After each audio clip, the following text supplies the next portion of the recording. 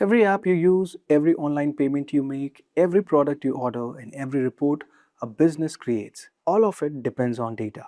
But here is the real question: where is all the data stored? How companies retrieve exactly the right record from the millions of rows, and how data analysts, developers, and database administrators manage information without confusion. And that's where the SQL comes in. According to the US Bureau of Labor Statistics, database administrators and architects continue to remain important for organizations that need to store, secure, organize, and manage large volumes of data.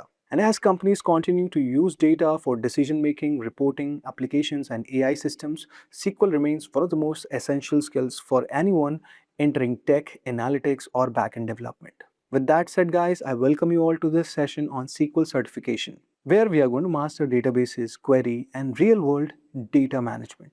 Now, before we begin our session, just a quick info, guys. Simplilearn has got professional certificate program in data analytics, generative AI, and adaptive systems in collaboration with IHFC and TIH of IIT Delhi. This program actually helps you master AI-powered analytics using Excel, SQL, Python, R, Power BI, and Azure, along with hands-on projects and real-world case studies. You're going to gain 180 plus hours of learning, 40 plus exercises, 15 plus industry projects, and capstone projects, plus access to tools like Tableau, Power BI, AWS, Azure, and GenAI tools like ChatGPT and Claude.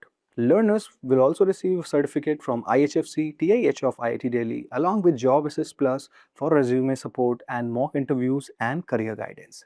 So guys, hurry up now and join the course. The course link is mentioned in the description box. Now, before we move ahead in the session, here is a short quiz to test your knowledge. And the question is, what does SQL stands for? And your options are simple query logic, structured query language, system quality language, or software query list. Please mention your answers in the comment section below. So guys, here today's agenda is this one there. So already some notes is there now.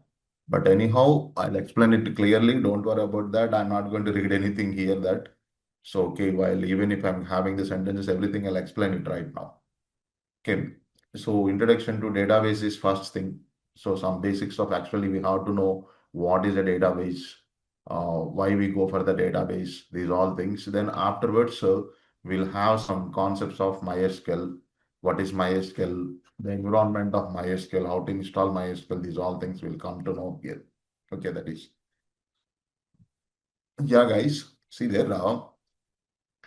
The first of all, the thing is right now here. So what is the data? What is the process? What is an information? What is data? What is process? And what is information? First of all, we have to know about these 3 points here. What is data? So what is process and what is an information that? See, why? Because the guys that here, if you are going to start any task, if you are going to start any task or something that, so these 3 steps are very important and it is mandatory. By knowing or unknowing, it doesn't matter that whether you know or whether not to know that, every process will go for with these 3 steps only. Data, process, information. So what is data here? Let's see that a data nothing but just it's a collection of raw material or collection of facts and figures, something we say that. So which means that there is no meaning for the data. It's a raw facts and figures. Raw material is not having any meaning for that. With the help of that raw facts, with the help of that raw facts or raw material, we have to go for some work on it. We have to go for some work on it here now. That work we call it as a process. The work we call it as a process that. After completion of process, again, whatever the data we get, that will be called as information.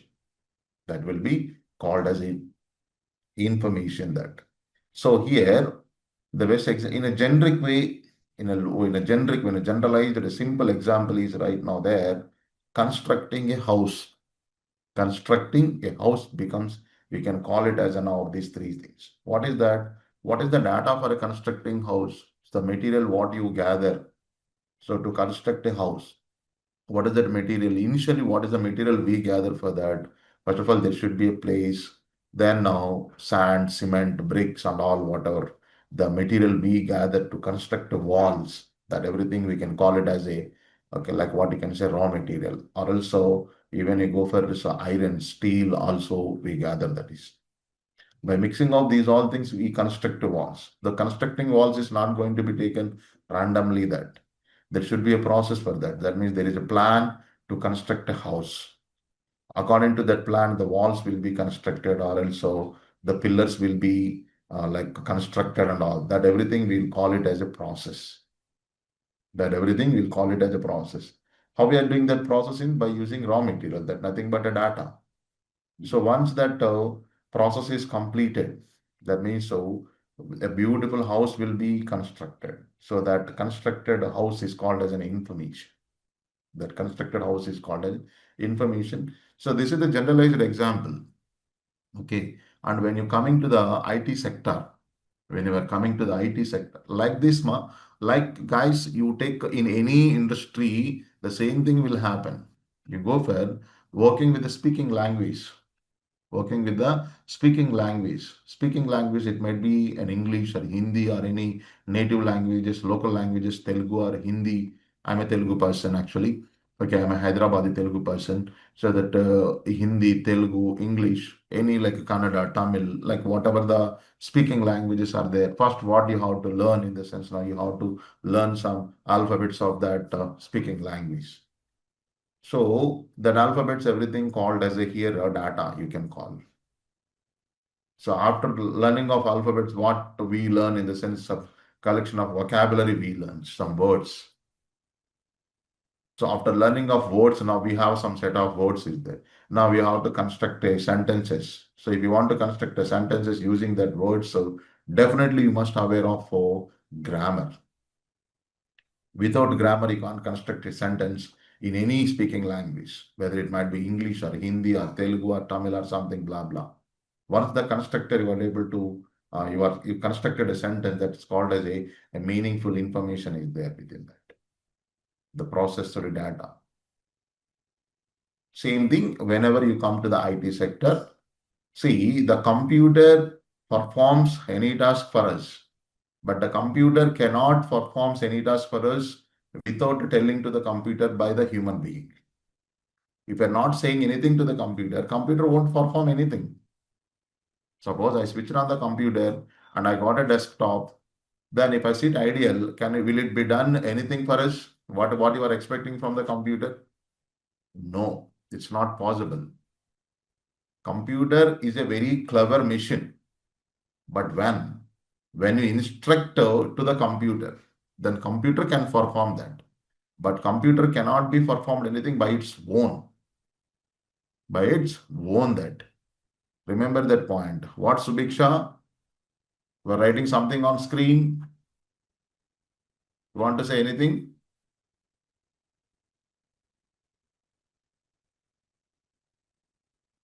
Don't draw anything on screen and all that, guys, until and unless if you have a query, please send the query in a chat box. Please, guys. Yeah. Thank you. So that is what here now. So whenever you want to perform anything in the computer, first of all, you have to say to the computer, please perform this task, please perform this task. That is one thing. So that's called giving an input. That's called here now. We have to provide an input and to the computer. To that input, we have to say that you process that input in a proper way, that what we have given instruction, the computer will give an output. The computer will give an output. So in a generalized way, data process information, that when it coming to the IT sector, that so there should be some input should be given to the computer. The computer will be processed according to the instruction what we have given, and based on that, the output will be given to us here. Okay, this is what just going to be taken. Okay, but in a computer sector, that means in IT sector, there are two parts of working. One is learning the programming languages. One is what here now, learning programming languages. Guys, I'm asking a simple question. What we do with the help of learning programming languages? I'm asking a question, who knows the programming language knowledge? What can we do after learning the programming languages? Suppose someone is saying that, sir, I know Python. So what can we do with the help of Python after completion of learning process? Not only Python, we have so many programming languages are there in IT sector like Java, Python, .NET, like so much of programming languages are there. What can we give that one? Yeah, current just one giving set of instruction to the computer. Okay, we have given set of instruction to the computer current, but with that instructions, what is the output you get? So giving instruction to the computer is fine that.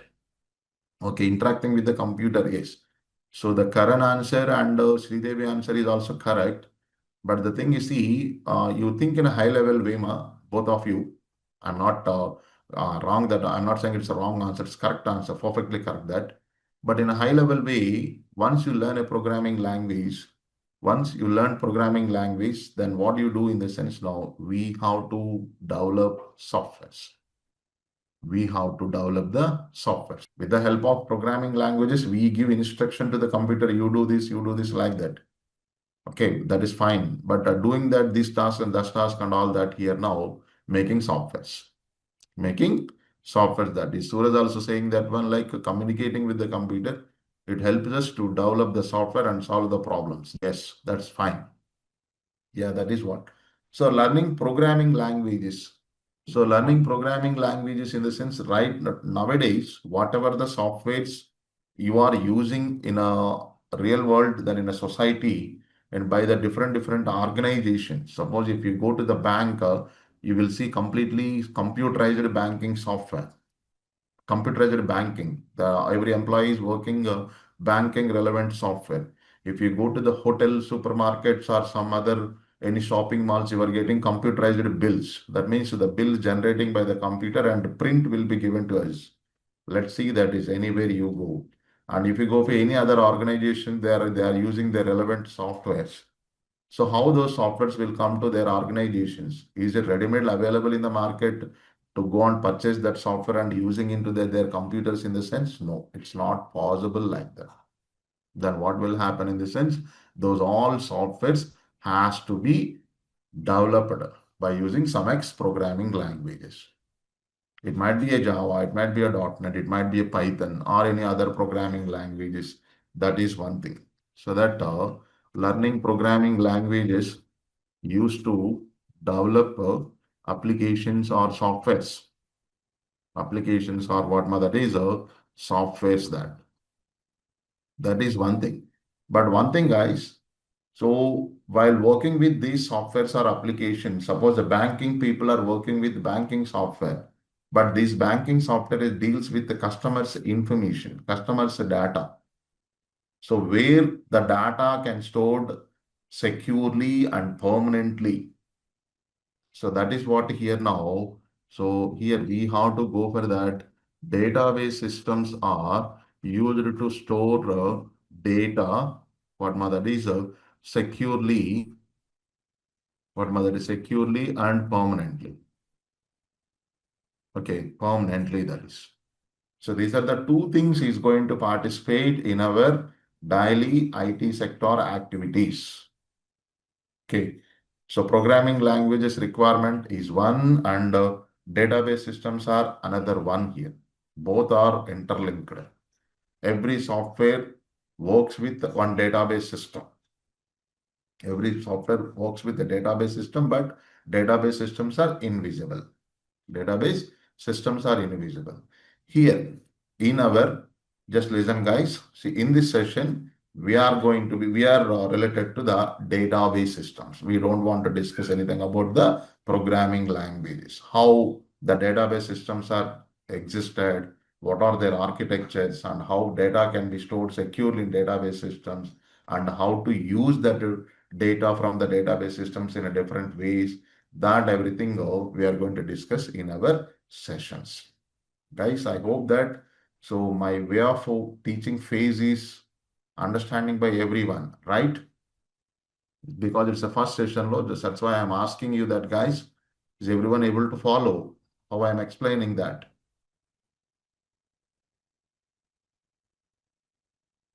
If anything, if there, guys, please post it on chat box. Okay, queries. Yes, fine. So now you may ask one more question here. So now what is the point we concluded here? So there are like two ways, dealing with IT sector. One is about the programming languages for developing the application. Second one is database systems where we store the data, here. Let's see that I have given a simple question and answer also regarding programming languages. What is a program? Now you guys just told that like giving set of instruction to the computer, communicating with the computer, that everything go for what is a program. So program is a set of instructions communicating to a computer how to perform a specific task. That simply you can call as a program. But we can call it as a program that here. Okay, that's about irrelevant as per this topic because we are not concerned about the programming languages. So then, one more question, guys, here. So why should we store some part of data in the form of tables? Why should we write a timetable in the form of table format only? Why can't we write a timetable in the form of sentence? Suppose in a schooling, in a school or college or in education systems that, so first hour, some language, so second hour, Monday, first hour language, second hour English, third hour mathematics or something that, so why should we write in a form of timetable that yes, easy to understand, to get data in a structured manner, fine that is, to store data in a proper structures so that we can access easily when it is required. Yes, Karan, yes, all answers are correct, that is. Because sometimes some data, not every data, some data we need to present in the form of table for easy accessibility. If it is written in the form of sentence, if it is written in the form of sentence, so obviously what happened, until and unless you read that complete sentence, what is the information is there that we can't understand. But when it coming to the table format, by seeing its rows and columns, by seeing what matters, its rows and columns, you can easily understand what is the task has to be done or what is the action is there within that. Fine. And see there, why this table format I took here in the sense, so our database system stores in the form of tables. Our database system stores in the form of data stores in the form of table. Okay, that is one thing. Okay, here. So that's what just see there, guys, here now. The same thing I have gone for that for easy representation accessing purpose table is used. So database system uses the table format to store data. So that now the continuation to this one, data process information, the next one we go for table. So then you may come to know here, sir, to store data in the form of table, we have some software tools are there. We have some software tools. Guys, anyone knows that where we can store data in the form of table, any software tools? Do you know that, guys? Yes, do you know? Any software tools where we can store data in the form of table? Except to databases. Except to databases. You are all giving data as MySQL, Oracle, or something. Not that. I'm not expecting that one here. Except to databases. Yes, Naveen. Yes, that is yes, exactly. Yes, MS Access, Excel, and all is there. Then here question rises. What is that? Anyhow, we have some software tools where we store data in the form of table,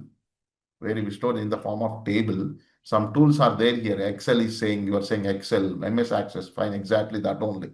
Especially these two tools are the major tools that. Okay. But then why again we are going for database systems? Just now I told you that, okay, now, so this is what. Okay. So here, why? Because in the sense, of course, so the current is saying something, that's correct. Let's see that is. So because of one thing that guys here, so there are three reasons here now. The very first one is file processing system. So I think, see there, this we will take it. File processing system will have the limitations, So to avoid that limitation, so we should go for that databases. We should go for that databases here. See then, why database system? This is. So to overcome limitations of file processing system, So already you guys has been given the answer. The same points, so see there here. What are the limitations of file processing system? First of all, limited data storage. A file process, a file, an Excel file or MS Access file, whatever it is there, that Excel file, MS Access file, always having some limitation to store the data. But you think in a big manner. Think in a big manner in the sense of, for example, you take a bank, you take a banking system. Suppose a bank having, suppose you take a bank like ICICI Bank is one bank. This ICICI Bank having 1 lakh customer. Just assume that having 1 lakh customers. So 1 lakh customers information has to store in a bank. Okay, it has been stored. These 1 lakh customers, guys, try to understand. These 1 lakh customers is performing at least one transaction per day. At least one transaction per day. That means so the day 1 lakh transactions, 30 days, 30 lakhs transactions, 365 days, 365 lakhs transactions. See there. This entire data has to be stored. Is it possible to store this entire data in a file kind of Excel or MS Access? Is it allows in the sense? No, it is not possible. It is not possible here. So that is one limitation of the file processing. The second one is here now security. File processing is not, files are not having secured systems. Sir, I can protect that file with the help of password in the sensor, but of course you can protect the data with the passwords. Okay, that is one more. But even the password in the sense you cannot open the file, but I can delete that file. I can delete that file. I can rename that file. That kind of activities you cannot stop that. So that no security. That is one thing. Then data access is very difficult. Data, for example, let's see that I told you like ICICI Bank 1 lakh customers information is there. That one from that 1 lakh customers information, one particular customer information I wanted to access based on account number or name or blah blah. That is. Is it possible to get that using Excel sheet? In this, of course, it is possible. I'm not saying it's not possible. It is possible. Definitely, it is possible, but takes time. Takes time that. Only getting an account details. Suppose if a person goes, particular candidate goes who is having account and he will ask one statement of their account. Sir, get me that last 3 months statement of my account. Then he has to gather the information from different sheets and all that is. Very difficult it becomes. Very, very difficult that. And here, like Swagatika is saying that one duplicate data, of course, data might be going for duplications here. So these are the major three reasons to avoid the file processing systems in organizational data. Organizational data. We are talking about organizational data. Listen carefully that. Organizational data. Okay. So that these all will overcome the database systems. These all is overcomes what that is database systems that here now. Okay, see. So these are the limitations here now. From that limitations, the database systems will overcome that. See. So what does that say? A database is a better for managing large data sets, complex data relationships, or when multiple users need to access data, access and update data simultaneously.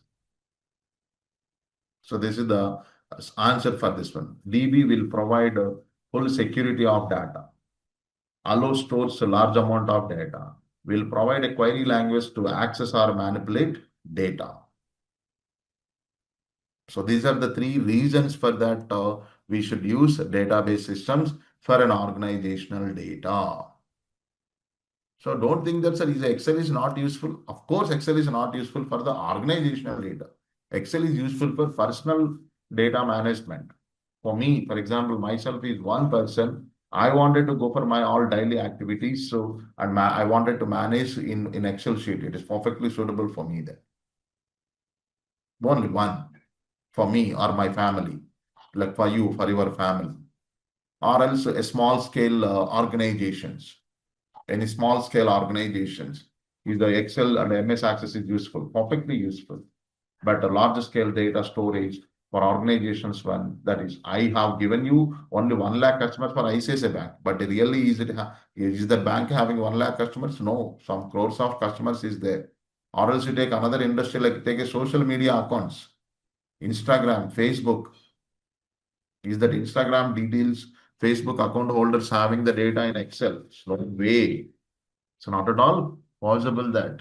Like education system, universities, school is limited, but board, state board, central board, universities. So how much of data? See, this is completely about the data, guys. We are working on data. Completely, we are dealing with data, that large amount of data. That is what we should go. Yes. Now come down to the what is a database. Now come down to the what is a database here. Yes. Let's see now. So in a general way, what is a database in the sense of we can say that like this.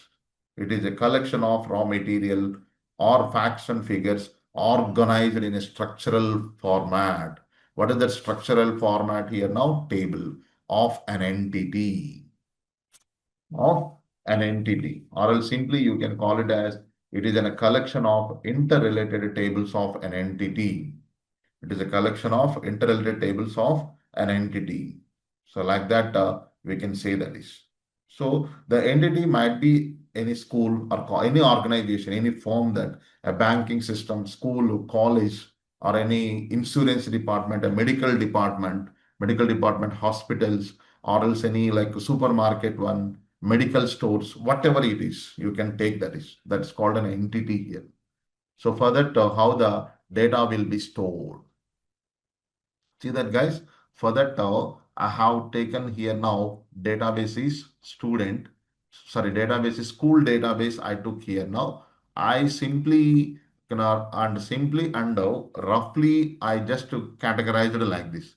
Basically, school having students, employees, and transportation. Okay, transportation, library. These all different categories of school will be there.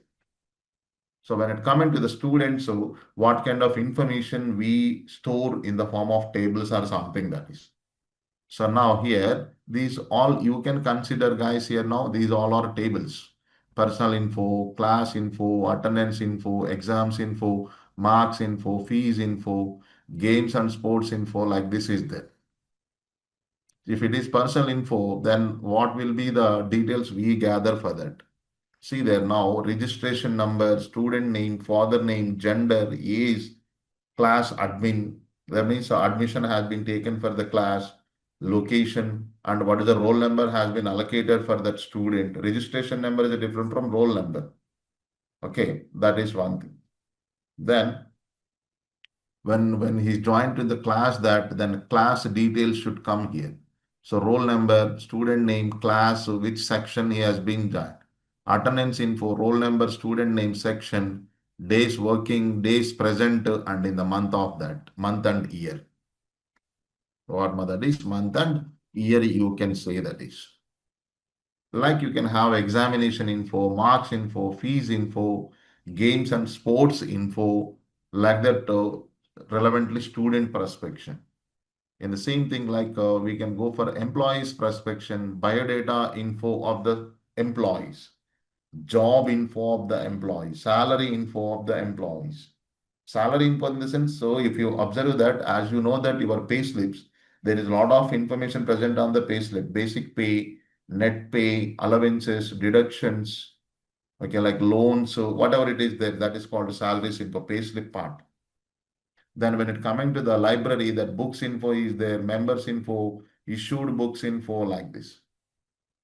So now I can call it these all tables. I can call it these all tables comes under one particular school. So school database.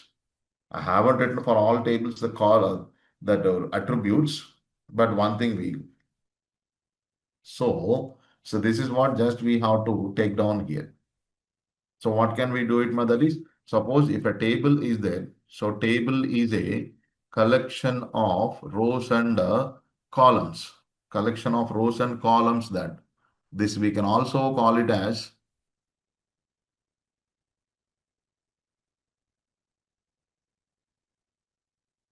Sir, what do we mean by data set? We're asking about what is a data set, right, Sridevi? Yeah. Data set in the sense now, so you can simply call it as a collection of tables is called a data set. Okay, now database is also called it as a data set. Database is also call it as a data set here. Data set, one particular table, you can call that one.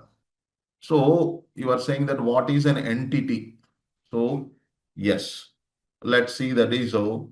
So whenever you wanted to have that,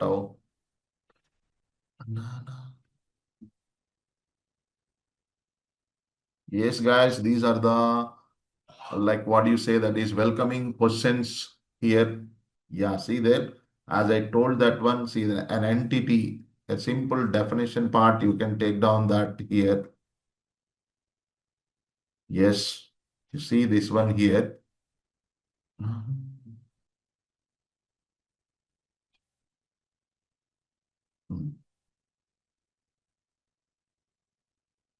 So it is see the real world object. Simply you can say the real world object that.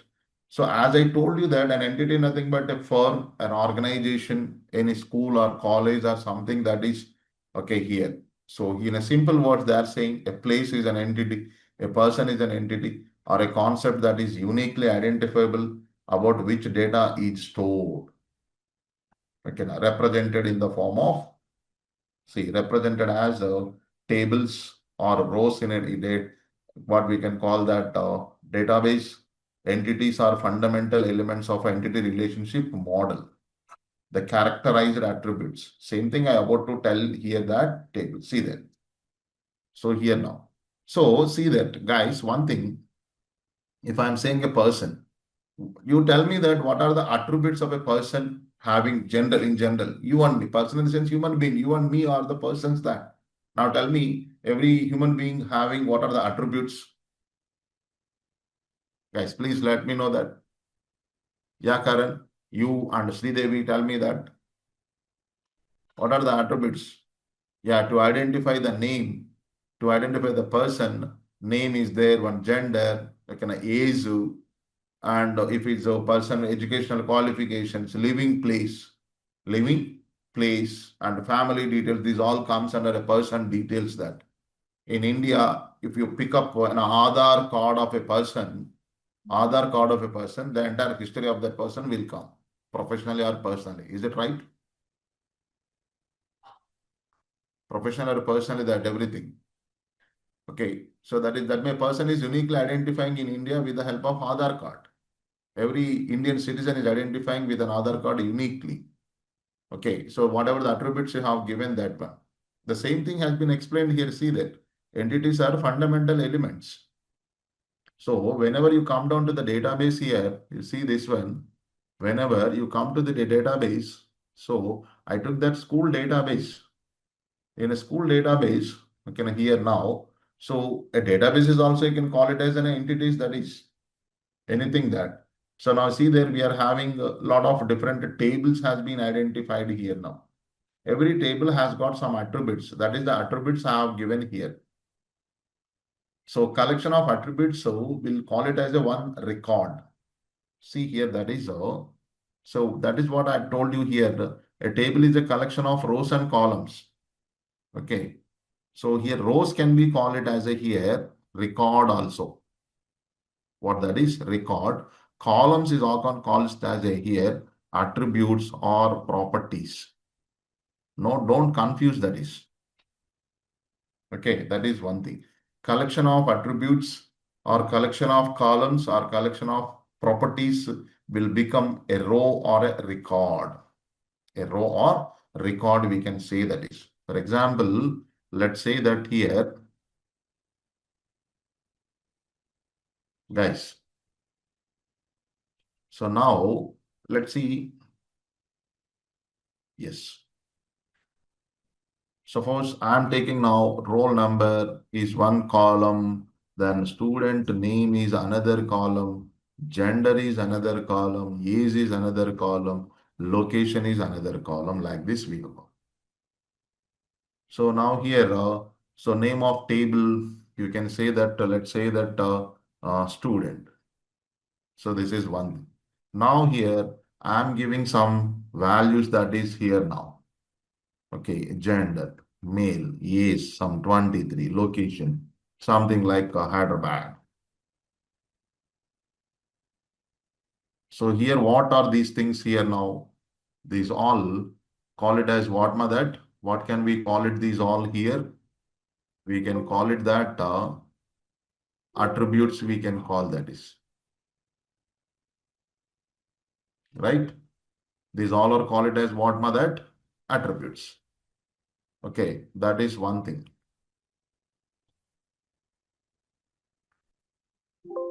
Array bhai. Okay, let it be. You can take. It is not allowing. Okay, no worries. These all call it as what in the sense, mother attributes we can call that. And you see this one, these all are what in the sense now. These are actual attribute values. Those all call it as a here record. What mother is? Record, you can say that is. This everything will be considered as one record or a row. This is everything. Okay. So that is one thing. So here a roll number is an attribute and its value is 1001. Student name is an attribute and its value is Kiran. Okay. So gender is an attribute and gender is male is its value. So like that, you will be getting here that is record or rows.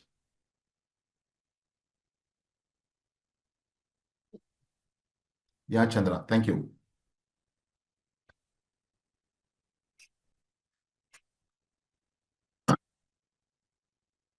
So now let's see that one second here.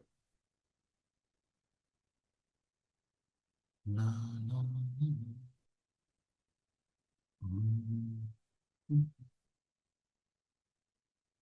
Yes, that is one thing. And here one more also we can go for that. Here this is called here record. We can say that is this is one entity that completely record one record, or else we can also going for this is a row. You can call that one. What mother is a row also you can call it that is. Like you have so much of student details we entered here. So much of student details we enter like this there. Okay, like what we can call that is so like this we can go for it in this way that yes. So like you can add it this. So I hope everyone got it this one. The differences between attributes and rows that so here one record of the student is an entity in this example. Yes, Karan, that's fine. Yeah. So guys, please let me know. So the differences between, so what is an entity, what are the attributes, what are the records? I hope that everyone understood here. Guys, please give your answers. Please say yes or no. Even if you have any queries, please post it on the chat box, guys.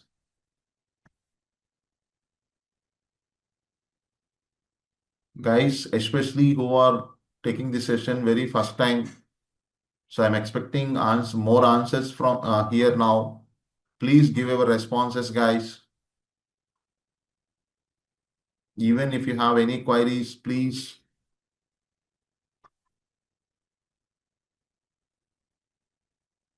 I got only hardly before below 10, but you guys are having almost 30 candidates in the session.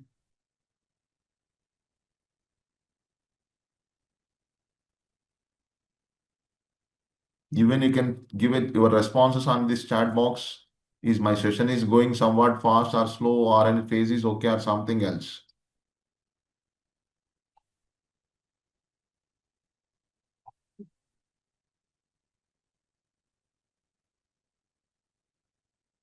Yes.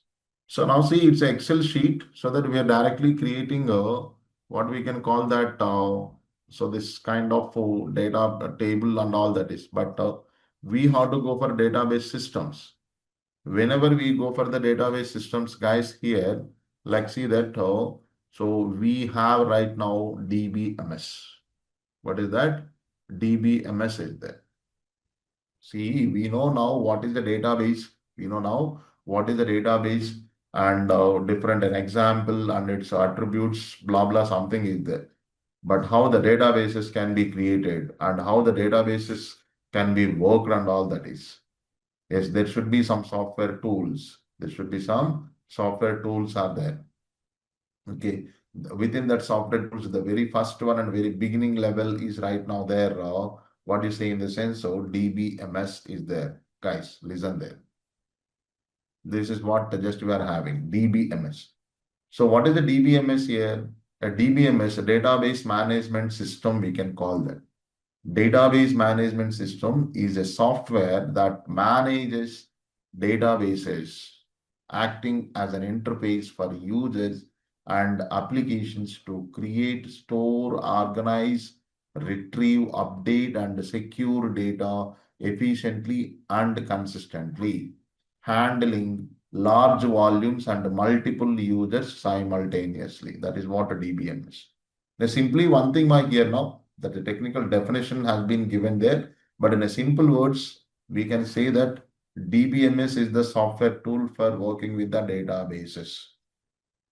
DBMS is the software tool for working with the databases. Within that working, everything will come. What is that?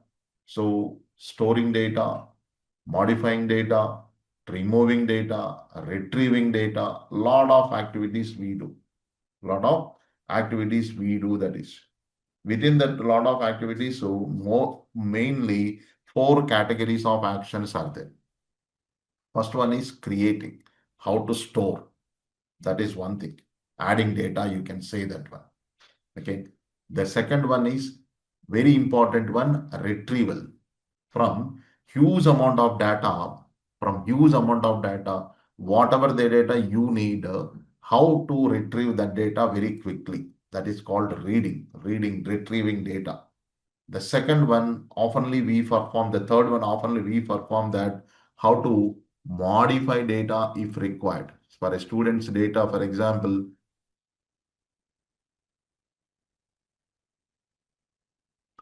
my voice is bit low. Oh, Venkat. Okay, Venkat, that is, I think you check your volume. That is, but because myself, I'm speaking somewhat loudly only. How about others, guys?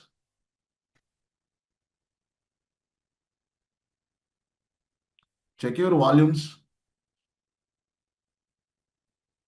Okay, ma? Check your volumes, ma. Because so I'm speaking loudly only that. But anyhow, I'll increase. And he said, no, I'll increase that. So now here, so simply you can say that one now, simply you can say what is the database in the sense that. So it's a software tool. It's a software tool to work with the databases. Within that working, so like storing of data, then what we can call retrieval of data, modifying of data, deleting of data, the blah blah will go. But on that blah blah, the main categories are here now four. One is storing, adding data to the table or adding data to the databases. That is one thing. The second one, which is very important one, retrieving data from the large amount of data. Let's say that a banking system having 1 lakh customers. From that 1 lakh customers, one customer information, how to get quickly. This is what retrieval process. For the retrieval process, so there is some kind of technique, that is one more. Then the third one is here now. Suppose if a situation comes to modify the data, suppose in a bank, a customer wants to update their phone number or customer wants to update their address or something else. That is one thing. Suppose a customer wants to withdraw their account from that bank, then a deleting of that customer details from that bank, deleting details.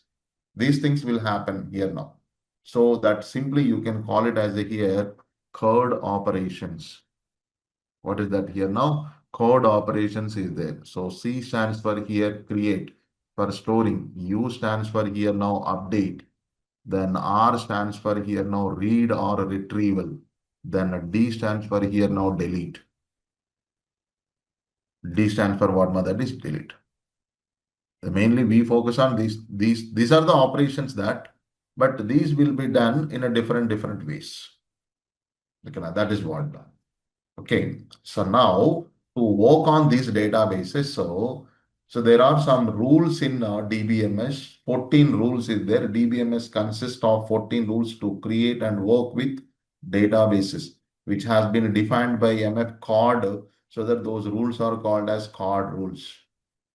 That is one thing, but we are not going to discuss those rules, guys. Theoretically, practically only we discuss, that is by taking one software tool. Okay, that is one thing. Just I'm for your information, I'm just giving that 14 rules will exist that.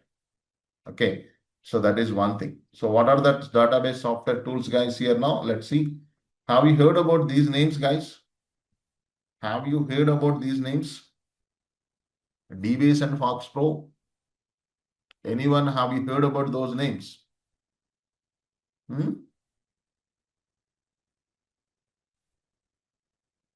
Yeah. So somebody saying yes, that would be fine. Nice, sounds good that. So if it is because if you guys are saying no, no, yes, that is because whenever the database systems are evaluated in the market in the past, that 1980s or some 70s or something, the very first database systems in the world is DBase. Then modified version of that database system is right now there, right there, Fox Pro is there. Those are the very fundamental, very initial days of database systems. Those two software tools are now also available, but no one is using that is.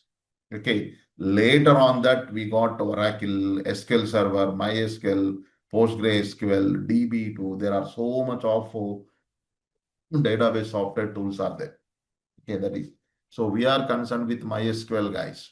We are concerned with MySQL. But before that, guys, listen. We have types of DBMSs is there. See, DBMS has been evaluated in the late 1970s or 80s, that is. Exactly. We don't need that exact year or something, that is. Okay. But right now we are in the 2026. We are in 2026. All about 50 years lifespan is there. Okay, even if you go for 1980, so that is 20 years, this is again 26, 45 years. So this lifespan is there for these things. But within these 45 years, there is a lot of changes has came into the software industry.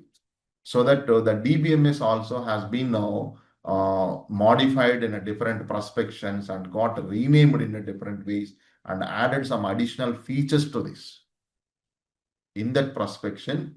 Okay, here, first modification, first recognized modification of the DBMS is RDBMS, Relational Database Management System. We can say that. What is meant by that relational database management system? Okay, here. So the relationship between tables, relationship between tables. For example, you see, this is the student table that would be fine here.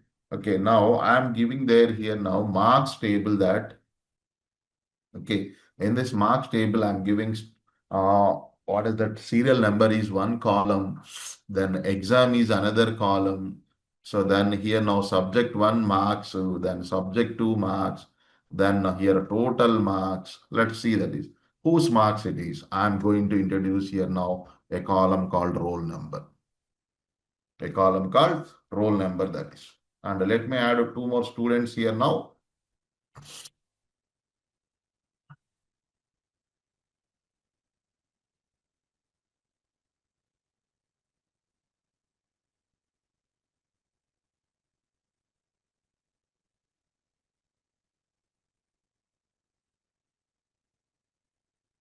Yeah, like this we have.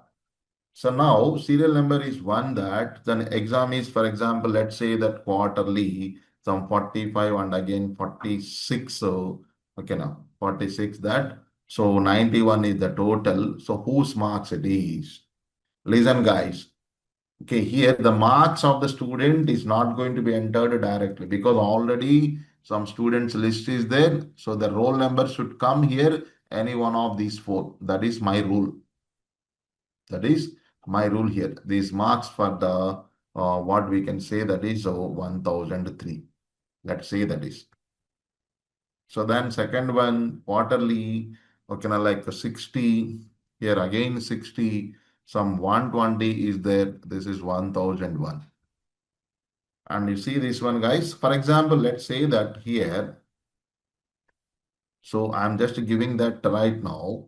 So in this way, so 130 is the answer. Suppose if I give 1009, is this roll number is a valid? Is this roll number is a valid here? Guys, please tell me. Is the roll number is a valid? No. So here this column should not accept the roll number which is not present here. Since it is Excel, okay, we are able to give. Okay. But as for the database systems, it should not accept. Because so these two tables are not having a relationship, but we have to maintain a relation between student table of roll number column to marks table of roll number column, marks table of this roll number column. That is, whenever we make a relationship between these two here, so here this value won't be allowed, because whenever you are entering a value in this column, that value will be referred into these four values. So when that value is present here, then it allows here. In that way, we wanted to make a relationship. But in a DBMS systems, listen carefully, guys. In a pure DBMS system, so it is not possible. So that everything has to be taken care by like a user only. That is user only. So when the DBMS rules 14 rules has been developed, that relationship concept has not developed within these 14 rules. That relationship concept is not there. Even if a situation comes, that we have to maintain explicitly by the user itself. So under that, these two softwares will work. DBase and Fox Pro will work. That is, DBase and Fox Pro will work. But later on that necessity has been recognized, and the relational process, the relationship process rules has been added to this DBMS. Then the name has been given for that RDBMS. Only one feature I explained here in Excel. Okay, regarding relational process, that is the main feature. That is the main feature, and some other aspects also there. So the name has been given to the RDBMS, Relational Database Management System. In this relational database management system, we got a concept called primary key, foreign key concept. The foreign key is the concept has been introduced to making relation between tables to avoid the inconsistent data or duplicate data or something else.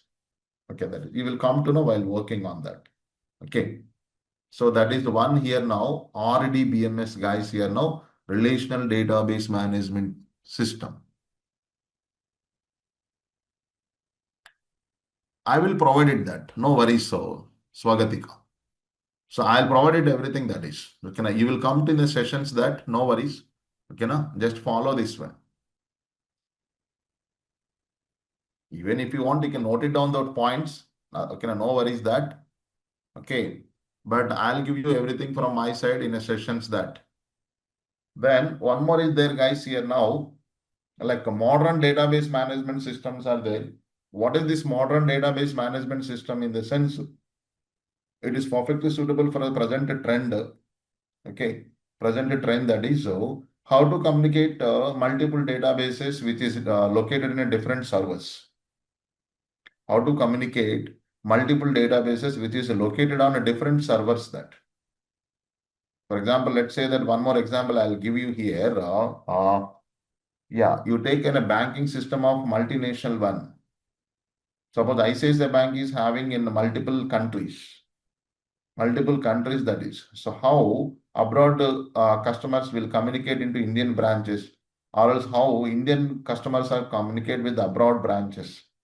Suppose if a person has been taken account in abroad, they will maintain their own database system separately in their country. Indian branches, so Indian customers having their own database systems in Indian branches only, that is. But having account in the same bank, so that might be have some transactions between one country to another country. Then how database systems will communicate? For that one, there is some kind of rules and rules has been developed, which is called as like modern database management systems. So just mother is. But as of now, we don't require that. Just to, we are having that MDBMS process. Then one more very simple one, that ORDBMS is there. That is called here Object Relational Database Management System. So I hope that some of the people who are having programming knowledge like object-oriented programming structure, OOPS concepts is there, which is purely comes under the programming languages. That programming language concepts, object to class, so something like we are having some kind of concepts are there. So within that, object to class concepts has been implemented on now DBMS, which is called as Object Relational Database Management System. With that, we got some concepts is there, partitions, clusters, some kind of concepts has been there into our what we can call software tools. That is. But one thing, guys, these two are occasionally uses. Occasionally uses, that is. Our running DBMS is right now there here, RDBMS. So in RDBMS only, like MDBMS will come, ORDBMS will come, that is. Because of that uniqueness of that feature, so that for that one, we got a separate name for MDBMS, we got separate name for ORDBMS. There is no any separate tools for MDBMS or ORDBMS here now. Every tool comes under the RDBMS only, like we have SQL Server, you have Oracle, we have MySQL, PostgreSQL, DB2 and all that is. We will work on those things only. Okay, when that situation, so how to communicate multiple databases which is located in different servers, then the more like what the MDBMS will come, that is the situations there. When you wanted to pass data between one one database, another database in the form of object, then RDBMS concepts will come that. So that is what. So that apart that everything going for RDBMS. Everything going for here now, RDBMS prospection only, that is. Yeah. So one thing, Vanya, let's see. Okay.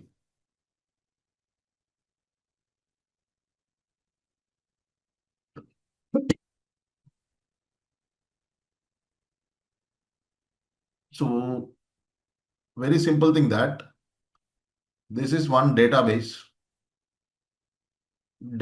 here now. Okay, you take local itself now, database of ICICI Bank. Okay. And here now that is all customers info. Okay, that is one thing. Okay. Now you go here now, one more.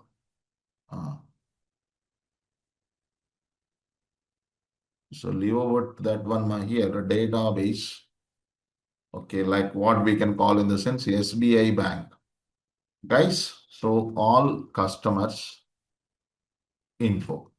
What is this one? Yes, this is the SBI Bank database. This is the ICICI Bank database. So now all customers are having their account details over there. Guys, one point, you see, whenever you want to withdraw amount from ATMs by using our debit card, are you going to withdraw the amount by going to same ATM center, same bank ATM center? Tell me, Vanya. You also tell. No. Wherever we got ATM center, irrespective of the bank, we go to that ATM, we insert the card and we withdraw the amount. Okay, but how, for example, now I have ICICI Bank account, but I'm withdrawing amount from the SBI Bank. How SBI Bank will come to know that, okay, he is the ICICI Bank customer and the transaction has to come from the ICICI Bank, not from the SBI. Then he will come to know how it goes here. Yes. So here, bank to bank communication will be there. What more that is? Bank to bank database communications will exist. Bank to bank communication will, though you are doing transaction from the SBI Bank ATM, okay, but your transaction will happen only on the ICICI Bank. Same vice versa. Same vice versa that is. So now here, this bank should access, so ICICI Bank, your account details to here. Database, one database, this is a different server, this is a different server. This is a different server and this is a different server. Database servers that. So how to get this different database server, one customer details into here? Yes, there should be some rules for that. That rules has been defined in MDBMS. Yeah, inter-exchange between the banks. Exactly. There are some rules has been defined. So here, look, that is a high level I told you, but at a database level, so how to communicate one database to another database placed in different servers. Placed in different servers that. So what are the rules we should follow in DBMS prospection? In what that is? DBMS prospection. Those rules all comes under the MDBMS. I hope you got my point right now. Panya. Yes, that is what we go. Guys, anyone having any other queries, guys? Anyone having any other queries?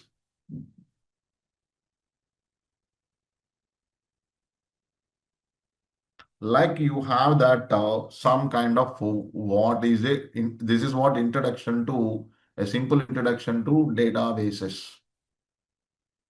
There it comes right now, guys. So what is a MySQL? Because we are concerned with the MySQL because we have so much of software tools are there. Oracle, SQL Server, MySQL, something that is here. Here, what is a MySQL? What is MySQL? Simple thing, guys. So it's one of the database system. So that again, no need to repeat everything. It is one of the RDBMS database tool. RDBMS database software tool. You can write on that. Software tool, you can say that is here. So current version of this one, 8.0 is there, 8 is there now. And one thing, guys, you have to remember, any database system you took, either Oracle or SQL Server or MySQL or anything, that there are two parts. There are two parts is there. One part is SQL part. One part is SQL part. Second part is programming, that is the TSQL part. Names might be different in other software tools, but there should be a programming also inside the databases. Okay, that is one thing you have to keep in mind. That is one thing you have to keep in mind, that is so that SQL, all the commands will be there. TSQL, transact SQL, programming part will come. First, we will continue with this SQL.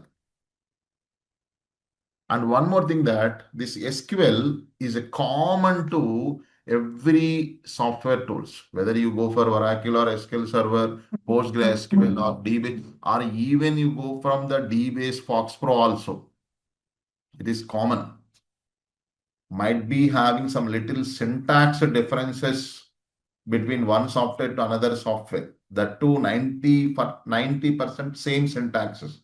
Only 10% cases will have the syntax difference. That's it. Why you know that? This is the reason. You see this. What is SQL is? See, it is the universal language for databases. Why it become a universal language for database systems in the sense of initially it was developed by ANSI company, but they could not able to develop the environment for it. So that that SQL was started selling to whoever wants that. Okay, so that is. But in the olden days, where it was working in the sense at command prompt, 5 minutes, at command prompt that. Okay, in that way it goes there. So SQL was using at command prompt. Later do on developed GU environments for different companies. So actually it was developed by ANSI. It was developed by ANSI, but nowadays so it is using no. But nowadays ANSI's company not using the SQL because they have been sold to different. First that has been sold to Oracle. Oracle has been taken that SQL, and further they have added environment. They have added programming part and all, and they released it as a Oracle. Then they took that Microsoft people. Then it has been developed, surrounded to that, and developed one product called SQL Server. SQL Server that.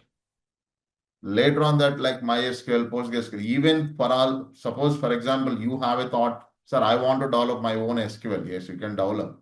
Get the like license from the ANSI company about that SQL, then you get your own environment and you add your additional features for that, and you can release yourself one SQL tool like that. So SQL is full of commands. SQL is full of commands that. Okay, how those commands will come and all will be coming into this one here. Yes, guys, these are the 5 types of commands you have in SQL. Now we'll come to know the commands. So how the commands will go for here. How the commands will go. So there are 5 categories of commands is there. Data definition language, DDL commands are there. So these commands are used to define new structures of database as well as modify and delete structures. The commands are 3: create, alter, drop. Just listen the words while explaining these commands. I'll clearly tell that what is the data definition, what is the data manipulation and all that. Okay, that is.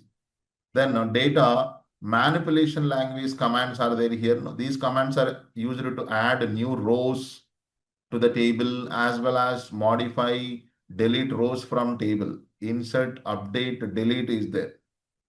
Data retrieval prospection, only one command is there, select. Retrieving data. Then a transaction control language commands are there, commit and rollback commands, we have that. Okay, that is. Then data control language commands are there. So giving permissions, withdrawing permissions between the databases and all that. So grant and revoke will come there. Like we have totally 5 types of commands, and the commands are there here now 3, 3, 6, 7, 9, 11 commands are there. If you talk about these 11 commands, our SQL will finish.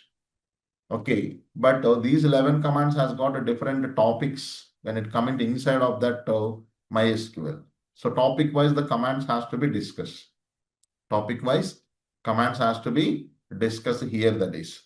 Okay, so then we'll come to know. First, we have to start from here. Okay, that is. But before that, we have to see the environment of MySQL part. Okay, these are the commands part we entered, but we go here now, environment and all that is. So the very first query, what should be right here and how that is in the sense, first of all, we have to create one database. So from here, you will be getting that, see there here now, what is a database? What is a database? See there, as per MySQL, collection of objects. As an object is a data item. An object is data item in database. What are the data items in the sense? Table, views, procedures, functions, indexes, triggers. These all will come into that. These are the discussable topics we are going to discuss in upcoming sessions that. So that first we have to create here database. So how to create a database? How to create a database? This is the command we have to go for that. From a DDL create command has to use create a database name. Create what that is database name. Any database, so just we can take down here. Let's see that, guys, how I am writing here. Guys, please follow that. So I am taking now create space database space Feb 2026 DB. I am writing now and put semicolon at last. Okay, every query ends with semicolon here. And one more thing, guys, here you have to select that command. That entire command has to be selected. Once it is selected, You go, this button is there, flash symbol button is there. Okay, see there now. The first button, the three buttons is there, folder, save, and the third button. This button is there. This button, you just click on it. So once you click on that button, on the bottom side, you will get one message and green color tick mark. That means that database has been created, that command has been executed successfully. Okay, that is the confirmation. We got it here now. Where can I see that database in the sense, guys? So I hope everyone is seeing here administration in the right, the left side panel. Administration, you are seeing everyone?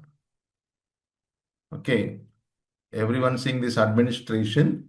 Beside of that, only one arrow mark will be there. See there, arrow mark is there here. One arrow mark. You click on this arrow mark. So that what will happen, you see that you will be shifting into the schema section. You will be shifting into the schema section. Left side arrow mark is there. If you click that administration, if you go to here, this one, schemas. Once you get this schemas, here you have some schemas, sys is there. Below of the sys, right click on it, go for refresh. Whenever you go for refresh, the database what you created will make visible here. Will make visible. Do it that, guys, right now. Do it that, guys. So first, what should we do, ma? You go for type the command create database. Database name, any name you can give. I have given Feb 2026 DB. You give any name, test DB, demo DB, okay, self DB, anything that you can give it. I have given month wise. So after writing that, you have to select that entire command and go for clicking on this button. Guys, you see there. So you see my mouse pointer where I am clicking. I already clicked this. Click on that. You get confirmation. Once it is done, here actually you guys are having like administration. The right arrow button is there. You click on this right arrow button. You'll get like this. And here sys database will be there. So below of that, right click on it and refresh. The database what you created, that will be visible here. Guys, please confirm that how many of you succeeded. Please confirm that how many of you succeeded that. Is everyone visible that is? Yes, yes. Still anyone having any issues? Chandra Prakash, what happened to you? Just let me know. Are you facing any issue?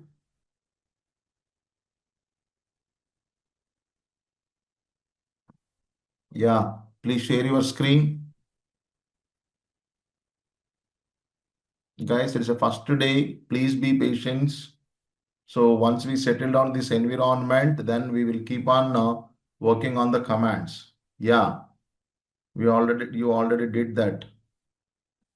Okay, so can you decrease the screen zooming? Can you decrease the screen zooming? Screen zoom. No, no, maximize it first. Maximize it, maximize. Yeah, it's not getting maximize. So go for control minus on our keyboard. Control minus on your keyboard. Hold on the control key, click on the minus button. Control hyphen button. On your keyboard, you do it that. Control minus.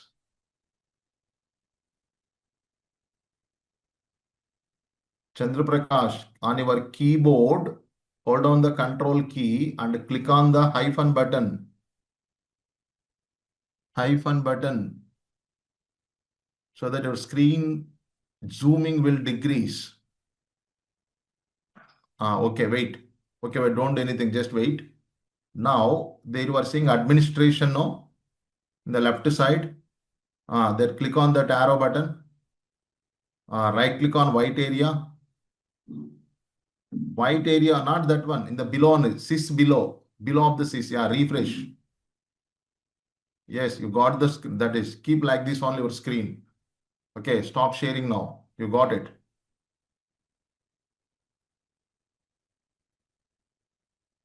Yeah, guys, we got it. This is. So now you create one more database. You create one more database. Now I'm also doing that, guys. Gonna create a database, test DB, like this. You create one more database and execute it that. Create one more database and execute it.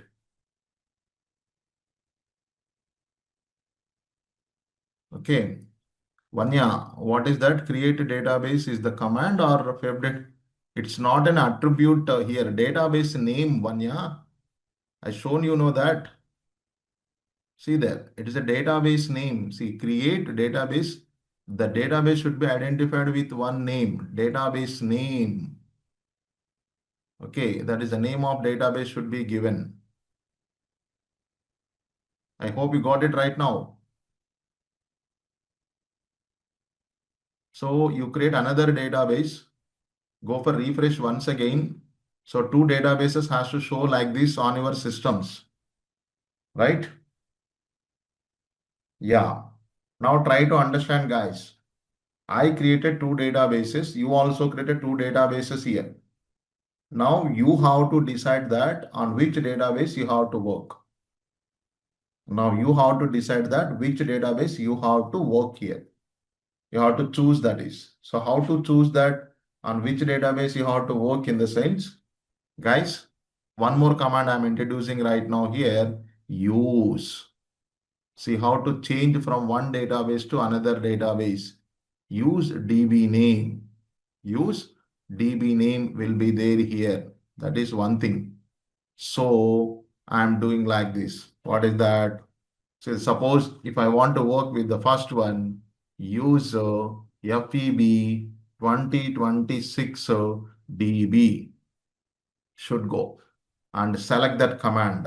Select that command and click on execute button so that you see there that the database has been highlighted here and has been released like this: tables, views, stored procedures and functions. No, sir, I don't want work with that. I want test DB. So once again, use test DB. Okay, then click on this one. See, test DB has been released. Now see, two has been released, but see the highlighted part. Test DB is in highlighted part.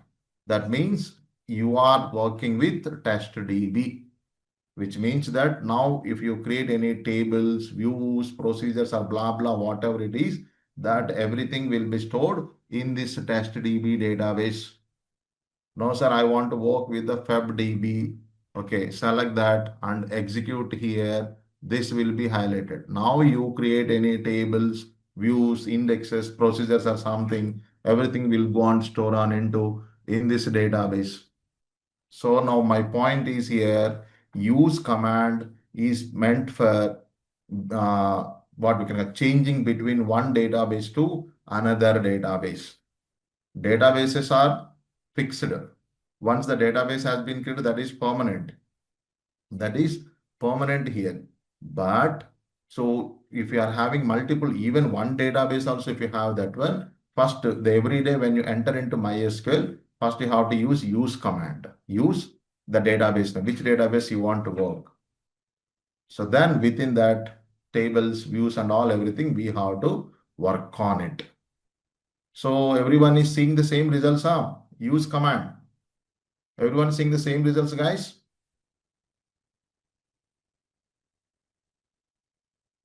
Hope everyone.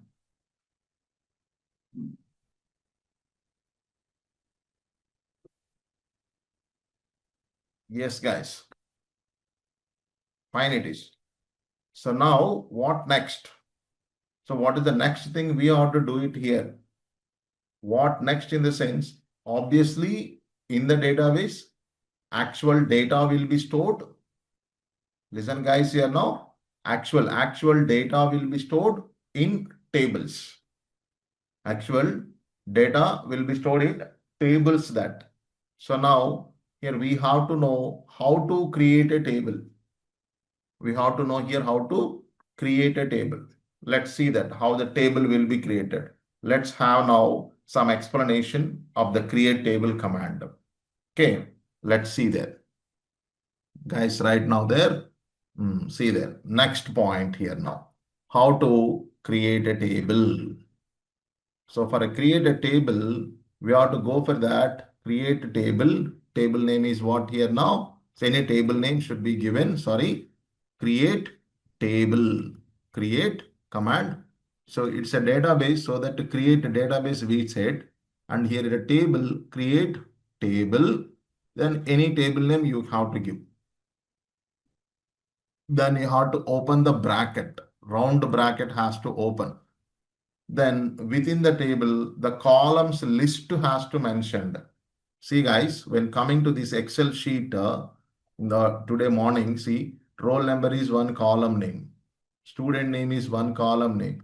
Gender is one column name. Age is one column name. Location is one column name. Like this, so we have now some columns.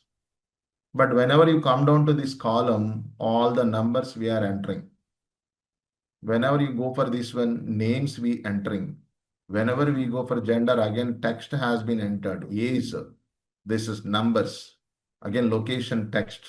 Like this, if you have a birth date, date values, okay, birth time, time values, something will have like this. So when it coming to here, see there, first you need to mention the column name and its data type has to mentioned. That means what type of data you are entering into that. I'll tell you what are the data types having in MySQL. Then one more is there here, constraints. Guys, remember that some of the things I'm enclosing within the angle brackets and here I'm enclosing square bracket. Square bracket in the sense this part is optional. If required, we can use. If not required, we can avoid. But whatever I enclosed within angle brackets, so that must be given, that must be used. You can't avoid it. That is the meaning. So now here column table name has to be mentioned. Then list of column names has to be mentioned. Along with that, the data type also has to be mentioned. Like this, all the list of columns, whatever you want, you mention it and you opened a bracket here, round parentheses, go for closing of that and put with semicolon. Okay, anyhow, we write right now, but what are the data types are existed? Yes, we'll come to know here the data types. See there, these are the different data types existed in databases. So there is one data type called int is there. What is int here? If it is int on that column, all whole numbers will be entered. Whole numbers. That means like numbers 1001, 1002, 1, 2, 3, minus values, minus 10, minus 20. That means the number which is not having decimal, that's it. That is then float. What is the float here? All decimal values numbers can be entered. 1.5, 2.5, 3.5, 10.5, something like that. Then how can I enter the text? So text, char is there. Char of string that will be called as string with fixed length. String in the sense some alphabets, that collection of alphabets and all. That is one thing. Then one more also there where char. One more also there where char will be there here. String with the variable length. I'll explain it ma this one. Just let me finish off these things. Then if I want to enter the date value, date. So date value only. That while entering the date, you have to go with first year, then month, then day. In this format, you have to enter that. Then time is there. Time values only. Time also having format, same thing, regular format. Hours, minutes, okay, now like here, seconds. That is. If you want both the date and time, date to time will be there. Then if you wanted to store images and all that, image is there. Yes, you can store images. Okay, that is one thing. If not, image are in a database system, so other than text to images. If you want to store in a video or audio or something that cannot be stored to direct in a video format or audio format, that should be converted into the binary format. So to store the binary data, we have LOB, BLOB, large objects, binary large objects is there. Okay, that is. So as of now, you forget about these two. I will discuss a little later. Okay, even this image also, you forget about that. Okay, first we will get the knowledge on these data types while creating table. Okay, that is. So now, so how to create a table by using this in the sense, so of course here we will be having one table creation. You see that guys here. Let's take this as, okay. First of all, let me go for explaining about one thing. What is that, Okay, anyhow, you got this table here, this command. Okay, see there now, std name is there. STD name. So in this STD name, see that is nothing but student name it is. See there, STD name, char of 20 I have given. And sometimes I am giving STD name, okay, where char of 20. So what the difference between these two here, both are entering for text only. What is the difference ma here? Fixed length and variable length. Okay. Now tell me what is the, so here of 20 is what in the sense in STD name column, maximum you can enter 20 characters. That is size of that name, size of the name, or else length of the name, maximum 20 characters we can enter. How many characters ma? Maximum 20 characters. More than 20 characters name you cannot enter in both the cases that you need to tell. For example, let's say here, I'm giving now my name. Let's say that Venugopal I used. Let me know ma, how many characters are there on that Venugopal? Tell me, how many characters are there on the Venugopal, guys? Please respond. 9 is there. Okay, fine. It is 9. Maximum how many characters we have given? Maximum how many characters we have given? 20. So how many characters are free space right now? How many characters? Free space 11. But okay, fine. That's okay. Here also I'm giving Venugopal. Here also I'm giving Venugopal. What makes the difference between these two, In storage, not explicitly. Listen carefully. In storage, in a database storage, even though, see, in char, in a memory, that is in a storage part in a memory, though you used 9 characters out of maximum 20 characters, that memory occupation is 20 characters only. That means whether you utilize maximum 20 characters or not utilize 20 characters, char data type occupies full space. 20 character space will occupy. It will keep that 11 characters empty and won't allow you to store any other data into that. In a memory, not explicit, implicit memory storage. But whereas when coming to here, varchar of 20, maximum you have given 20 characters. But how many characters you utilize in the sense 9 character space utilized. Only 9 character space will be occupied in a memory storage. Remaining 11 character space will left over for further usage. Okay, further data store usage, that is. So for one more student, for example, if I give here Ravi, here also I am giving Ravi. Here 4 characters. Though it is a 4 characters, char will occupy 20 characters. But here 4 character space only occupied. Remaining 16 character space will be utilized for other perfection. So that's why it is called as varchar and it is char. Fixed length it is. It is variable length. Variable in the sense maximum 20 will not be exceeded. But how many characters you use based on that, the memory will be occupied by the varchar. But in a char, whether you use 20 characters or not use 20 characters, so full memory will be occupied. Full memory in the sense 20 character space will be occupied. Now shall we write a create table command with this? Shall we write down? Yes. Now I'm going to the here. Let's see that guys. Guys, you come back here now. Now I'm working on which database? Feb 2026 DB. Yes. So within this, I'm writing now create table here. Just see. So what is that? Create table. I'm writing that bio data. Yes, my the table name. Open bracket. Even you can continuously write but I'm writing in multiple lines. So now here I'm taking roll number is the column name and int is the data type and put a comma. Yes, one column has been done. Guys, listen carefully. Table names, so column names must be single word. Multiple words you should not use here. Table names and column names should not go for multiple words. There should not be a space between table names or column names. If you want space, so you have to go with a symbol called underscore. Underscore can use it. Okay, that is. So that is one thing. Then student name. I'm giving student name as a STD name.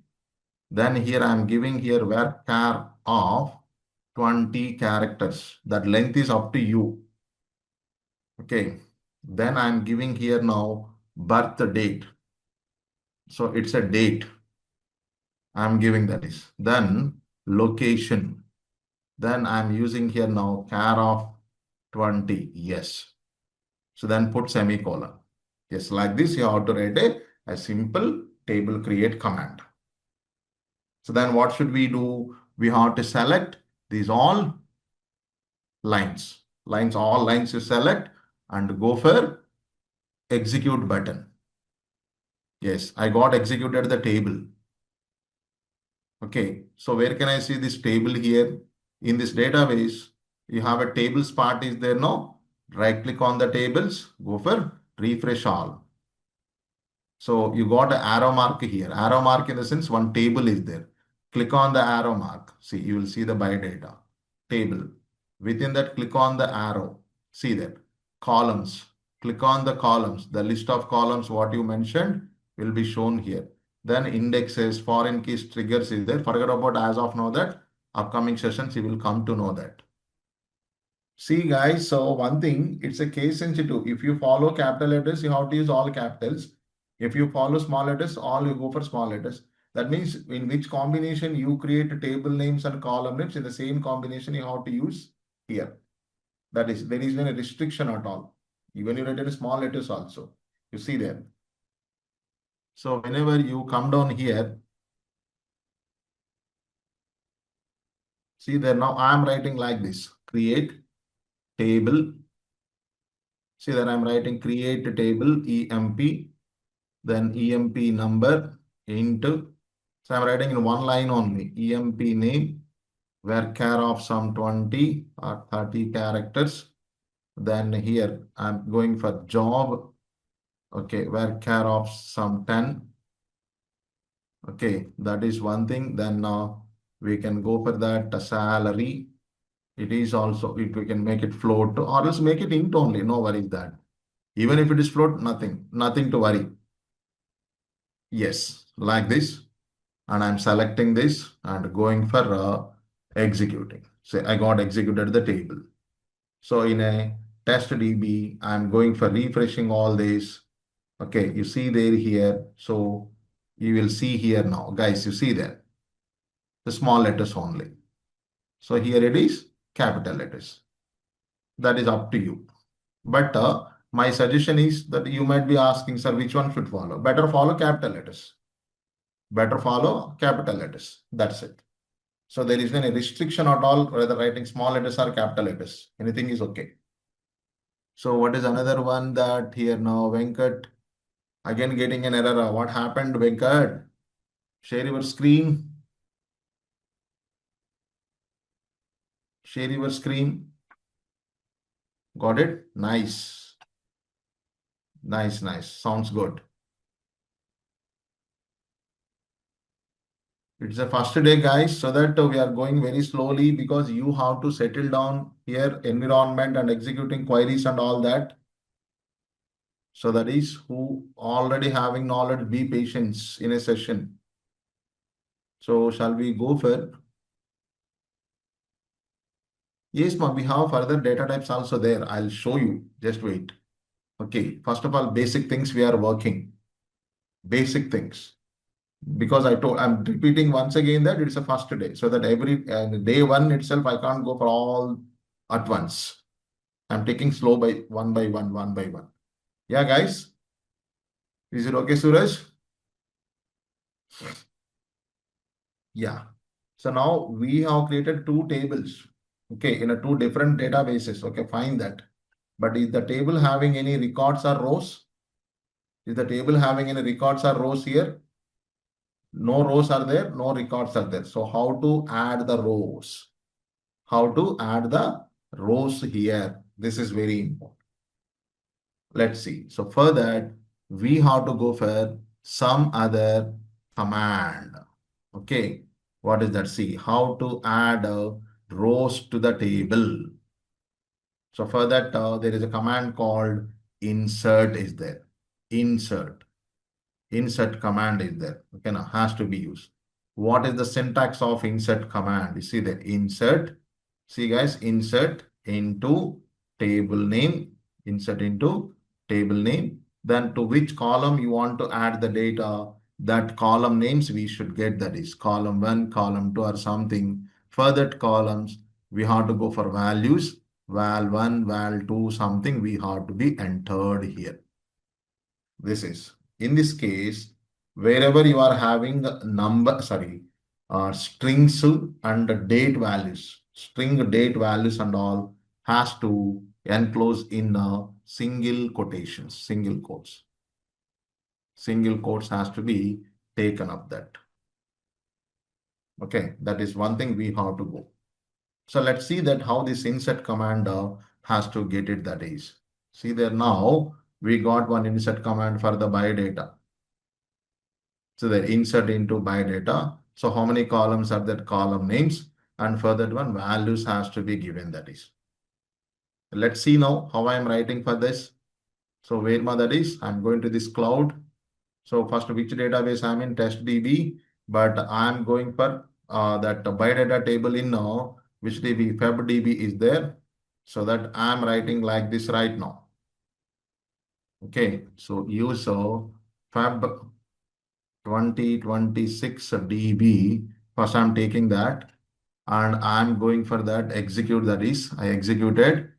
Okay, here, whenever you go for this one, by data table is there. In this table, they'll go for list of columns here. Yeah, guys, you see there here now. Insert into biodata. Okay, open bracket. Then column names, first column, roll number, second column, STD name, third column, birth date, fourth column, location. You should not have the spelling mistakes. Remember that, Mahir. Then go for values. Okay, this is. And first, what is the column? Roll number. Give any roll number here. Okay, any name you can give it, that is 1001. Put a comma. Then second one is student name. It's a string. Since it is a string here, you enclose in double quotes, single quotes. There you write down, that is here now. So here I am writing that Gita Sahasra. Yes, put a comma. Then birth date. Date also should be in single quotes. But one thing you should remember that what is the date format we should give for the birth date, guys? First year, then month, then a day. We should not forget that. So that here also single quotes. So that I am giving right now 2010 hyphen 9 hyphen 12. That is one thing. Then location, that is also a string. So that here we go for that. So wait, Hyderabad. So entering data is not a case sensitive. Data part, you can give anything, that is. I'm talking about only commands part, capital letters or anything. So data, anything you can enter. Suppose here, let's see, that is how I wanted to go for like this. You see that what I'm doing, first one. So here, Gita. Okay, Sahasra will take. No worries. Yeah. So now select those two lines. Select those two lines and go for execute. Yes, it got executed. It got executed here, that is. But is that row is visible on the table? For us, in the sense, it is not visualizing. It is not visualizing here. So one thing. So for inserting of rows, we have used one command, insert. That is okay. But to see that data is there or not in the table in the sense, again, one more command has to be used. Okay. So that is here now, select command. Select, you have to write like this, select star from biodata, has to go for it. Select that and click on execute button. Okay, you will see that data. See there now. This output should come here to you. Guys, work on it that. Yeah. See these two. See the screen which you are seeing now. Try to execute that one. First go to your database where the biodata table is there. Where the biodata table is there, first go to that command, that database by using use command. Then write down that insert command with your own data. The values you can give yourself anything. Do it that.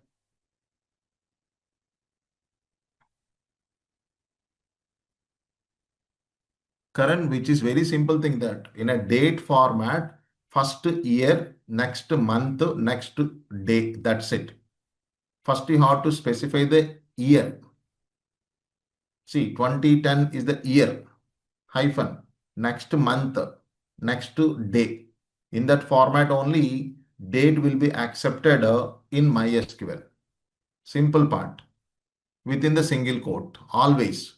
Whether it is a string, name or date, it comes at any moment, it should enclosed within single quotes. That is must. For a numeric value, single quotes is not required.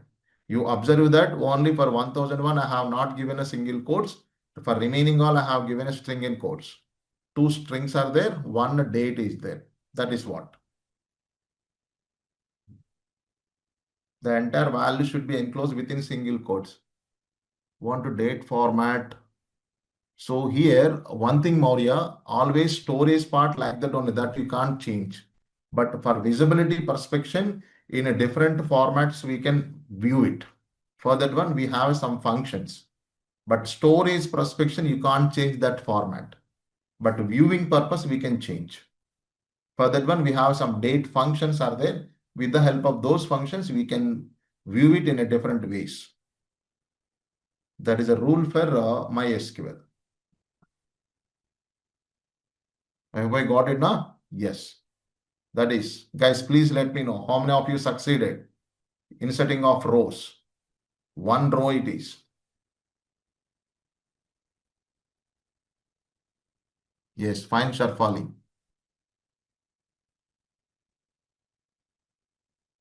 Yes, even you use the select command also. I hope so that select star from by data.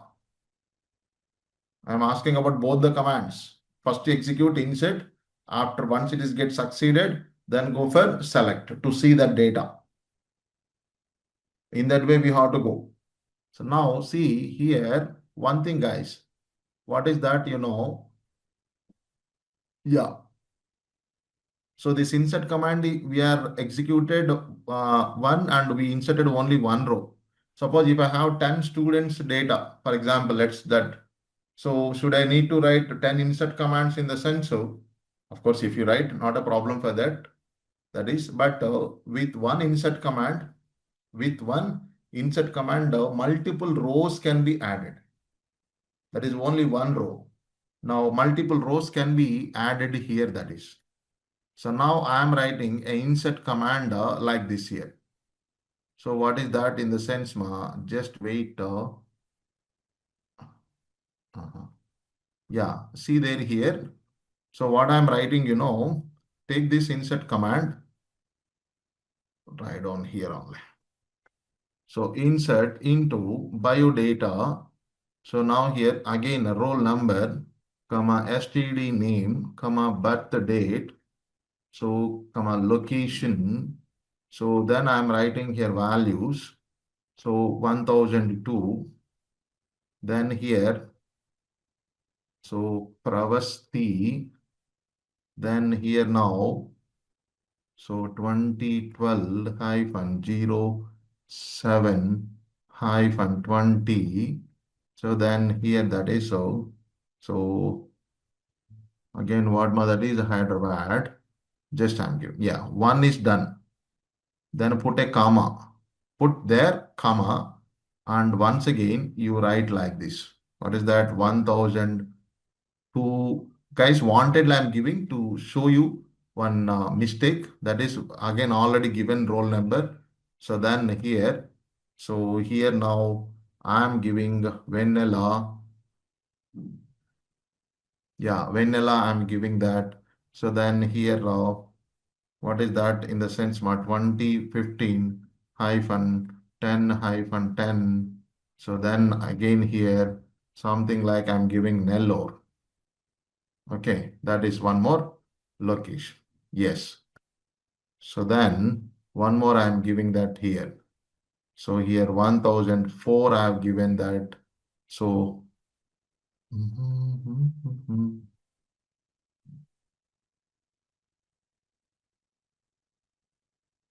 leave it, ma, these all things. Yes.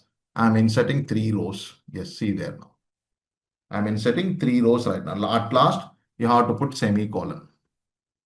This is, and I'm trying to execute this one. I'm trying to execute this. See that I selected those 3 lines and see it got executed. That is, see 3 rows are affected. Now you see here that is so select star from by data and go for this one. See, you got the data here. See there now you have the data. You have here data is there right now. This is what just you can take down right now. See there now that all rows were able to see space problem that is, but you are having the data. Okay, like this multiple rows can be added. But here one problem is coming. So wanted I did a mistake that to show you this is because see the duplicate roll number has been given. It has been accepted, but it should not accept. It should not accept that. Why it is accepted in the sense because yes, ma, while creating table, we haven't discussed and done with so not this is we haven't discussed and done with the concept called constraints. Okay, that is so no constraints so that it has been accepted the duplicates. No worries. That is okay. Just for this one, this is what just we do. Okay, so how we are writing the adding multiple rows to the table. Guys, same thing when you do it that on your side, do it that how to write multiple rows here. By seeing that, you just see that ma Arun Jyoti, what is that? If I use char type, then need to mention the length also. Of course, so whether it is a char or varchar, length must be mentioned, ma. That is compulsory. I told you know that you see here. See Arun Jyoti. See this Excel sheet, the same thing. The column specification is same thing for the length. If it is a string, whether varchar or char, it doesn't matter. Guys, you execute this query now. Execute this query. So you are seeing that insert command only with the 3 rows. You at least do it two rows. You at least do it 2 rows. So now what will be there in the sense? Yeah, I have shown you one small issue. What is that? I have given a duplicate roll numbers that table has been accepted, but it should not accept. It should not accept that. Okay, then how that can be taken up? How can you avoid? Yes, actually, always tables has to create with the help of what do you say in the sense constraints only. Since it is an optional, but we have to make it that as a mandatory. So first of all, what is a constraint and how to work with the constraints and all that is. Let's see now. Here actually we go for like this here. One thing. So what is that, Let's make it like a student is the table name. Okay, here a roll number is the column. Let's see that is here now. The STD name is another column. Like age is another column. Age column is there. Then one more is there like gender is another column. Okay, then the location is another column. We have like this. Suppose five columns is there. For this, it is a data type is int, and for this here the varchar of some 20 or something, it is into, it is char of one only. I want to represent gender male or female, M or F. Then here it is varchar of 10. But on these columns, I wanted to put some restrictions. That means in the sense some rules. What is that, Okay, here it should not be duplicate and should not be what man null, empty. That is one thing we have to go. Student name, it should not be null. That is one thing. And it should be between 20 to 30 years only. Gender, it should be either M or F only. That is location. By default, Hyderabad. Like this, I wanted to have some restrictions. That is, see, for every column, I have given one rule. So these rules actually called as a constraints while creating table. So there is a concept called constraints is there. There is a concept called constraints is there here. So these are the rules to implement on table columns. While creating table, for every column, if required, we can place some conditions. Those conditions are called as constraints. What is the first one you have here in the sense null? See, it allows to empty values in a column. It is a default constraint. Nothing but even if you're not giving any constraints, so one constraint will be there, that is null. That is one thing. Null in the sense empty. If you don't any value in a particular column, that you can avoid it so that it will keep an empty. The second one is not null. Second one is what here? Not null is there. It will not allow the empty values. The third one is unique. It will not allow duplicate values. Then one more is there, primary key is there. Primary key in the sense, guys, here, see there, it is a combination of unique and not null constraints. But for every table, see, here only one primary key will be allowed in a table.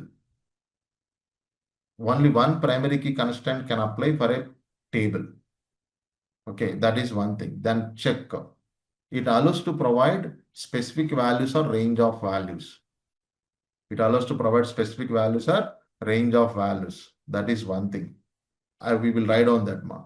Default. It allows to set a default value for a column while creating table. That is one more. And foreign key. It is used to make a relationship between tables. Relationship between tables that. So that is the relationship part. You forget about as of now. See, null to default will try out right now. Okay, here. So now I'm creating a table. Now I'm creating a table with constraints. So shall we fulfill these things here now? We will fulfill these things. See what mother is? Roll number. It is int. It should not be duplicate and should not be null in the sense. So here you will get a primary key. Primary key will get. Student name should not be null in the sense. Here it should go to not null. What mother is? Not null. Is, see, it should be in between 20 to 30 years in the sense check constraint.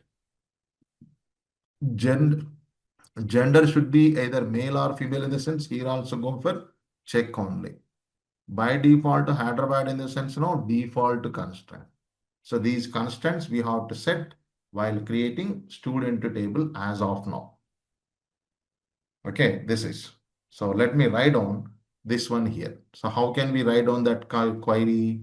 Let's see there in Fab database only, I am creating a table like this. So what is that here? I'm going to take that. Yes, ma, that is a. So I'm writing guys here now. See there, create table. Student is the table name. Okay, then here go for roll number. It is into. Now you specify the constraint. After data type, constraint has to be specified. If we give the primary key, that will not allow you duplicate values and null values. Okay, that is the second one. What is that? STD name.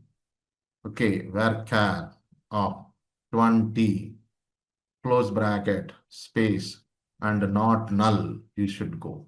See, not null. One more constraint. Now yes, gender. It is a char of one character. So how to apply the check constraint here? It should be either M or F. Other than these two alphabets, if any other alphabet you have given, it should not accept. Then you have to write a check constraint like this. What is that? Check here. You have to write down in this way. Gender is equal to column name. This is the column name I'm giving. Equal to in a single quotes. Okay, M or again gender is equals to okay F. You should give. Then bracket close and put a comma. So that is one thing we have to write down. Okay, then yes. So yes, it is what here int. Then again now for this also check. Check yes greater than or equal to 20 and yes less than or equal to 30. Yes. Then location. So it is varchar of 10 or 20. So default, I'm giving that Hyderabad. Okay, then go for closing and put semicolon. Like this, you need to write. So for every column, I have given one constraint. So these constraints will be checked while inserting the data. That means while adding the new rows. You see there here, select these all lines, go for executing this is. Yes, I got executed the table. Table creation has been done here. So on tables, go for refresh my here. So two tables has to be shown to us right now. Yes, one is by data, another one is student table. So click on the student table. Okay, now here columns will come there. This is as usual that. Okay, in this way, just we can take down. Okay, so first you create this table by yourself also practice this. Then I'll show you how to go for adding rows for this. So now we know insert command. So let's start inserting the rows into the table. So while inserting rows, these constants, we will check it. Guys, listen here. Let's listen. So the location, you see, especially when coming to this, the location is where there is a default Hyderabad is there. So while inserting rows, if the student location is Hyderabad only, then you can skip the location column. Remaining columns, you can add it that. That is, suppose if the student location is not Hyderabad, then you add that location column and insert row. So now see there, here I am writing now insert command, insert into student. So I am giving roll number, then STD name, then gender, then age. That's it. Location I am not including here. Okay, then values. So I am giving 1001. Then here, so what is that? Kavita is the name. Then gender female. Then age is 23, something like added. Okay, this is, see, the row has been inserted successfully, that is. See that, guys. You want to see that one? Go for select star from student. Guys, this select command has got so much of explanation, but as of now, we are using like that. Tomorrow we go for complete discussion about that is. Yes, we got the data. You see there? Actually, in insert command, we haven't added location, but we got the location Hyderabad because while creating table, we made that Hyderabad. Okay, that is. Okay, guys. Now see, without doing any changes, if I execute once again this insert command, right now, will it be insert the row into the table in the sense so will it be inserted here as of now without doing any modification? It is already done. We got the data also. Once again, I am adding here with the same roll number 1001. Already with the 1001 roll number, one student is there. Once again, I'm inserting here. So it should not be. See that it should come an error. See that we got an error here. See in the below you see there red mark has came that is an error. What is that error in the sense you see there? So 1062 duplicate entry 1001. What it is that? Duplicate entry 1001. It is saying that one to you. Already 1001 student roll number is there. Okay, it's not alter Harshvardhan. It's a changing of value only. Alter is a different. I'm talking about the data, not the column. Okay. So now here I'm adding another one, changing the value here. You can 1002. Now you see there, I'm checking the constraint. Uh, here, let me change the name. Now it is Murali and it is a male person, but accidental I have given N. But we have given check constraint either M or F. Okay. So select this and go for execute once again. See there, row is not once again got an error that. What is that? See there, check constraint. Check constraint is violated because you have given in the place of M accidentally N. So not accepting that is. Okay, so that M has to be given. Then one more. The age should be in between 20 to 30 years. I'm giving 34. Let's see that 34 will be accepted or not. See that. See, this time. One more error we got at that. See, check 2 constraint is violated. Student underscore chk dot 2 is violated. Yes, 34. But it should be in between 20 to 30 only. So that now here you can, even if you go for 14 or below 20 also, it won't accept. Okay, that is, so I'm giving 21. Now the row will be accepted. Yes, a row has been inserted. See there now, 2 rows are there. That means the constraints, what we defined that every constraint is working here. So you have to taken care of that once you define a table with the constraints while entering data, while inserting rows, that proper data should be maintained here. If any data is invalid, the row will not be inserted. That you need to check. So now with the insert command, you check yourself that. With the insert command, you check that is. Okay, so that is the importance of constraints. So without constraint, we should not create the tables. If a table is, if in table one person have a different locations, then the default will be worked for that person, then how, sir? Yeah, no worries. That suppose that means so suppose another person having another a different location, right?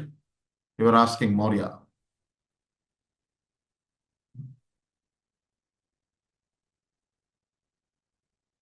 One person, multiple locations in the sense here, multiple values cannot be inserted into one place. No.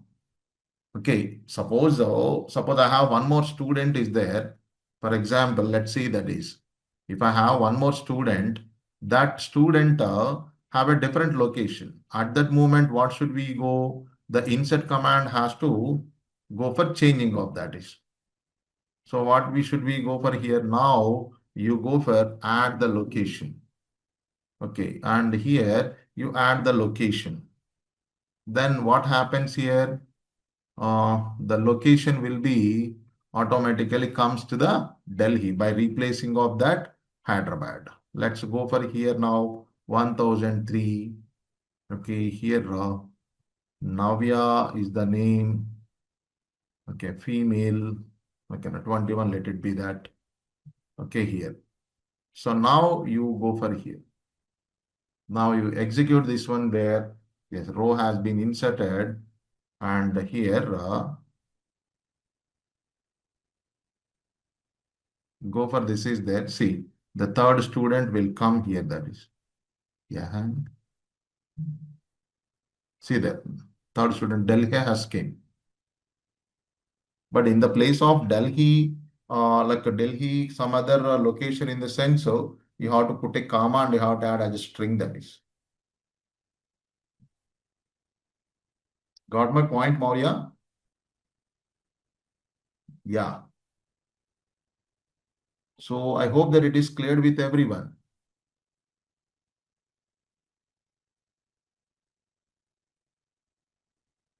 So today I'm stopping explanation here, guys.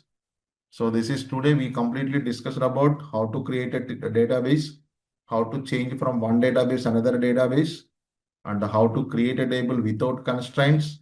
And we have seen how to create a table with constraints and how to add the rows into that table with the insert command with a single row, insert command with multiple rows. These are the topics we discussed today, along with the introduction of databases. Today's agenda is so SQL commands, guys. All the commands we'll go for that. So yesterday we had some commands, how to create a database, how to create a, like what you say that is a table, how to change from one database to another database that we have seen. Okay. So these all things we did it that. Okay. How to insert the data into table. So that is with these all things we have seen that is. Rest of the commands are there. We'll continue with that commands here. We'll continue those commands. So open your MySQL workbench on local machine and you create one database. How we have done yesterday, in the same way you create one database. Create one database here that is.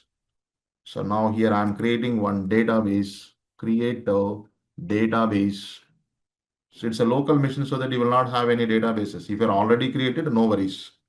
I'm creating Feb 2026. Feb 2026 DB, something like how I created in a cloud, same thing I'm taking that. Yes, this database has been created. Then enter into that database. So here, so to see that in a schema section, administration and schemas is there. In the schema section, go with the refresh. You will be having that Feb, no? Yes, Feb 2026 DB is there here. So now go with the like use command to access into that. So this is the one thing just we took now. No tables are there because it's a local one. Okay, it's a fresh database. No tables are there. Now we will create the tables. We will create the tables. So now I'm going to discuss some other commands. So, so already discussed commands is what was that? Already CUSSED discussed commands is what that? So create database has been done. Then changing database has been done. Okay, then now creating table has been done. Then inserting rows has been done. Right? These are the things. Guys, please let me know any queries on behalf of these all things. Of course.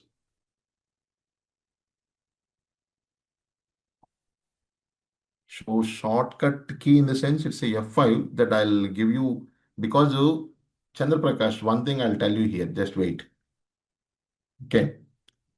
So now we are going to discuss the commands here. The next command we go for update. Update command has to discuss, then a delete command has to discuss, then a drop command. So then here alter command. Okay, then a describe command. Okay, these are the commands. After completion of these commands, then we go for here now, select the command. Okay, like we have some commands. Select command is very big command, guys. So there we have to, what do you say, that is lot of clauses and all that is.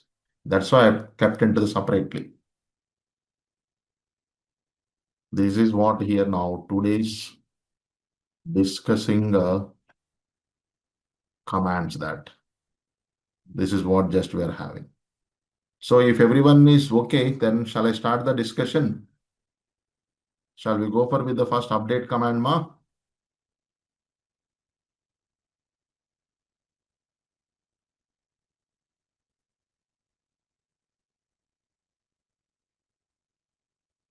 Yes.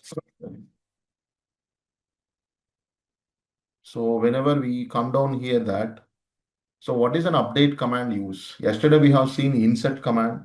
Yesterday we have seen insert command, that insert command having their row, adding the new rows into the table. So at the same time, whenever you want to modify the row values, modify row values or change the row values, then how we can do that in the sense here, the update command can be used here. Okay, that is, let's see guys here. So what I'm writing now, this one, this command is used to, this command is used to change row values, or also allows to perform calculations, on specific columns, of table. Okay, that is one thing you have to go for now. Okay, this is what is its syntax, guys. Listen there. What is its syntax in the sense, guys? This command has to use like this: update. The table name has to be taken and set here column name has to be taken equal to, then here value or expression nothing but formula, and if required we have to discuss here now some clause called where clause. Yes, this is what the simple command we are having. Simple command we are having here. This is one thing we go. So to work on this, one, first we create one table. So to discuss all the clauses of this update command, I'm creating one table. Within the table, we add some sample data. That means we insert some rows over there. After that, we will start applying the update command on that. Okay, that we do here. That is one thing. So here, let's see that how we can do that is. Just see that, guys. Now I'm going to this here and I'm creating one table. The table is right now marks table I'm creating. So create table marks. Marks is the table name. As usual, guys, I'm giving roll number, enter, and I'm applying primary key. So no duplicates, no null values. Then student name, I'm taking S name is the column name. Then I'm taking varchar of some 20. Okay, that is one thing. Then exam I'm taking and varchar of 20. Usually I'm not applying any constraints here because my focus on update command. That is, even if you want, you can go for that constraints also. What is that here?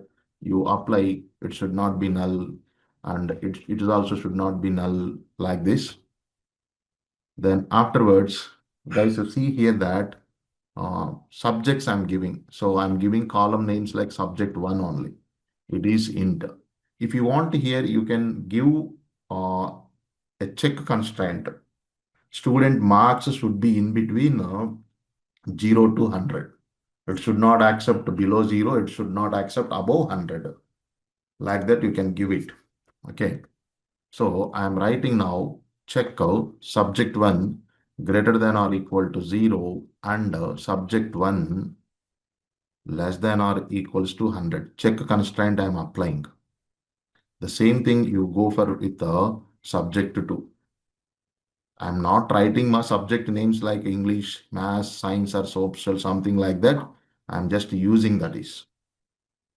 Then I'm giving total marks. Take integer.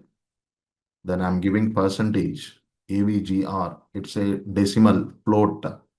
And I'm giving here result. It's a char of 4.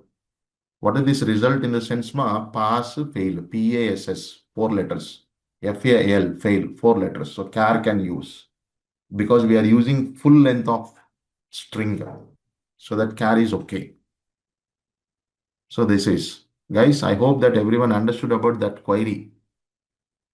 Okay, this is. Now, I'm creating this table, guys.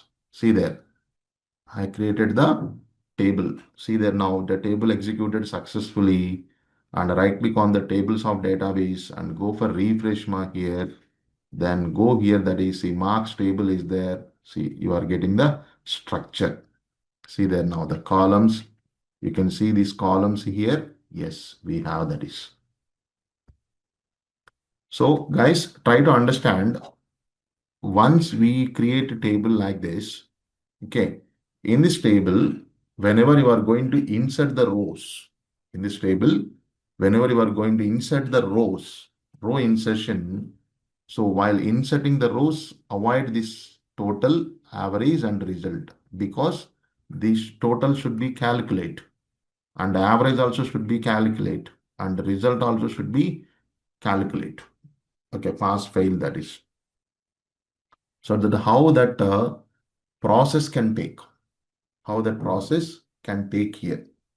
Yes, first of all, insert the rows. So yesterday I shown you how to insert multiple rows insert into marks, list out the column names which you wanted to add rows here. Okay, then subject 1, then subject 2, up to only. Then you go for that values. So 101. So here Suresh is the name. Then here quarterly is the exam. Then something like 67 and 89. Okay, I'm placing comma. Let me add 5 rows here. So exam is same. I'm changing the marks here now. 27, it is 59 and 77, 59. 59 or also 49 and this is okay here 29, okay, 90 and it is 80. Yes guys, see guys here, like we took this one and I'm executing this. Yes, 5 rows are added. So that is one thing we are getting. Let's see the data. Select star from what that is. Marks can do it now. See there here. Yes, we have some 5 students data is there. See, total column, average column and result column is empty because we haven't passed the values for that because we have to calculate that. We have to go for calculating that is. So I hope that everyone understood up to this. These commands, all everything we did yesterday only. Okay, now create table date, inserted data that is. Now come down to working on this update command. What I did that here change the row values or allows to perform calculations on specific columns of table. Now I'm going for calculations. What is that here? Whenever you come down here now, so this total column has to fill with the total marks by adding up subject 1 marks and subject 2 marks. It has to go for subject 1 plus subject 2, subject 1 plus subject 2. See that guys? I'm writing update marks set which column need to update right now? Total. Total is equal to subject 1 plus subject 2. That's it. Okay, that automatically goes to that subject one column and subject two column. With respect to row values will fetch, and that updates onto the total column. All the rows, not only 500, 5,000, it doesn't matter. It will be updates over there. So select that and go for execute here. See there guys, 5 rows are affected. 5 rows are affected that. So set refers to, in the sense Venkat here, the set is one keyword which will refer the column on which column you are updating. That is that what is total here? What is total? Total is what here? It's a column name of table. See, it's a column name. Set refers to particular column. For that one, I'm doing some expression here, calculation. The result will be updates onto the total column. That is what the set. See, I got right now 5 rows are affected. Now check here now by going to select star from marks. Now see there now. We got a total marks are here. Guys, 156, 86, 126, 96, 170. Something got it or not? Guys, is this query is understood by everyone? Is that update query is understood by everyone, guys?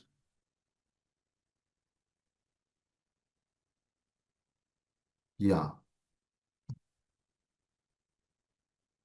So now let's go for calculating here average. So what I'm doing right now there, update max set average equal to, can we write like this here now? Subject 1 plus subject 2 by 2.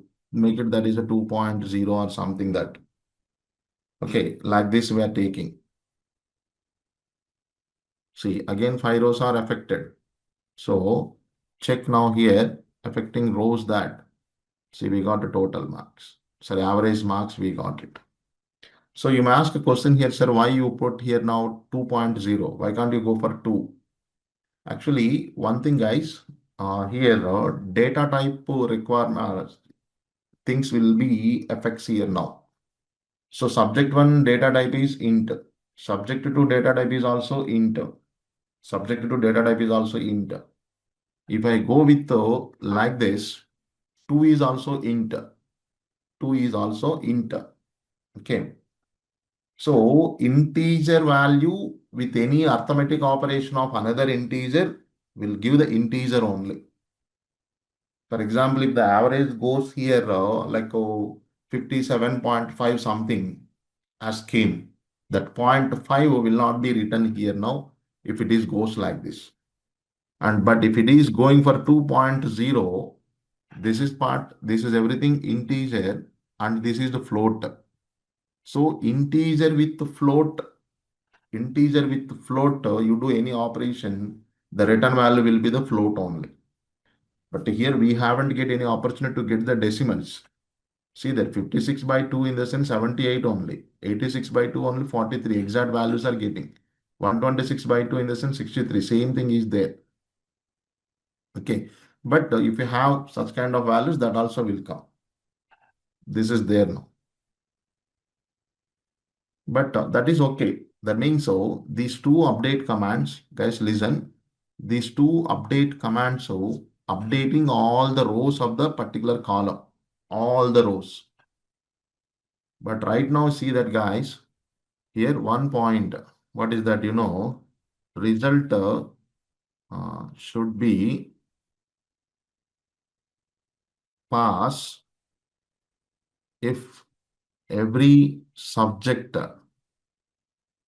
having a greater than or equal to 35 marks.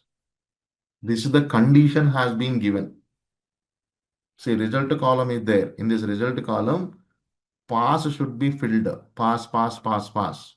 When, if every subject having go above or equal to 35 marks. Okay, so that means so a condition is specifying here. Guys, listen carefully. Condition is specifying. So now I'm writing actually the query in this way. Try to understand update marks set. result equal to no calculations, directly value, pass. Suppose if I execute this one, in entire result column will get pass. Entire result column will get pass that. But it should not come like that. Okay. If every subject marks having 35 or above 35. But you see here now, the first student, Suresh, 67, 89, okay, pass will come. Second student, Ramesh is there. See, subject one having 27 and second subject 59. One subject is having below 35. So it should not fill the pass. That should go for empty only. Then 77, 49, okay, filled. Then 67, 29, no. Second subject is fail marks is there. No pass there. 80 and 90, okay, fine. This is what. So here, how to specify that condition? How to specify that condition here? The condition has to specify it here now. How that condition can specify? Yes, guys. So here, where clause is there? Okay. So note you can take down here. Where clause is used to specify what that is specify conditions. How it is? Let's see now. You have to write like this. Where, see that where. So what the condition here? Every subject should have 35 or 35 marks, that above 35. What are the column names, subject column names here? Subject 1, yes, greater than or equal to 35. And subject 2, greater than or equal to 35. You have to write like this. How many conditions we mentioned here? Two conditions. One condition on column 1, another condition on column 2. Two conditions must be satisfied. And operator. And in the sense, first condition must be satisfied and second condition must be satisfied. Not only that, even if we specify some other conditions in between one condition to another condition, and in the sense all conditions must be satisfied. All conditions must be satisfied. It should go like that. That's it, the query. Now let's see. We have a 5 rows. Okay, only 3 rows has to get updated. See there now. Wherever the conditions are satisfied. See, 3 rows are affected is there. You will check that here, guys. You see there here and go for that is see there.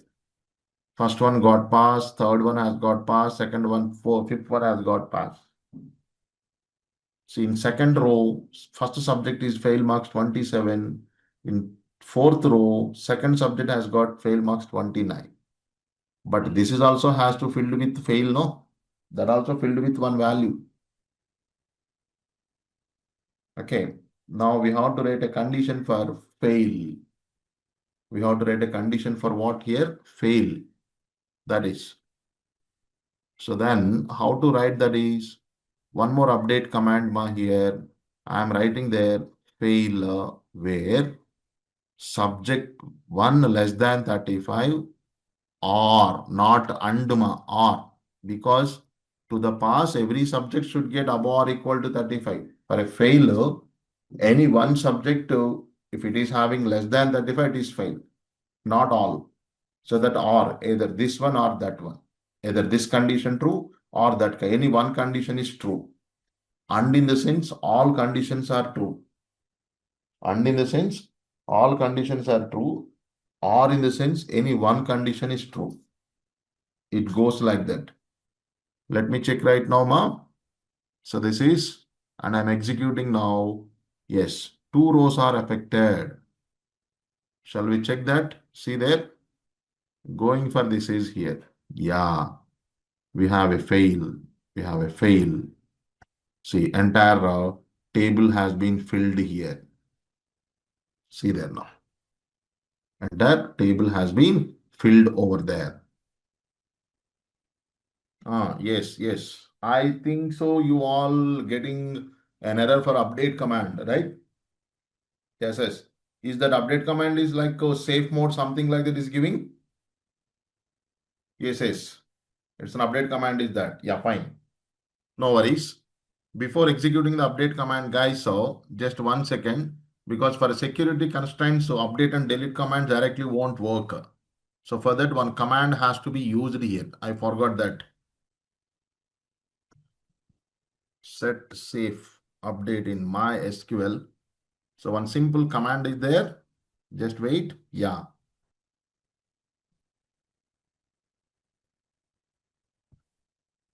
Yes, guys. This command, before executing update command, this command you execute first. Write down set safe updates equal to 1. You just execute. Then afterwards, so go for executing the update commands. You will it will execute for you. This is the temporary solution. Permanent solutions I'll give you. First, you do this one. First, you do this is because of avoiding unnecessary updations and deletions. Directly, it won't allow you to update the rows.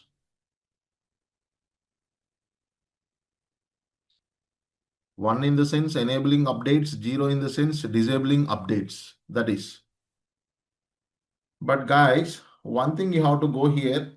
Let's see. For example, let's say in this table here, if I updated the marks, for example, this marks not 27, it's like, for example, it's a like 77 or 47 or something, then automatically this total average result should get reflected. But here automatic updations are not possible. Here automatic updations are not possible. Remember that. Okay, here automatic updations are not performed in MySQL. Remember that. For example, see, so how can I modify this marks? For example, so I'll show you now. How can I modify only these marks? Can I get like this one here now? Let's see. Update marks set subject 1 equal to, let's say that it is a 47. We cannot go for like this. If we go for like this, all subject 1 marks will get 47. Only for the student we should go. So that compulsory you need to change you need to go for a condition where roll number is equal to 1 or 2. Will it work or not? See that whoever having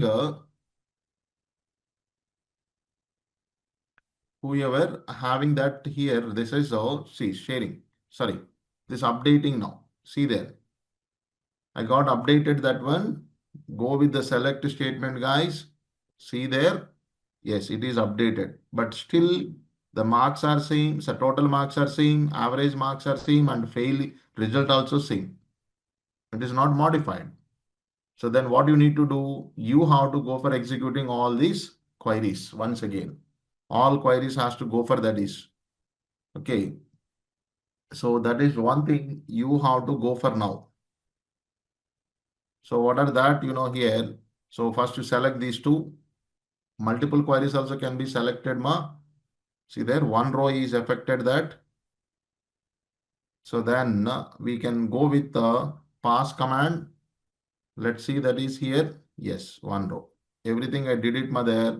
Then check that row is modified or not here. See there, 47, 50, 105. So there 106, it is a 53% pass. We got it. Like that, you have to go for it. That means once you do any modifications on calculated columns, again you have to the recalculations has to be done that. That means those queries you have to go for executing once again. That is my point here. That is my point there. Now tell me guys, one thing I wanted to change. See, this is the query guys here now. Change the student name as like Chandra Babu who are having a roll number, roll number is here like 105. Now tell me the query here now. Whose roll number is 105 that is. For that question, what is the answer? I wanted to change name as a Chandra Babu, whose roll number having 105. That means so this Naresh name I wanted to change as a Chandra Babu. How that can be done? Yes, I got Karan has given answer, Venkat has given answer. And what about others, guys? Please. But you should not enclose that one into the double quotations, Navindra. That should be number so that leave it like that without double quotes. Even that you should not use the double quotes. You should use the single quotes. For Chandrababu also, it should be single quotes, not the double quotes.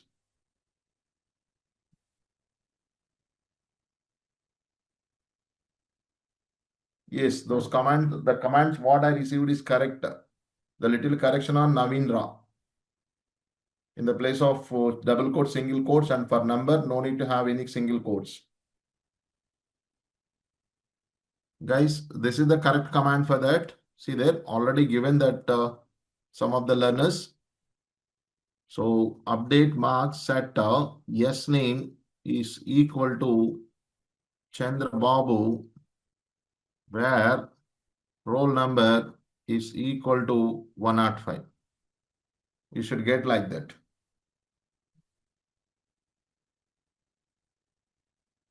So you try to execute that. You try to execute it. That's about update command, guys. So how the updations will be done here? How the updations will be done? That is one thing we are having. Then shall we go for another command? I'm moving on to some other command, guys, here. So what is another command in the sense of here? Delete is the command. Delete command is there. This command is used to delete rows from table. Delete rows from table. Whenever you want to remove the rows, not the columns, remove the rows. Removing the rows, then we go with work. We can work with the delete command here. So now the command syntax will come like this. Delete from table name. Okay, this is if required a where clause also.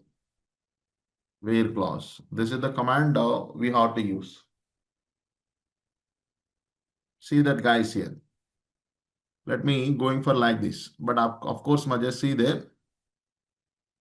So how can we use this in the sense of delete from marks? Delete from marks is there. Suppose if you execute this one, if you execute this, it will delete all rows from table. All rows. Empty table will give you. Empty table will give you that one. Table will be there, but no data will exist. No rows are existed. That is one thing. But here, so delete from marks, see there, where so result is equal to fail. If you write like this, what will go in the sense here? It will delete all rows whose result is fail. Whoever failed, those all students will be deleted. We have only one failed student is there, no? That I'm executing this. I'm not executing the first one because deleting rows, no.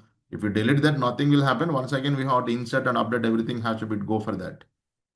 Yes, I executed. You see there, one row affected. So now you check that here. Select star from, marks. Do it that right now there. See there, location details is not there. See 103, 105 is there in between, 103, 105, 104 is not there. That the simple command delete. Got my that is delete command is there here for us. A simple delete command is there.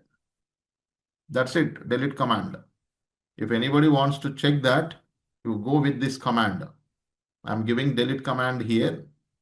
Go with this. Yes, ma. Try to execute that command. Don't delete all the rows. So next command we go for now here. So one more is there here now. What do you say that is alter command we go for my here. First alter we discuss. Then we come to the drop. First alter command. What is this alter command in the sense? So with the help of alter command guys, we can perform multiple actions. It is somewhat big command. Okay, what are that multiple actions in the sense?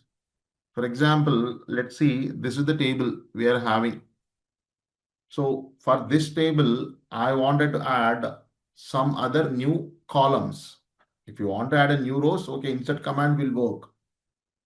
Insert command will work that. But here I want a new another column. In after the result, I want a grade column, for example. So how can we go for adding a new column? That is one thing.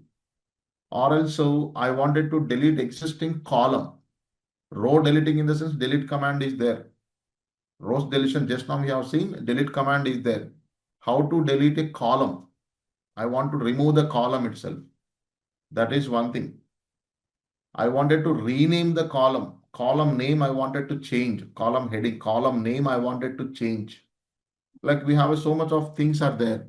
Let me write on that. So here, so this command is used to perform different modify operations on table structure, not on table rows, table structure in the sense columns. That is one thing. So what is its syntax in the sense ma? Alter table, table name, and here we have some keywords is there, add, modify, drop. Here we have to write down expression. This is the generic syntax of that alter command. What are the actions we do here? First one, adding new columns. The second one is deleting existing columns. This is the second action we can do it here. Third one here, like modify data type of the columns. Okay, that is one thing. Fourth one, adding a primary key to the existing columns.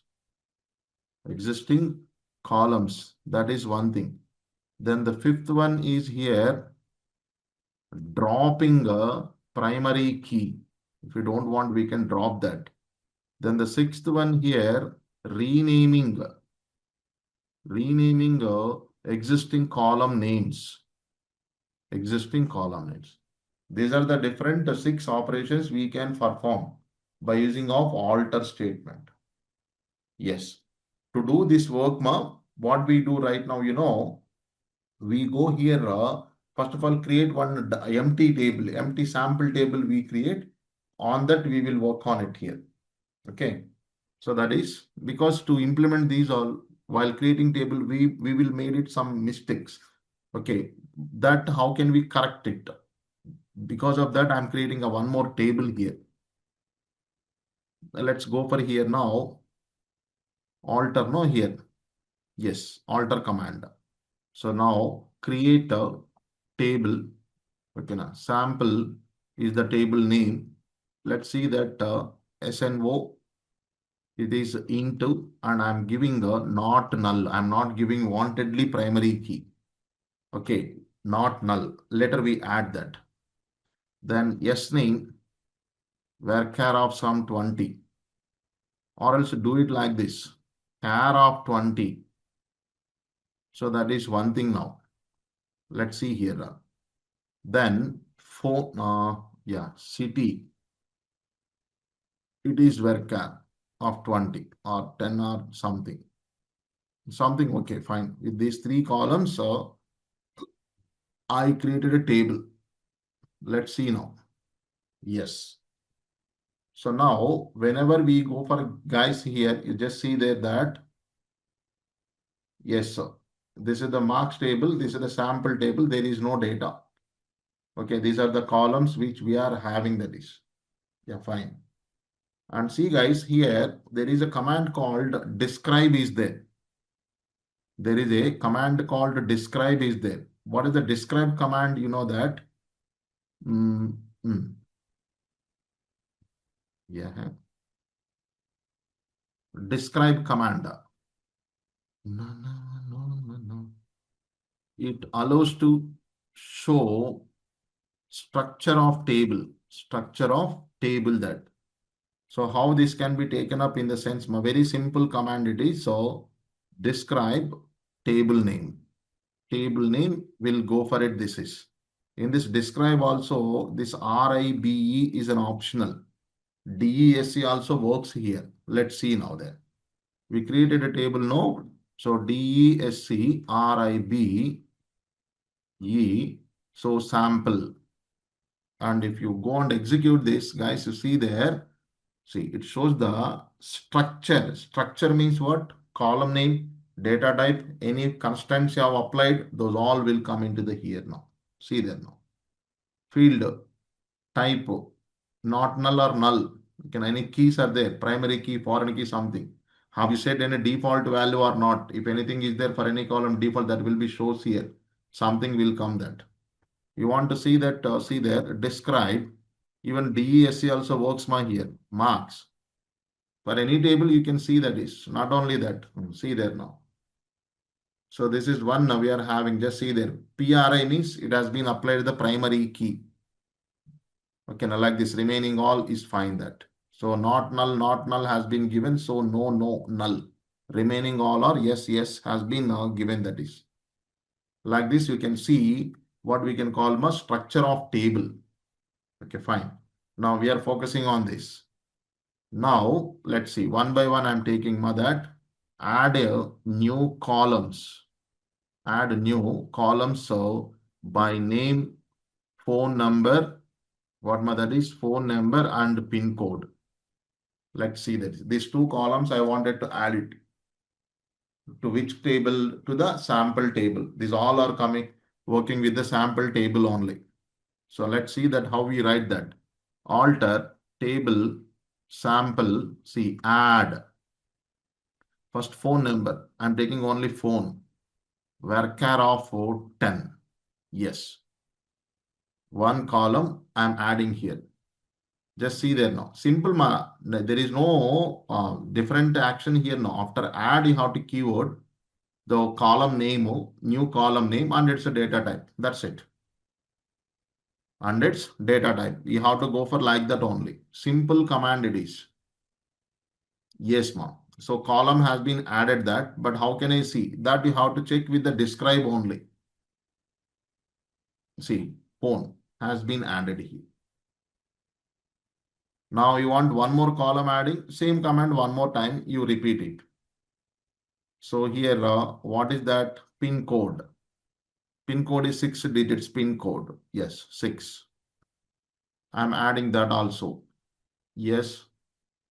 You see there that here, yes, pin code. Like see there, the columns are extending here now. That is what in this way, you can add the columns. You can add the columns here. This is one command we are having. Then one more. What is that? Remove what that is a phone number, phone column. I want to delete the phone column. City is there. For a city, pin code is enough. I don't want phone. Then here, alter table sample drop. What you have to go for? Drop column. You have to write like this. Drop column name, phone. You have to write like this. That's why I have written here now expression in the syntax, because so every aspect of is going to be different writing of command. Drop column name. Phone column I don't want. Yes. It has been executed. Go for once again, describe here. See, no phone is there. That means no phone column is there. That has been removed. That has been removed that. Okay. So that is one thing here we are checking. Then one more. So here you see that whenever you come down, I want to change the data type of this SName column. What is that? Char is there. I want to convert into the varchar.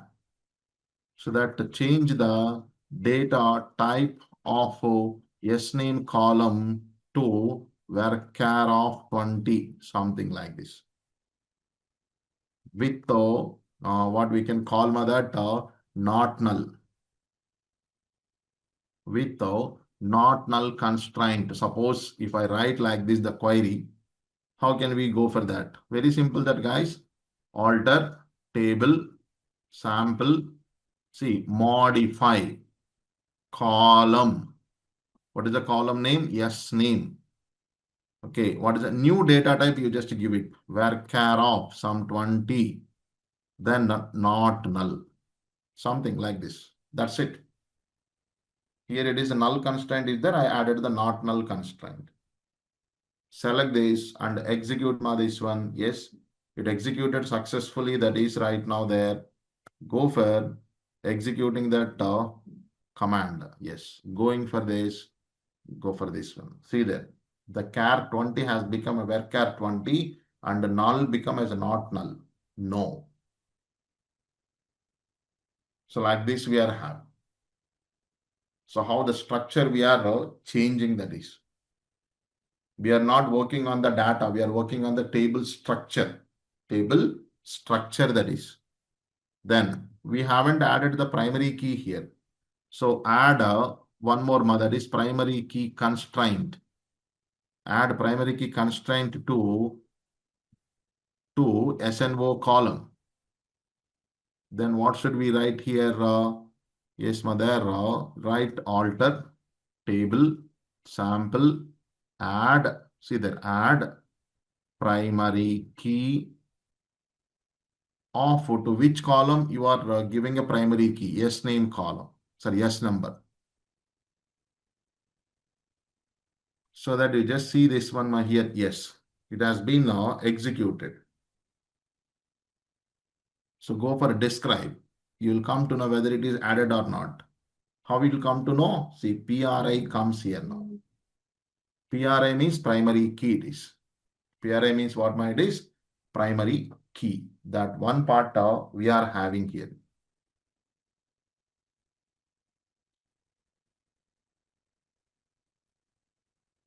No. It's if it is already existed, if I'm doing anything modification that, not that one. It is on add only that is. No primary key. Primary key is not there for a table. So you are adding a new primary key. That is. So no updation, only add. So that is one thing we get. Suppose, sir, I don't want primary key. I don't want primary key in the sense actually the primary key I have given it to the wrong column. So remove that primary key to the existing column, then add primary key to any other column which is suitable one. Such kind of things if you want to do, how to remove the primary key here in the sense, just see there. Delete primary key. Delete primary key. Simple thing that. How to delete a primary key here? Alter table sample drop. What mother did drop? Simply going for that primary key. You no need to specify the column name because as I already told you, primary key constraint will go for only only once in a table for any column that, so that it will check the primary key to which column it is there. For that it will be deleted. See there now. Yes, it got executed. Okay. So how can we see that whether it is deleted or not? See there, no PRI here. Previously it was PRI, that is primary key. Now no primary key. Like this, so we are having this one. This is the one just we go for it right now. And finally, we go for like this. What is that? Rename a column from yes name to std name. Rename a column from yes name to std name. Yes name column want to change the std name. So then how can we go for that is alter table sample rename. Good. So that I would have told you that yes name into std name. I think so that is.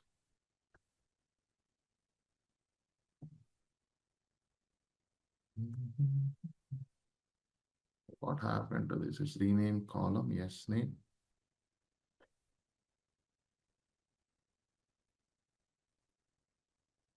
Old column name. Who? Yes. Yes, might got executed that. So now you see this one here. So now the column name becomes here now std name. See that. So like this, so alter command works now. This is the way the alter command works over here, that is. Then the next one we'll go for here now. There are two commands is there. The very first command is right now drop. Drop command is there now. Okay, what is the drop command here? The drop command goes like this. This command is used to delete any object from database, including databases. So from database that we took here now. Any object, that means it's not only to the tables. So we have some other objects are there. Objects in the sense, so you will come to know in the next coming sessions.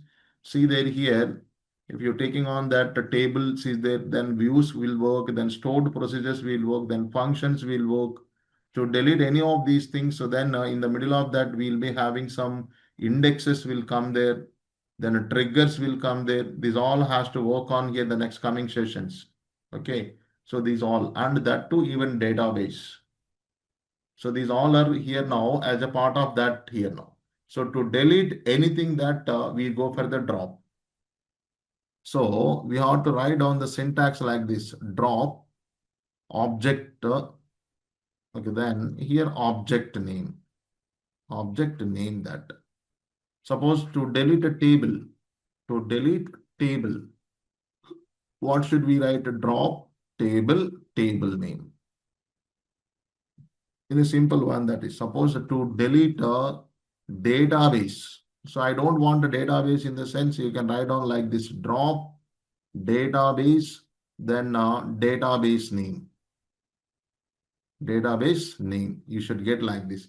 If it is a view, drop view name. If it is a procedure, drop procedure name. If it is a function, drop function name. If it is a index, drop index name. Okay, like this it goes here. And now, earlier to this, so we discussed about delete command. Earlier to this, we discussed about delete command. What makes the difference between a delete and a drop in the sense? Delete will delete the only rows, but table will be existed. You delete all the rows, but table is existed. But drop is not like that. Once you use the drop command, entire table will be deleted. Entire table will be deleted here, including data. Table deletion is including data, it will be deleted. That is one thing. And one more point here. So whenever you delete some rows in a table, whenever we delete some rows in a table, what was, sir, how to get started with MySQL workbench? In case practice lab is not working. Okay, Prachi, just I'll take to your screen. Just wait for 5 minutes. So here, whenever you delete the rows, you have a chance to get back those rows, deleted rows once again. We have to discuss some commands called rollback and commit commands is there. At that moment, I'll show you that. That means there is a chance to there is a chance to get back the deleted rows. But once you delete the table, that you cannot get back. that we cannot get back here. So that the drop command will delete the table permanently. You cannot revert it. Whereas if you delete the rows from the table, if you delete the rows from table, so there is a chance to revert it that. There is a chance to revert it that here. Okay, that is one thing. There is a simple command drop. There is no any where clauses or something else there here. I am not deleting any, dropping any table right now. Of course, if you want, you can drop table here. You see there, the sample table will drop it here. You just go for drop a table sample. I'm just going for this, just go for like this, my kids. See, there is no table sample here now. See, only marks table we have here.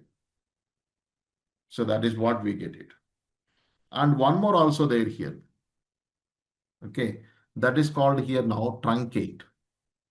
There is a command called truncate is there. Truncate command, this command is used to delete all rows from table. All rows from table. So that means here, what is that truncate? This one you go for that truncate table name. Like this, you should get that is. It won't delete the table. Listen carefully. It won't delete the table. It will delete all rows from table. Delete all rows from table here. Now, what makes the difference between delete and truncate? So, delete and truncate. The difference between delete and truncate. Delete and truncate in the sense, let's see that.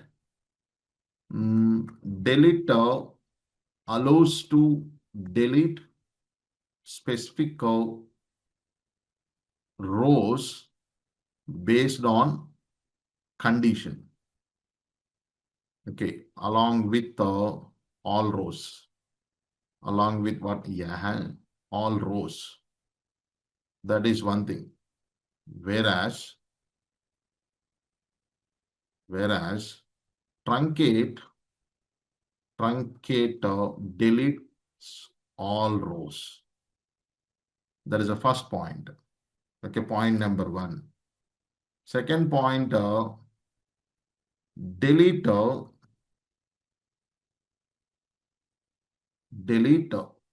allows to use rollback to get back deleted rows. To get back deleted rows. Whereas what that is truncate is not. These 2 points you have to remember, that is. These 2 points has to be remembered. With the help of delete command, you can delete all rows. If you skip the where clause, you can delete all rows that. Okay. And whereas truncate always going for all rows deletion. Truncate is going for all rows deletion, that is. And you have a chance to get back the deleted rows if any important rows has been deleted with the help of rollback command. But in a truncate, it is not. Permanently rows will be deleted. If we delete all rows from table with the help of truncate command, that rows you cannot get back. That rows you cannot get back here. That is the point you have to be remembered. That's about truncate one. That is one here what truncate command is there here. You no need to practice these things here. But because the data, what it is there, I required that for next coming examples, that is. So here you go for the list of what that is truncate. What that is truncate command is there. So I hope that these all commands are completed, right? No need to practice drop and a truncate. Just remember that is whenever it is required, then you can go. Got it, guys? Any other queries here? So I hope that the difference between a drop, delete, truncate, understood or not? Delete command will delete only rows. Drop command will delete entire table. But other objects are deleted automatically. Whereas the difference between a truncate and a delete is here now. Truncate to delete both are meant for deleting rows only. Truncate will delete all rows from table which you cannot get back those rows. Whereas delete command also deletes all rows or specific number of rows based on the condition, and you have a chance to get back those rows. We not yet to discussion or rollback. We'll discuss. Just wait for Navindra. Okay. Commit to rollback commands has to discuss combinationally. Just wait for that. I'll explain it. Okay. First, you just follow these all things what I'm explaining right now. This is. Then, so these are the just differences between drop, delete, truncate. Okay. That is. Now, I'm taking to you into some other command called selectma. So because select command, how to retrieve data from table and all that, we'll go for it right now. Let's see that is how it works. Okay. The next command is, guys, here, select command has to go for it here now. What is that? Select command. Guys, first of all, one thing, just to discuss about this select command, we need proper data. We need proper data, that is. So, as I said, beginning of today's session, okay, everyone has been downloaded that SQL data sets, right? Downloaded, no? Got it? In this SQL data sets, ma, go to the assisted projects and so check that this EMP table is there or not here. It will be there, ma, that. See there. When you open SQL data sets, assisted practice data sets are there. There you have lesson 5, first lesson, and you have here EMP table is there. It is not Excel actually, it is CSV file. When you double click on it, you see there, here you can find some sample data. Now this data, we wanted to bring it on to our database. Okay, this is now. This data we want it right now. So what I'm doing right now, here, what do you say that is? So this is what type of file in the sense, it is just .csv file. You just see there, that is. So see there, Microsoft Excel, comma, separated values file, that is CSV. But it supports Excel so that we are able to open on Excel that. Now this table is there, some data. That data we wanted to importing to our database from CSV file to here. From CSV file to here, we wanted to import that. So now I'm performing one small task. Just follow everyone and try to do it that. You have to. Guys. So now I want the table. Go to the tables. Guys, see there, go to the tables and right click on tables. Right click on tables. You will get an option called table data import wizard. Table data import wizard is there. You click on this. So you'll get to here now. Go to the browser. On the browser, go to the where that file is there. So in my system, it is in Simplilearn and SQL 26 and SQL data sets, assisted data sets. Go for lesson 5 and I'm selecting this is. Selecting the DMP table and go for open it. Yes, you'll get like this. Then go to the next. So here it will ask you that. So table name, what is the table name? Just keep it the table name as EMP only. The file name will be taken here, but you go to EMP. That is, remove the underscore table. Just keep the EMP only. Then go to next. See, it is showing entire data here, columns and its data. Everything it is showing to you here now. The data is coming right now there. Then next. Okay, simply go for next and next. Next go for finish. That's it, ma. The table will have here. Just see that, go for refresh. See, you have a EMP table. You have a EMP table, that separate file you took, and you see there, guys, right now. Select star from EMP. We imported data from CSV file into our database. See there, we got the data, entire data, we got it here. We got it, this entire data. Because select statement has got a different clauses, so that some proper data should have in a table, so that I took this table from Simplilearn only that. Can you do it that right now? Do you want me to show once again?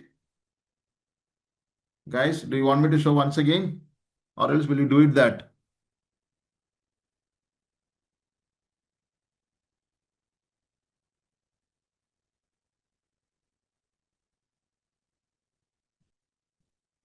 What should we go for, ma? Right click on the tables of your database and go to the table data import wizard. Table data import wizard. And here it will be empty actually. Go to the browse and where that file is there, that you go to. So SQL datasets, assisted practice datasets, lesson 5, and select that and go for open. It will come here. So then once it come here, now go to the next. And here you change the table name. Table name changing is remove that underscore table and go for next, next, next. Simply next, next is until finish. That's it. Because I already did know. Because of that, I'm not continuing that. Yeah. Let's see, guys, that. So I hope that everyone has imported that EMP table, right? Everyone imported EMP table from CSV file to your database. Yes, ma. Now we go for working with this command. The select command is the thing here now. Select command is the here. So what is the select command and how to work with the select command? Because it has different clauses and all that is there. Let's go for one by one here. So how we can go for that is. So first of all, the purpose of select command is here to retrieve data from single or multiple tables. We already working on previously also, that means select star from table name or something, that the completely how you get that is, you see there here. See there. This command is used to retrieve data from single or multiple tables. That is one thing. When it coming to that here, see, this is the syntax of a select statement you have to follow. See, these are the different clauses we have to discuss now. So select, and here expression should be there. There is some expression, you'll come to know that from table name. That is, this is mandatory part. And the clauses what we have here, these are the different clauses we have: where clause, group by clause, having clause, order by clause, something you have that is. Okay, this is one thing. So now here, when it going for that, see that one by one. So to discuss these all clauses, we have taken one table, that is employee table. In this employee table, guys, to see the data. So first of all, we'll talk about this employee table. Have you observed that table data here? Employee ID is there, first name, last name, gender, then role is one we are having, department is one we are having, experience is there, country is there, continent is there, salary column, employee rating, manager ID, like you are having. So you see here, employee 260 is the employee ID, first name Roy, last name Collins, gender, a male gender, senior data scientist, working in a department of retail. He is having 7 years of experience, living in India, continent of Asia, salary is 7,000. Let's say that EMP rating is 3. And what about this manager ID? What about this? Manager ID. This is very important right now. E583, that means this entire table structure is a hierarchical process. Every employee has got their next level employee reporting manager. Every employee has got their next level employee managing reporting person. So that is, what is this E583? It is also employee number. With this employee number here, you have to search who is that employee. 583, no, yes. See there. So Janet Halley, female, she's a manager. Manager for what? Retail department. See. So Joy Collins is an employee of senior chartered scientist working in retail department. For the department, Janet Halley is the manager. Okay, 14 years of experience living in Colombia, South America, taking 10,000 salary. Okay, now the employee rating is 2. But she is the manager, but she is also having next reporting manager. Who is that? E002. Who is that E002? You have to search that E002 here. Yes. Cynthia Brooks, female, president. Department is all in one that. 17 years of experience, Canada, North America, 14,500 is taking, rating is 5. See, president also has to report to someone. Who is that? E001. Who is E001? Arthur Black, male, CEO of the company. Okay, 20 years of experience, USA, North America. So CEO is not going to report to any other person. Himself is a reporting person. That is one thing. Okay, so like that, who is reporting to whom? Who is working under whom? That is what we are having. So first employee ID column, last manager ID column, same data. But in employee ID, unique numbers will be there. In manager ID, repeated numbers will be there. That is what we are having. So this is the structure of data here now. So from this data, we'll make some queries as of now. So select star from EMP. Can you tell anyone that what is meant by star here? What is star represents, ma? What the star represents? Somebody having some already knowledge, no? For those people, I am asking that. Hmm? It's not complete data. All columns are correct. All columns. Column representations, that is. All column representations, that is. So all columns you can go for, that is. Star represents bring all columns. Okay, that is. You find that. For example, let's see that is here. Sir, every time I don't want to see all the columns data. So sometimes I want only specific columns data here. Then how to write a query in the sense, so in the place of star, you define the column names. That's it. Define the column names over there. So how you go for that is here, select. So I want first name. So that first underscore name, then comma. So then job is there, role, then DEPT. Okay. Then salary. So from EMP. Only those 4 columns I want. Only those 4 columns data, we can get it that. See, table having all the columns, but right now only visibility is 4 columns. Right now visibility is what, mother, is 4 columns visibility we are having, that is. So that is one thing just we are getting right now.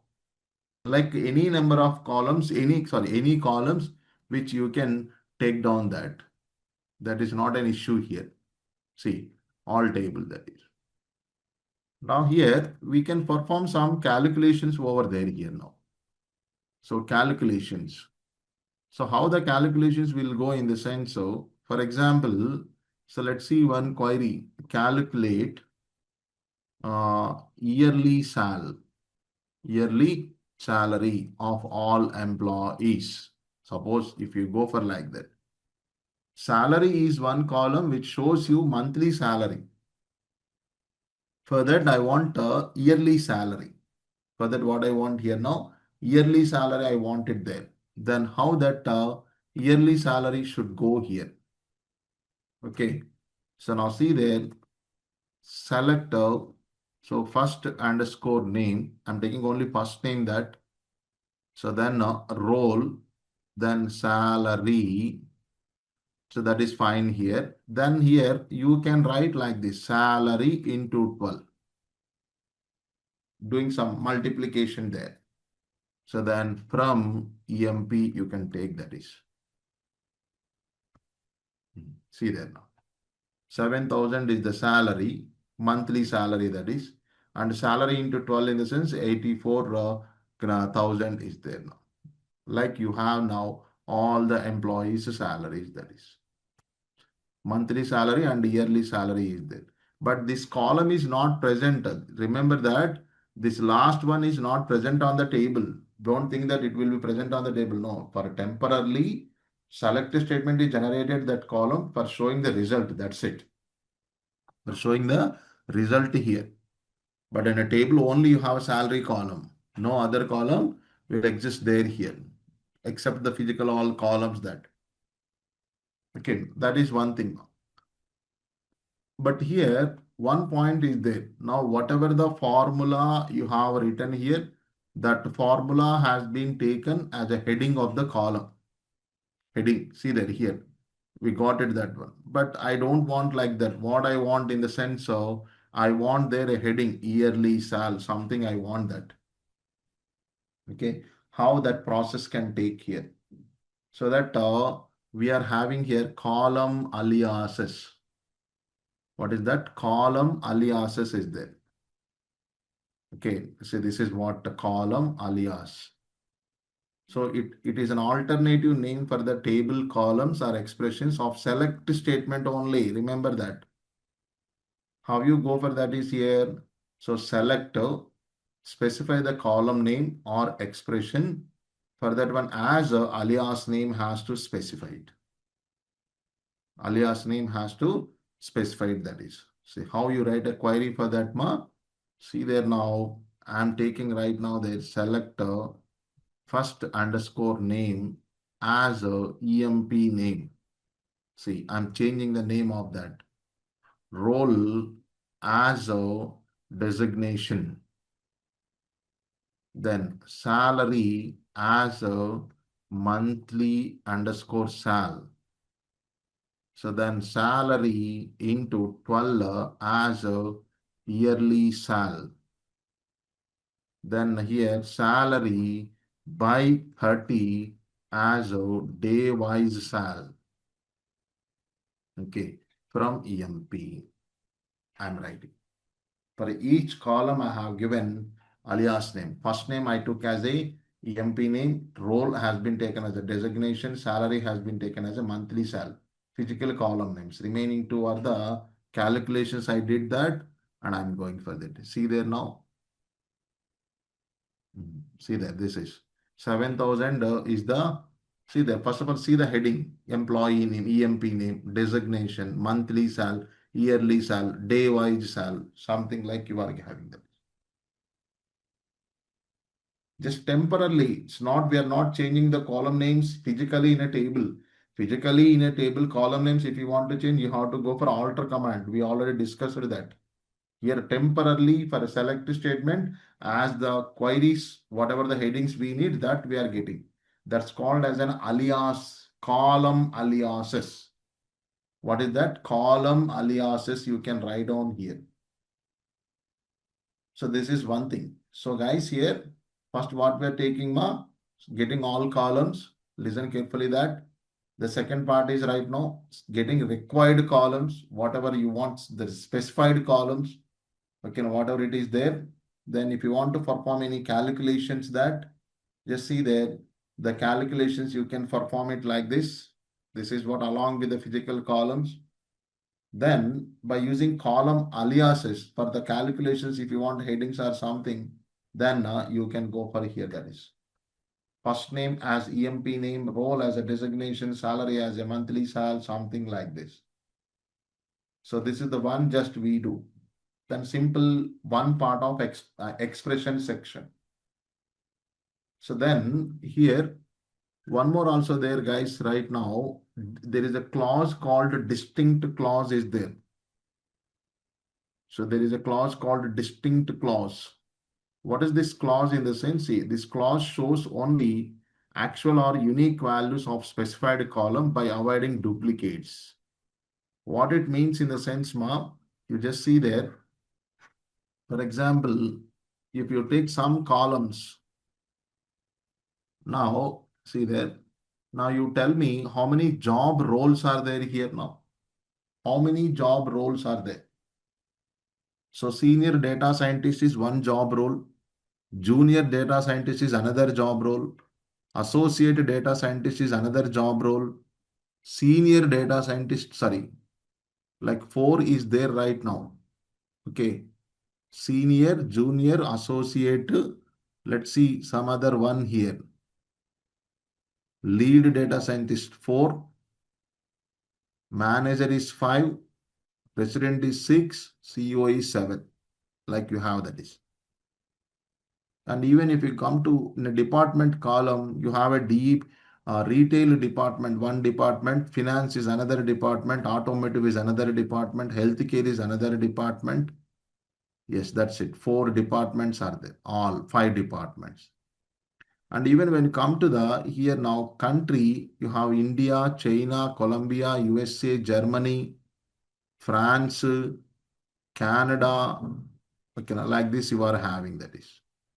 In this way. Suppose if you come to the gender, only two values, male, female. I wanted to see that is. Now tell me, see there guys here, select DEPT from EMP. If I write that, what is the output of this query, ma? Select DEPT from EMP in the sense, what is the output of this query?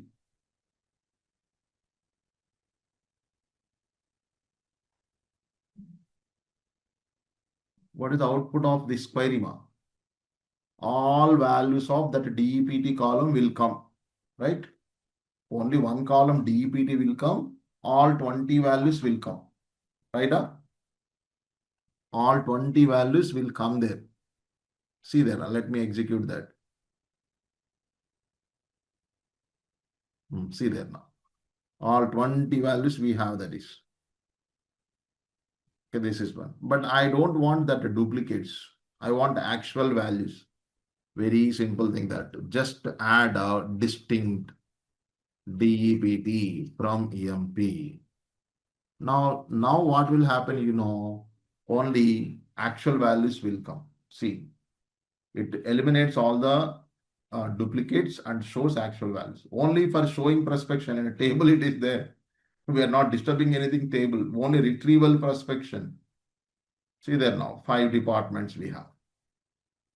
Like you have other also, suppose like a distinct gender. Okay, so gender from EMP. Group in the sense what, Chandra? I'm not getting your point. Gender spelling mistake. Yeah. See there, male, female. Okay, you went far away. Wait for that. You wait for group by class, not it started discussion. No, just wait for that. That is okay. Okay, we are just staying on distinct class here. So like this, so we are having like this. But that query is correct. That query is correct that.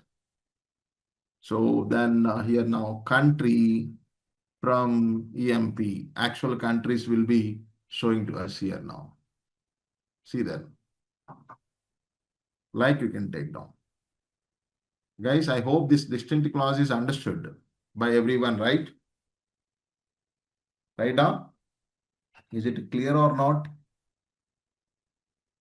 Like you have some guys here, just let me continue the explaining this. Anyhow, you have a table ready-madely. So now this queries, you can practice it. I'll give some time after discussing about some part of this one. Okay, this is. So this is what one section of select statement. What is that section here? Select clause. This section is completed. So in this expression area, What ma? In this expression area, we got three sections there. One is all columns are specific columns. That is the first one. All columns in the sense star. Specific columns in the sense taking only that column names. The second one is performing calculations. While doing calculations, if you want, we can give alias names. That is second one. Third one is providing distinct clause to see actual values from specific columns. Okay, that is one thing we are having. These are the things we should go. Next, now another clause is there, where clause. So where clause we already discussed for the previous two commands for update and delete. In update command, where clause used to modify the specific row values based on condition. Delete command also having deleting rows based on the condition. Now retrieve the rows based on the condition. Retrieve the rows based on the condition, that is. So that is what here where clause. So it is used that is used to specify conditions on table column to retrieve rows. To retrieve rows, that is. How it should go? Select blah blah, that is one comma here, where column name operator value has to specify. Okay. Now you see that guys here. Come down to here. So there are some examples on where clause. So what is that? The very first one, show all employees working in what is that India country. Guys, 1 second, guys.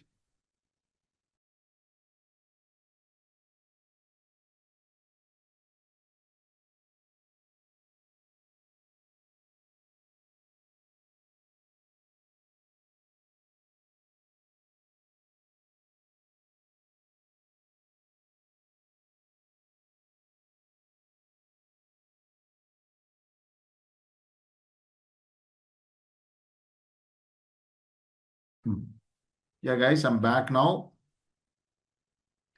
See there, show all employees working in India. So working in India, this is the one now. So usually we go for that EMP, that is. So this is one now. The country column is there. In this country column, we go for like this, where country is equal to India, has to. Single quotation is must because of string. See there, where class. Only 3 employees are working in India. 3 employees are working in India, that is. Okay. Now you tell me that show all male employees. Show all male employees. Give me the query for this. Show all male employees. Give me the query, guys.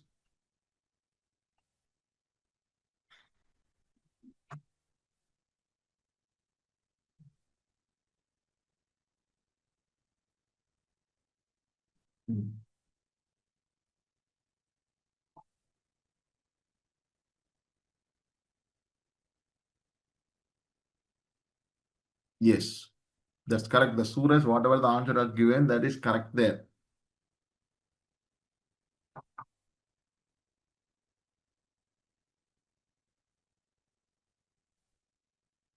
Atul, there is no value male in our table. Your query is correct. If in a gender column, you have male, female options. It is M. That too, you should not use the double quotes. You should use only single quotes. You should use only single quotes. In double quotes, concept is not there in a MySQL. That means in a database systems. Only single quotations here. The query is correct, but no value male. Okay, M only. Yeah, find that.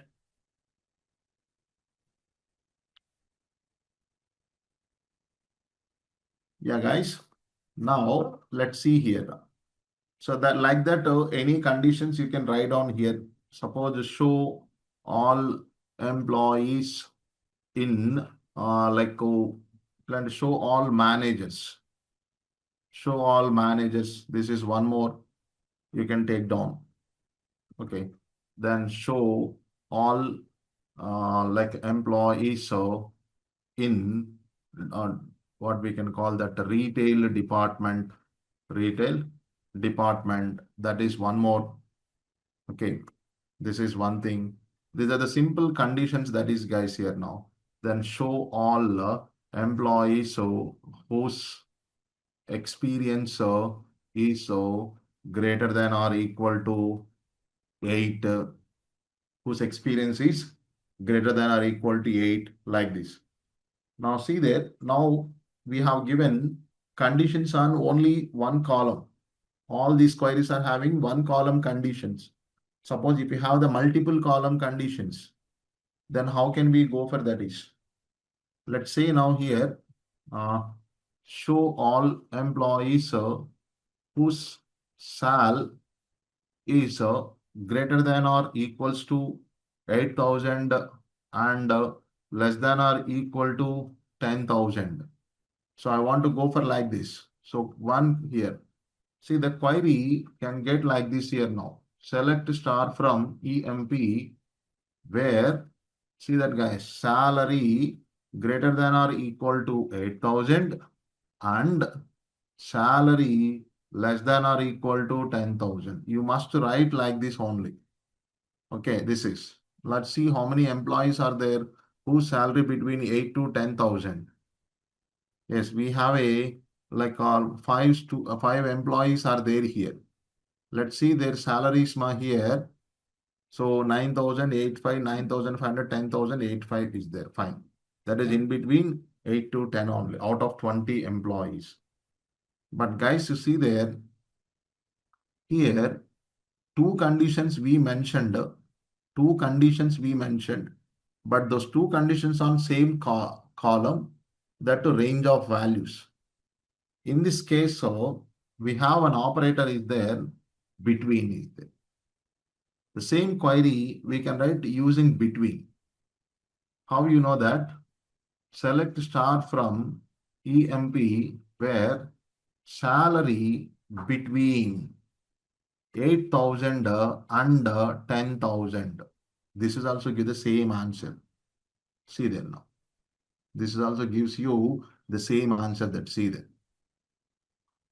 Same answer has been given to us using between.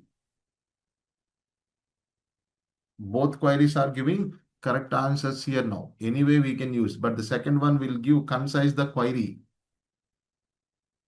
Yeah, it includes 8,000 as well as 10,000 also, including 8 and 10,000 between operator. Okay, so 85 is there. Of course, 8,000 salary, no employees are there. Okay, you do one thing that you can check that. See, already 10,000 is included. Like that, 8,000 also will be included. Okay, that is one thing we are having. And one more is there here. Let's see that, guys. Yes, one more query here. Show all employees in retail and automotive. Automotive departments. From those two departments, we need to get employees here. So then how can we write that, here? So then we can go for here now, where DEPT is equals to retail or DEPT is equal to automotive. You need to write like this here. Again, one column with OR operator. So that is and in the sense in same column, in same here, both retail and automotive, it will not be there. Either it should have automotive or else it should have retail or else it should have healthcare like that. I'm getting two. You see there here, select that and go for executing. That is right now 11 employees are there in from those two departments. 11 employees are there here. No, we can't use. That's what Venkat I'm trying to explain. Here, if you keep the under, see what happens there. No rows will come because on one column, now we are getting that here. See there. So on department column, see, and in the sense what happened, suppose it is checking this value. There it will search for retail as well as automotive. Both values you will not find on that particular cell, no. And in the sense that is the meaning and. Or in the sense what? Either it is retail or else automotive. Any one condition is true. You got my point, Venkat? Venkat, is it clear? Yeah. So now here also OR operator is there and one column, multiple values. This you can use it in operator. There is an operator called in is there. So this kind of queries you can minimize like this. What is that? In of like this. Yes, you can go for this one.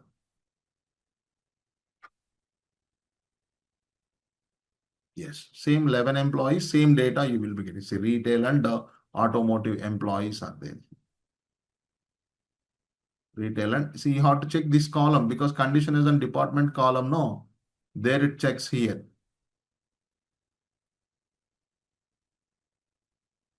Like in operator, we'll go for it. This is. So this is the one we are having. Okay. So now we'll go for right now multiple conditions on multiple columns. Let's see that multiple conditions on multiple columns. For example, guys, you see here, show all male managers. See, if I ask like this a question, show all male managers. I want all managers whose gender is male. Then how can we go for that is? See that, guys. Select something like here where gender equal to M. So that all male people, male employees will come. From that one, manager, only managers I want. That means what here? Role column has to be taken and role equal to manager. Is it understood, guys? Only male managers we go for here now. Two members are there. What that is Petty Allen and Patrick Woltz is there now. Only two employees are there. Two male managers are there here. See, guys, try to understand. Salary column between operator, two conditions. Department column or operator that is in. That means so previous two examples, multiple conditions on same column only we did. Right now, multiple conditions on different columns. Now, one condition on gender, one condition on male. So that is one thing we are having here. Okay. So then one more query.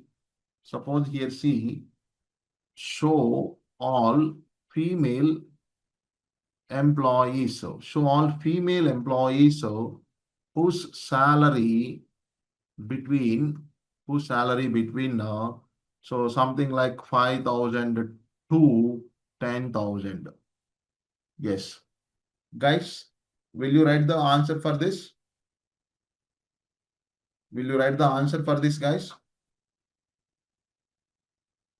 I will write the answer for this one. First, will you try for that?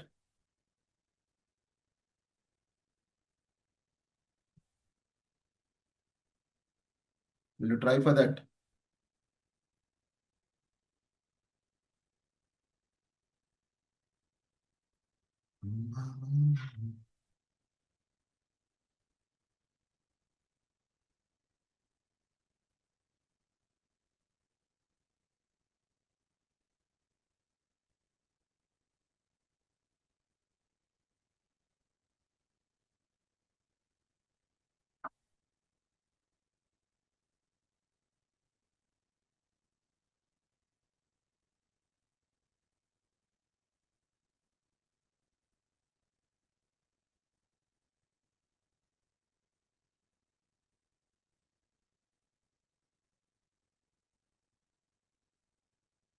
Guys, is that question is understood? EMP where gender equal to M, yes, F and salary between 5,000 and 10,000. Mhm.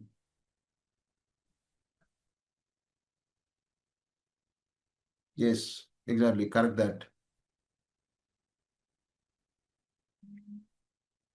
Yes, ma. Gender F and salary. So, so now the same thing, ma. Yes, your answers are all answers are correct. Only that I'm receiving.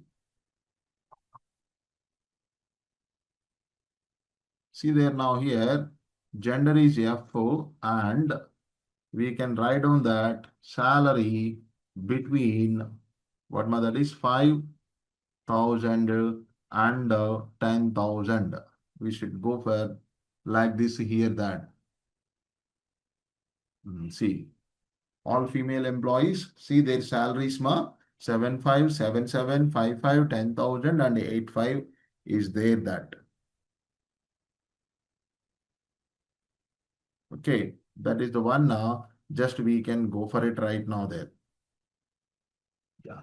Shall we go for one more ma here? See, show all employees whose department either what ma that is retail or automotive and their salaries between what ma that is 5K to 10K. Now, can you make the query for this? Can you make the query for this ma here? That values you can replace it to either any other values like 5K to 10K or 10K to 15K or something else. You can make it that. That's not a problem. So what is the answer for this ma? What I am writing there? So this is the correct answer I am writing now. Okay, select. So something like we are having where DEPT in what ma that is retail or automotive. Okay, and salary what my salary between 5,000 to that means under 10,000. That will be there here to you. Right now? Yes, ma.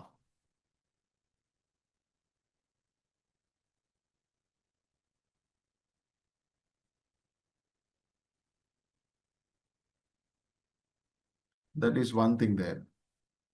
Now, let's see that is here now. Show all employees so whose experience between like what we can say that 5 to 10 years.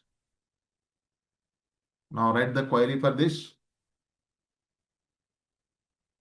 These are not pre-written queries, ma. Just I'm seeing the data and writing that questions in front of you that to make you practice. To make you practice that is.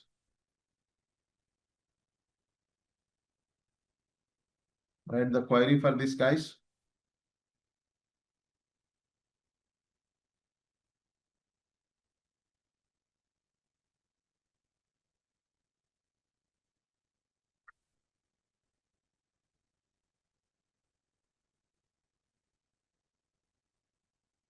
Yes, that's it. That is very simple query that between operator.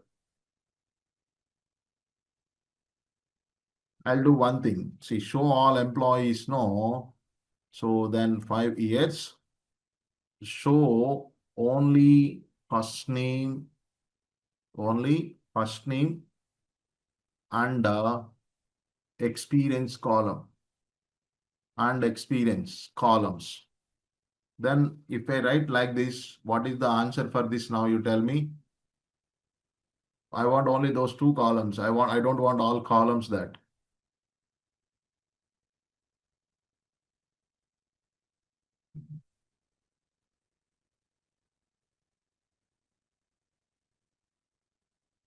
I want only those two columns that is. Yes, in the place of star, you'll get that is. Right now, what method is select first name, comma, experience from EMP where experience between 5 and 10. We are going to write it down over there. How many employees are there? 6 employees are there. See, 7 years to 6 years to 8 years to 9 years, something like we are having. That is. So like this you are having. Mm.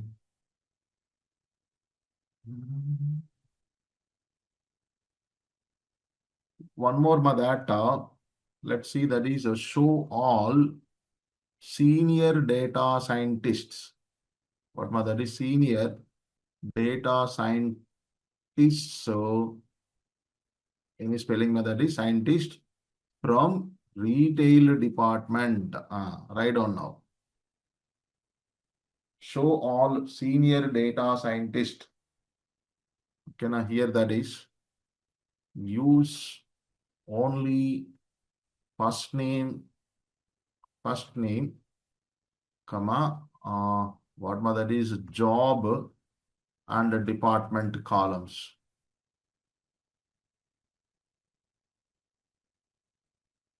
Yeah, department. Job in the sense here it is role. Columns that. The visibility only those 3 columns here.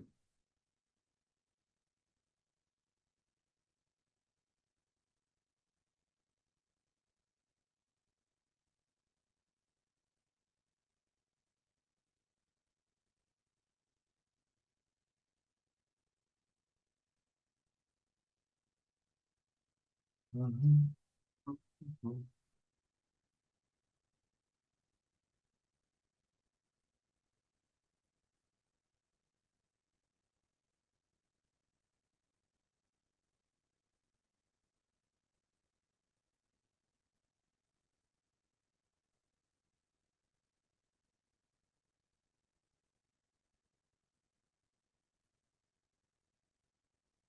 Is it complex query?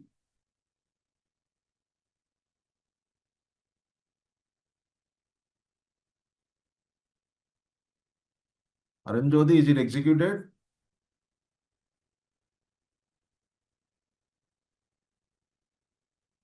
Fine.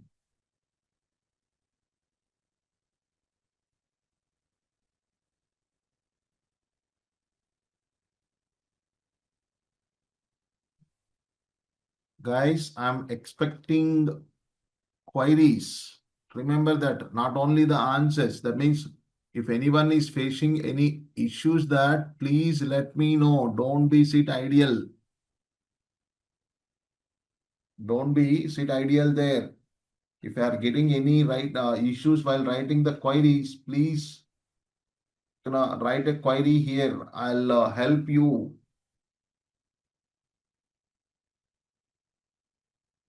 If you are not asking the queries, I can't anything because I can't predict, who is writing, who is not writing that.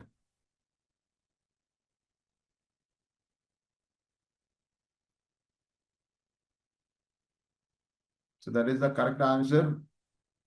See there, I have written over there. Yeah, guys, I'm stopping writing the queries here now. That means you got some exposure writing the queries and multiple conditions and all that is.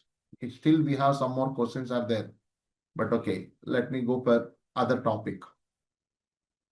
So in this where clause only, we have now one more is there, an operator called like operator is there. This is everything is okay. Okay, here it is not there. Okay, find that. There is an operator called like operator is there. What is that like operator? How to add names of manager in the row next to IDs.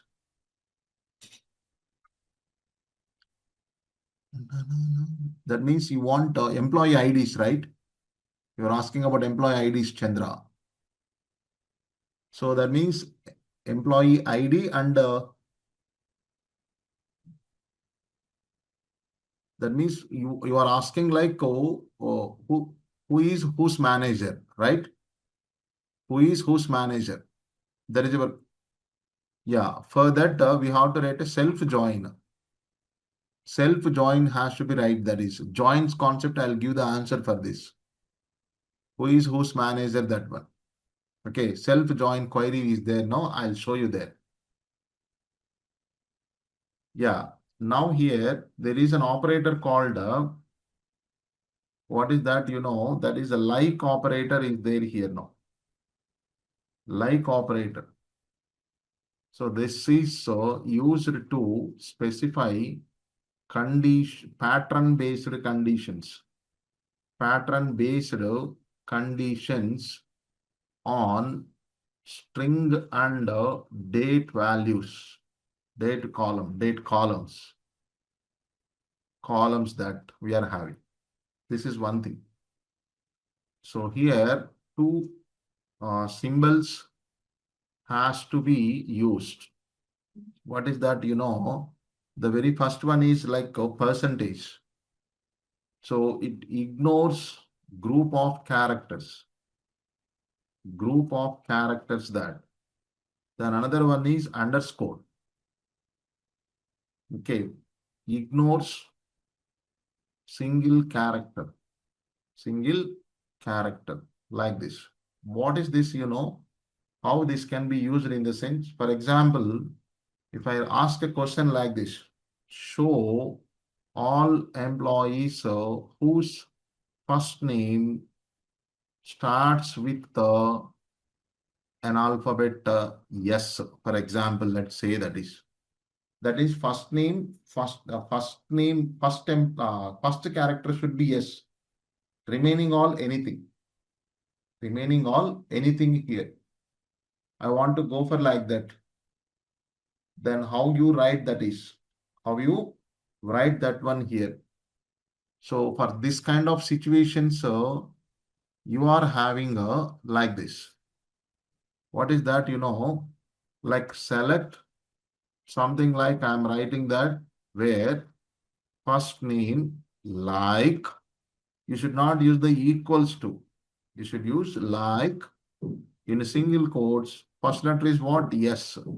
And the remaining all characters are anything. So that should be ignoring of remaining characters. So that right now the percentage symbol can use it here. Percentage symbol can use it. Okay, let's see that any employees are there here with the starts with yes. Yes, only one employee is there. See there, Steve. Steve is there.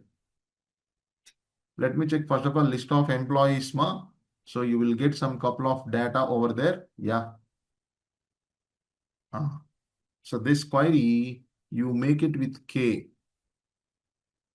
What ma that is? You make it with K that is. So whenever you go for this one, K will come that is. Let's see that first name with K. Yes, two employees are there. Katrina, Karene is there now. See in the first name only. See in the first name. So like this. Sir, if we put here equal to what happened? Equal to in the sense, it will search for an employee with K percentage. An employee with K percentage. Employee name with K percentage. It's not like that. In an employee first name, first letter should be K, remaining all anything.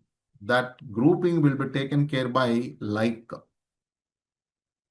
Now let's see that one more that guys here.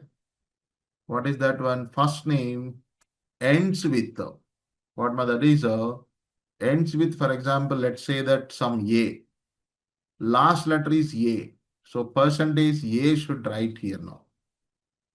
Percentage A should write it over there. Yeah. Katrina, Diana, Cynthia, just see there. Three employees are there. All the employees, first letter is A. All the employees, last letter is A. The something we get that is. And one more also you can go with that. What is that? Show all employees whose first name exist. What that is? exist alphabet A. Exist. Exist in the sense now anywhere. Exist in the sense either in first position, in last position, in the middle, anywhere. If you go on that, then percentage A, percentage will go. Okay, that is. Then go for clicking on this one. Almost 13 employees are there. 20 out of 20 employees, 13 employees' names are having alphabet A in their names. It might be in a different position. See, Nilian is there, Katrane, Karane, Williams, David, Diana, Ched, see, Clary, Patrick. See, everywhere you have alphabet A. See, Arthur, first letter is A. Cynthia, last letter is A. And remaining all having some in the middle. So like this, we can go this percentage symbol. That depends. But actually here, if you have in this table date column, we will have some examples on dates also. But no problem, we'll generate another table. There we'll have that. Then when we use that underscore, when we use that underscore symbol, the underscore symbol will be used like this. Uh, Underscore in the sense what? Ignoring single character. Ignoring what? That is single character. Suppose same thing that, let's see, that is here. I'm writing here now, show all employees whose first names, second letter starts with, let's say that is. Second letter starts with A. For example, let's say that is second letter. That means first letter might be anything. First letter, start letter, anything that. Then here we can go for, first you have to make one underscore, then alphabet A, then percentage. So first letter is one underscore, one letter, then A, then remaining all characters should ignore. That you can take down here. See there. Stick the second letter of every employee here. So Janet, Patrick, David, Karane, Katrina, all second letters are having A. Suppose if you want third letter is A, two underscores. Two underscores will be there. So like that we can take down. So then one more query you can get like this. Show all employees whose first name length is 5 characters. Length, Sima, length is 5 characters. So if you have like this, I want some employees whose name having only 5 letters. Whatever it is the letters. Then 5 underscores has to be used. 1, 2, 3, 4, 5. 5 underscores. Yeah. See there now. Steve, 5 letters. David, 5 letters. Janet, 5 letters. Emily, 5 letters. Tracy, 5 letters. Like that you are having here. Guys, I hope everyone is following. Following or not, guys?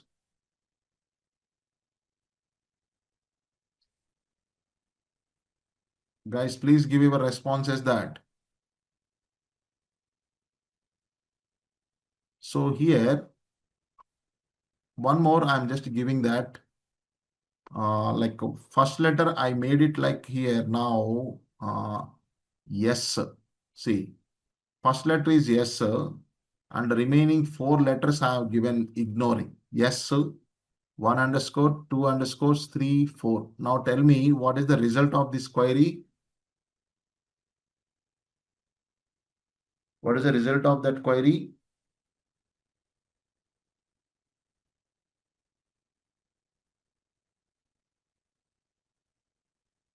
First letter is yes, and the remaining 4 letters are anything. First letter is yes is okay. So we used underscore over there. That means total length of the name is 5 letters. Within that, first letter should be yes only. That is the meaning. Okay. That means so you'll get only Steve this time. Steve only you'll get. But the question goes like this here now. So length should be 5 characters and name should starts with name should starts with what ma that is alphabet S. You should go for like this. Then this is the answer for that. Like you have some queries on this one here. This is what just we are having with the like operator, that is like with percentage and underscores. How can we use it? These all here. Like this, we can go for different what we can call that is so queries on where clause. What my it is where clause part we are having this is okay. This is one thing. Just we go. So I'll give one question. Just write on that here. So show all employees whose name, whose first name, whose first name, second letter is A and fourth letter is again something E. Let's assume like that. Second letter is A and fourth letter is anything. E. Fourth letter is anything. Rest of letters ignore it. Now write the query for this.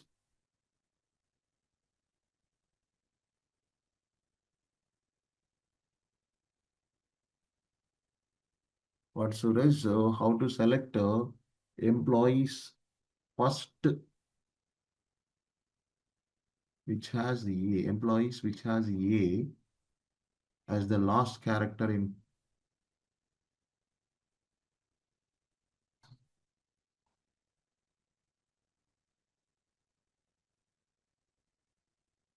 select EMP like underscore A and underscore E percentage. Chandra Prakash, you are missing that underscore for the first, not percentage. Second, specifically asking second letter, no. How you go for percentage? Underscore should go. Swagadika, your query will check only 4 letters. Swagatika, your query will check only 4 letters, which is having second letter E and fourth letter E. You should keep the percentage symbol after E.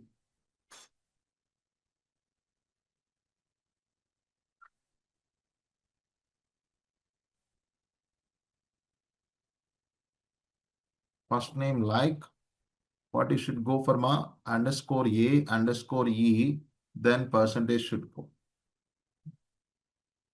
I don't know how many employees are will come. Yeah, we have it too. Karen and Janet.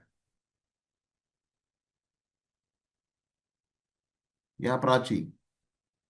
That will give us here now only 4 letters will be considered Prachi, but the length of the name has been not defined. You have to see that 2 lines of question. After this, just I have written one more. Rest of letters ignore. That is what actual question. Complete question is that is here. So that's about some of the examples of where clause ma. So that is what as per the syntax. Now where clause is completed. Now come to this group by clause. But one thing, guys, whenever you come, now we have to discuss about these two, group by clause and having clause has to go. So for that, first of all, you have to work on group functions to work with the group by clause. Group by clause cannot be used directly here. Group by clause need some predefined functions called group functions. We'll call it as what that is. Group function should go. Okay. So what are that group functions and how can we use those group functions?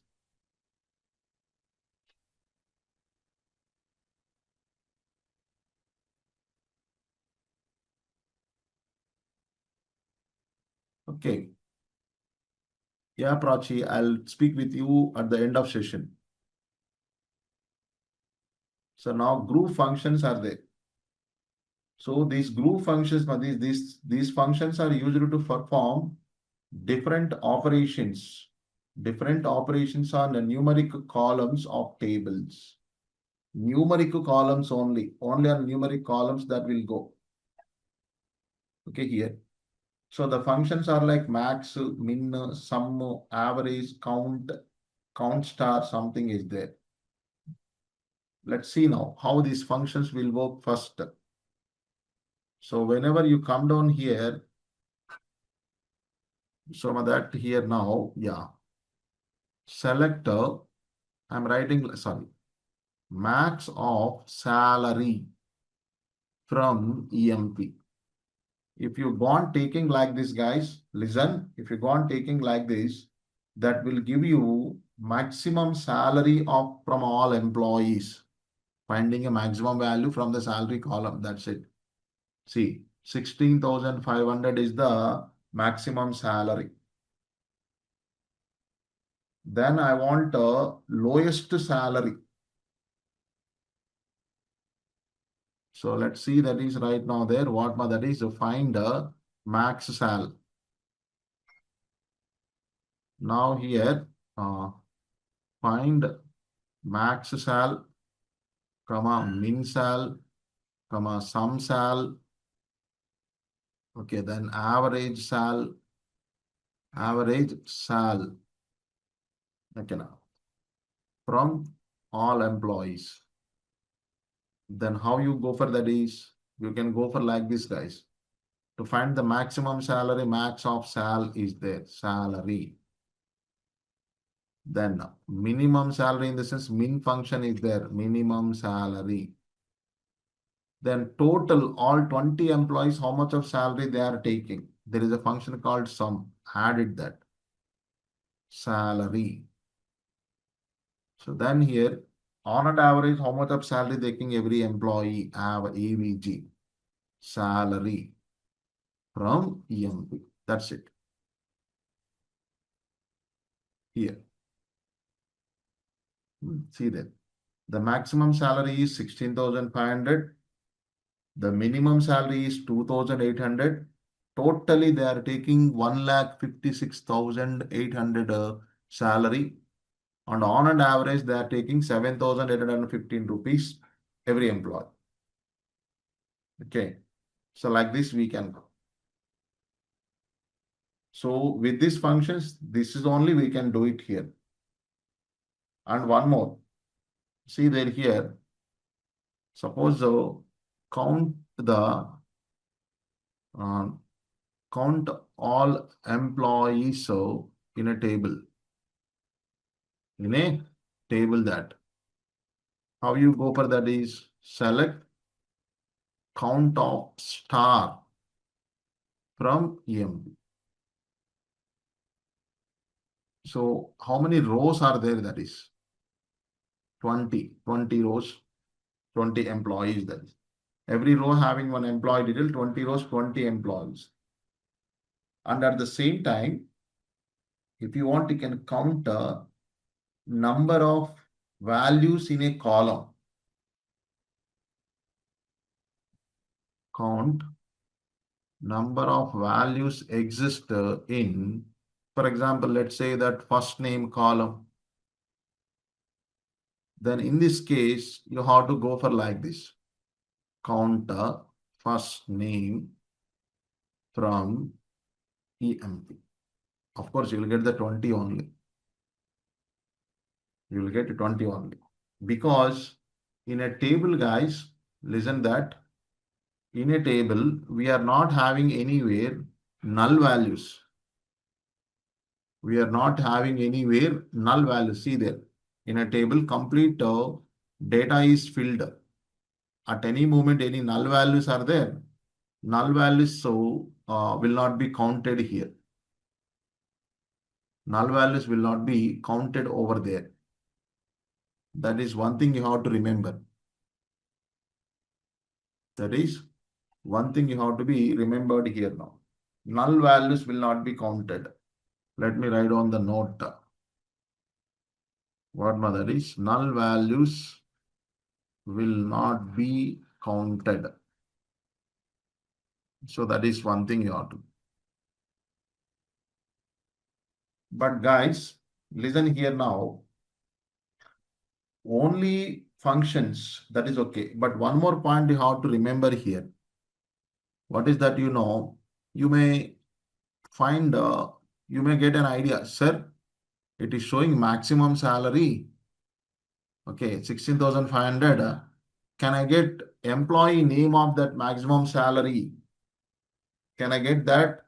In the sense, of course, we can get, but not in this way. For example, and as usual, suppose if I write first underscore name, and if I write this one, you see there, what will happen? Will we get that name?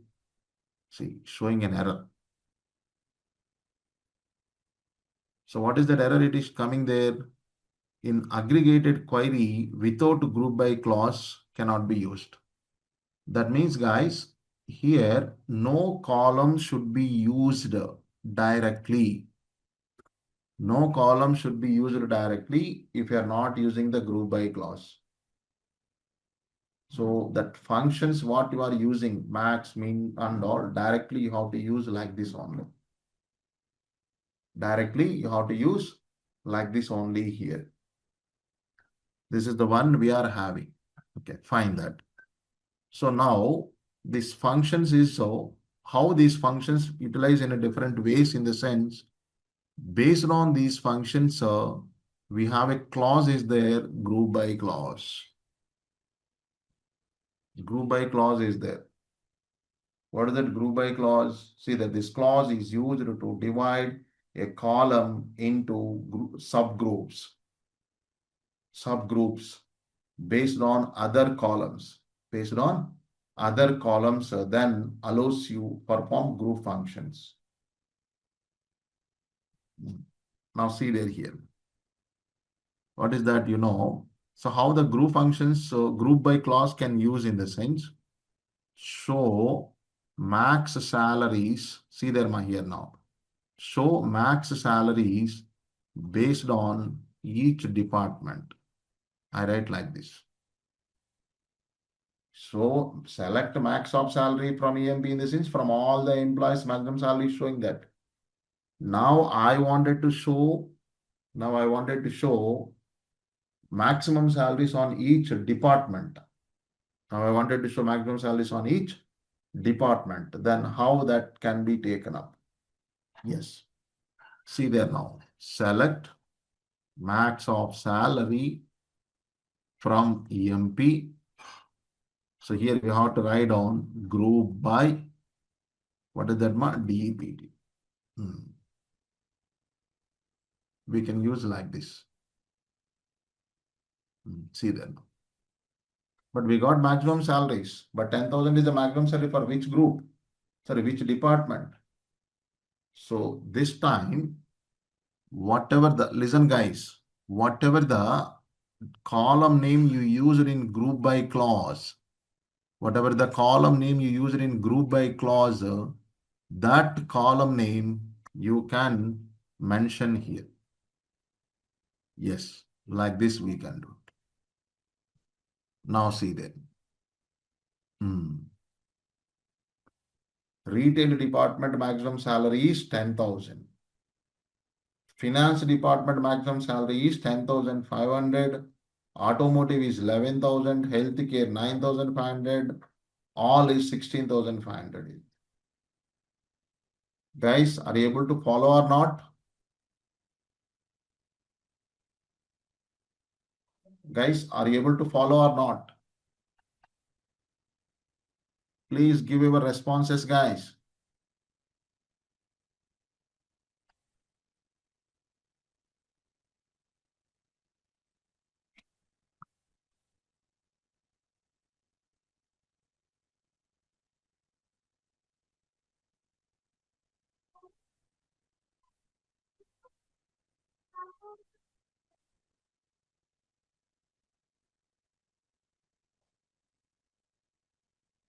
Yeah, guys. Let's see that is here. So now in the same way, you can go for like this. What is that? Take this one my here.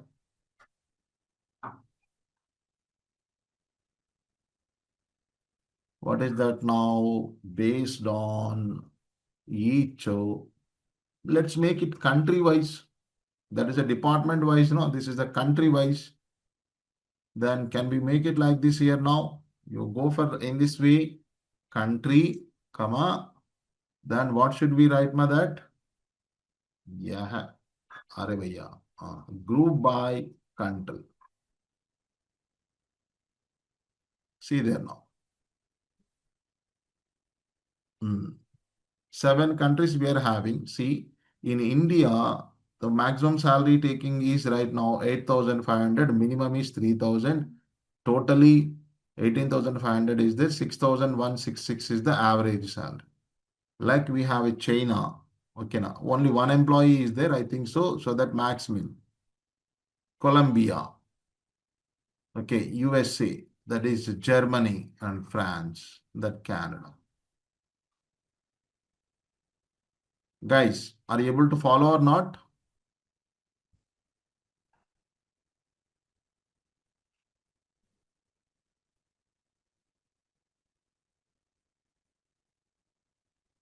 Okay, this is the one now we are having. So now here one more. Let's see. So what is that? Count the number of employees in each job role. Each job role, that is. Count the number of employees in the job role. Okay. So how that process can take here. So here now job role na role comma. So count of star from EMP group by what mother is a group by role can go for it. See there now.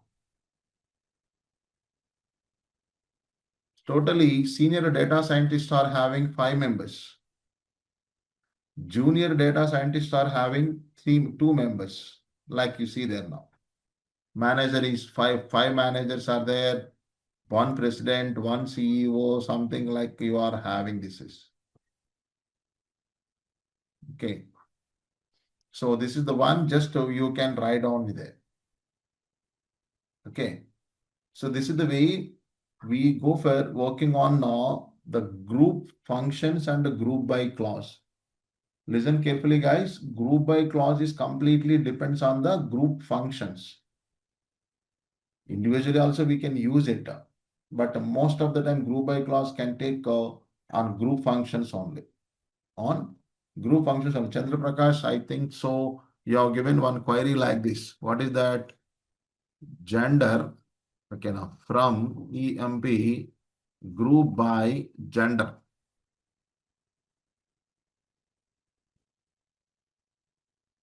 See the 2 groups. The distinct clause also we did that. Okay. That is one more just we do here now. Okay, this is a group by clause can use, but not frequently on this kind of columns. Group by clause will go for always. So maximum 90% cases on group functions only we go for that is. Yeah, guys. So then one more is there here. What is that? Having clause is there, guys. One more is there. What here now? Having clause is there. Okay. Generally, what is the purpose of this one? Where clause? What is the purpose of where clause, guys?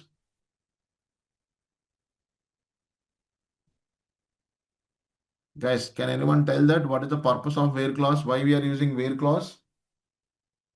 To by specifying conditions, we can retrieve specific rows.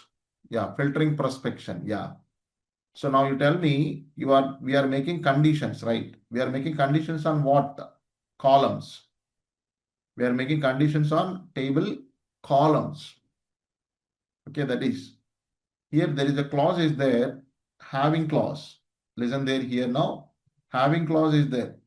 This clause is used to specify conditions on group functions.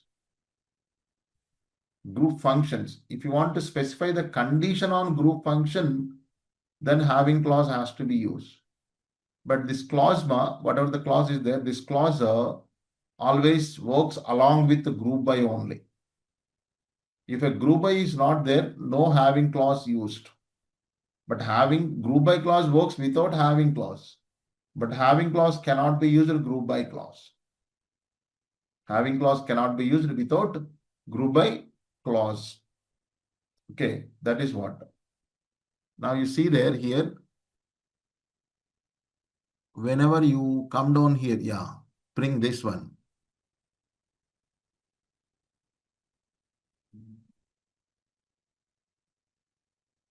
So what is that one here? Let me execute this query once more. So like this we are having a. So now I'm extending this question like this. Those max sals must be greater than or equal to 10,000 MRs. See there, must be greater than or equal to 10,000. Those max salaries. So that means here this 9,500 should not come. This should be avoided. Actually, not healthy. This one based on this is. Then here you have to write on having, just see that. Again, max of salary greater than or equal to 10,000. You should write like this. See, I'm specifying condition on group function. Group function. This is the condition is happening on function, not on the column. If it is a column, we use where clause. If it is column, we use where clause. But here it is the function, so that having clause. But having clause can't be used without group by. Okay, that is. Now you see there here. See, healthcare has been removed. That means filtered that. That has been filtered here. The same thing, just see there here. What is that? So here also count number of employees, show number of employees in each department whose count is greater than or equal to 5. Greater than or equals to 5, that is. Then how can we write that? Having count of star greater than or equal to 5. That you can take down. See, only 2 is there. Senior data scientist and managers. Usually without that, see there. Up to here in the sense, what is the output you get over there? See there, 2, 4 and 1, 1 is there now. Those all has been reduced here. So make it that here, it is 4. And this is also going for 4. Okay. So like this you are having. That is about the having clause. That is about what here, having clause is there here. Guys, are you able to follow or not?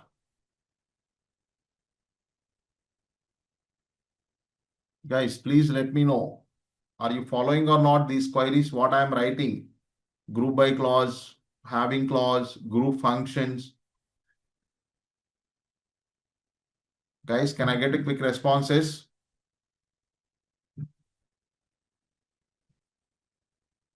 Hello, guys.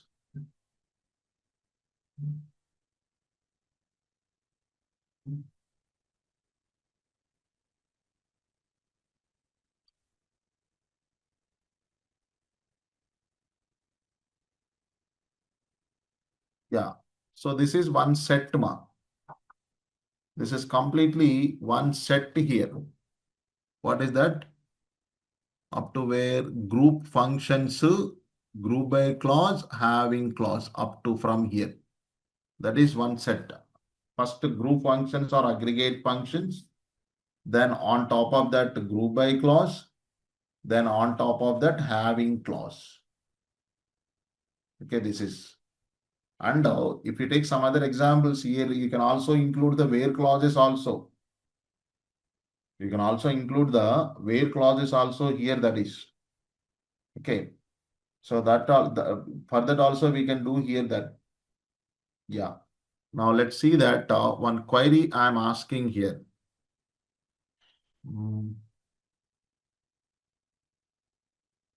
Yes. Let me show maximum salaries. Maximum, max comma min salaries. What that is? Min salaries of retail and finance department. I ask like this. Retail and finance department. So here you see this, how I'm writing that. So I'm including here group by and as well as where clause. Select what that is a DEPT, max of salary, comma, min of salary. Okay, from EMP group by DEPT. This is done now. Yes. All, but what we want here, we want only retail and finance. I don't want remaining all. Then how you filter that is? Apply the where clause. If you want to apply the where clause, guys, so where clause should come always after from. This is the order only you have to follow. You see, this is the select statement order goes like this only. This is the only order we are having. Where group by having, that is like that, you will be getting that. So here, even see there. If I write like this, where it shows and see where it is showing that DEPT in retail, comma, then what that is finance.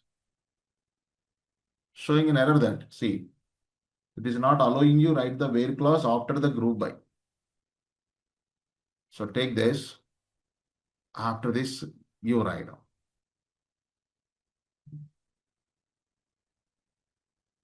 See that, only those two has skipped.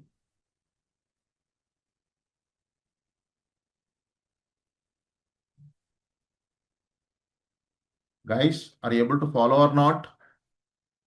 Understood this query?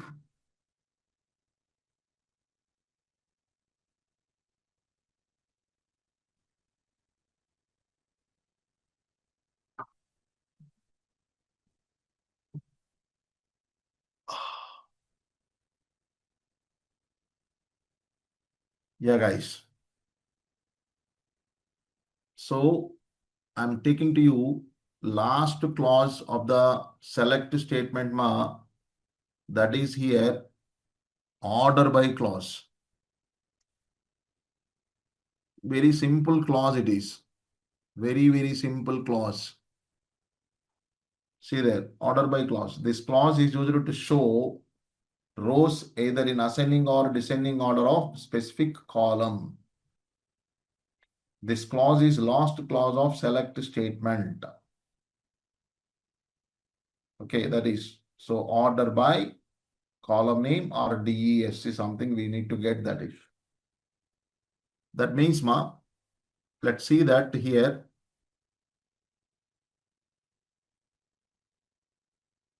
Order by clause. So whenever we go for like this. What is that here? Show all employees so in ascending order of salary. Ascending order of salary, that is. Then we can go for like this. You see that select star from EMP. For example, see right now, guys, salary column. See, the salaries are here randomly there. 7,653 or something, blah, blah is there. But I want first lowest salary, then highest salary that. Then we can write down like this, order by salary. Now you see there how the data will come. See, first 2,800 and gradually increases that. Okay, and finally you are having a 16,500.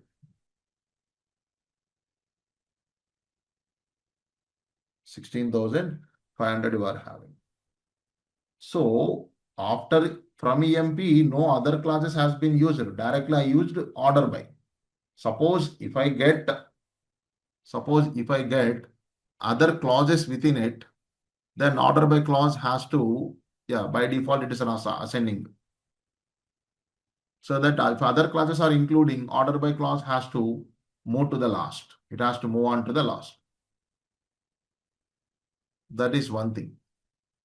Okay. For example, you see this, take this query. Take this query and I'm using that. So as per alphabetic order, first finance should come. First what that is? Finance should come. But it is not coming. No worries. Take this query here. Okay, right now. Order by DEPT. Then what should you write, ma? Here you have to write order by DEPT.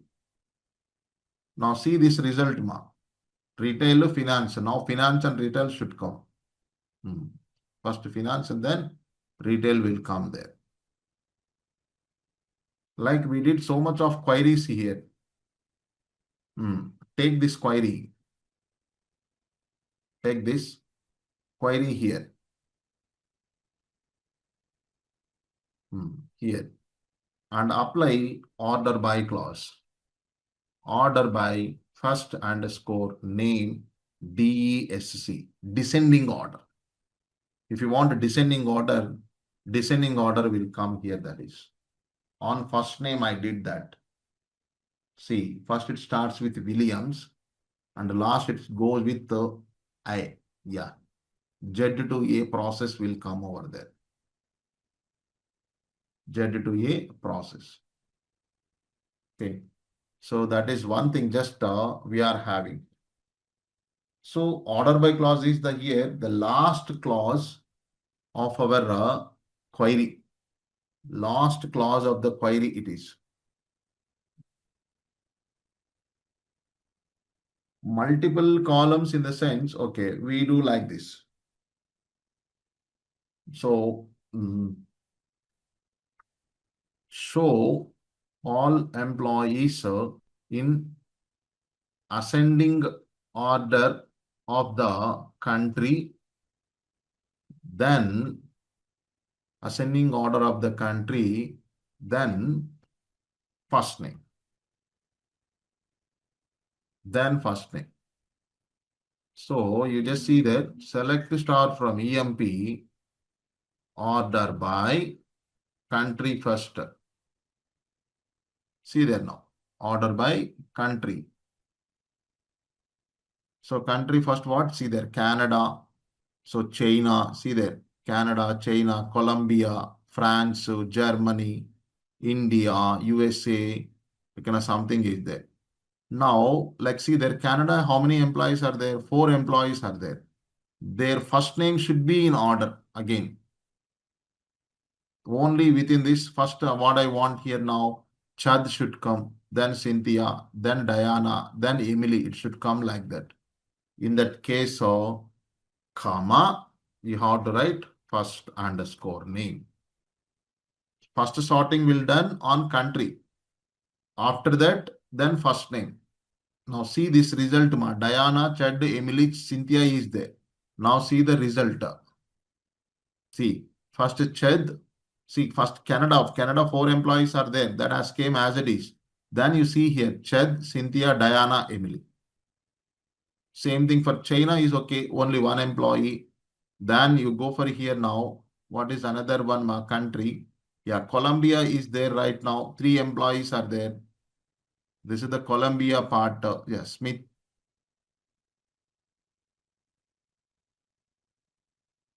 So David, Janet, Jennifer. See there. If the first letter is same, it takes the second letter. The first letter is same, it takes the second letter that. Remember like that here now. In that way, it goes here now. Got it, guys? Understood that is? So multiple columns also, you can take ordering like this. Guys, is it clear or not? Please let me know.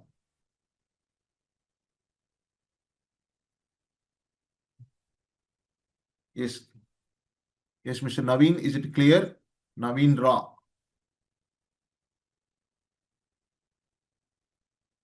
Yes, guys. This is about today's topic. This is about today's topic here. Okay, we covered a couple of commands. Still, we have some more commands are there. Some more commands and topics are there.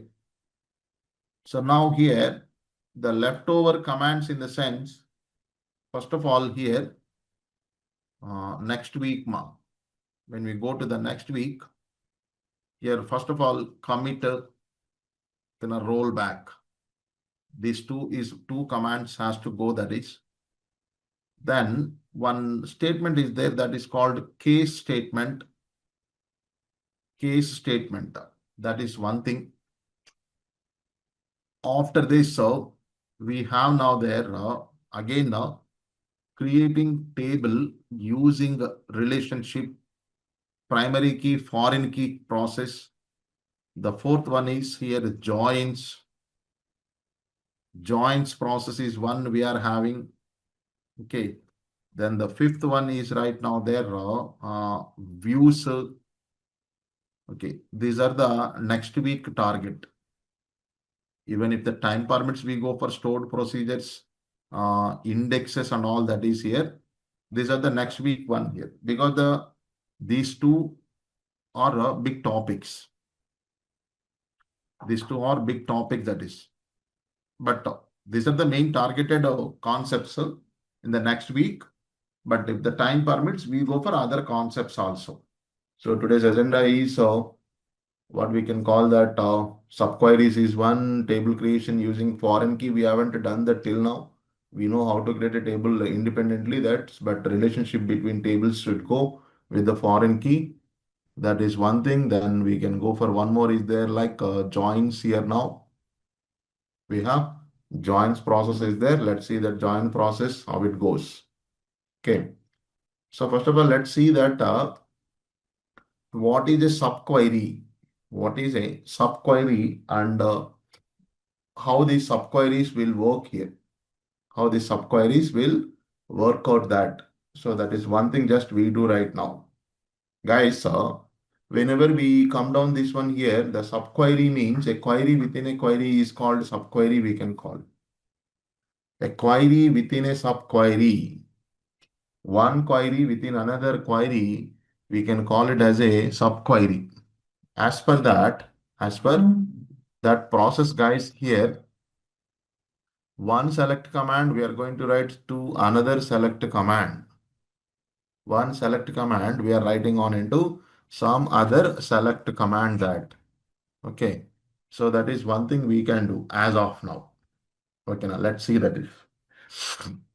So what is the purpose of this subqueries? So why should we write this subqueries in the sense of generalize the query where we no need to specify fixed values. What that is specify fixed values. Fixed values so in where clause conditions. What does that mean in where clause? The conditions that. This is what has to go.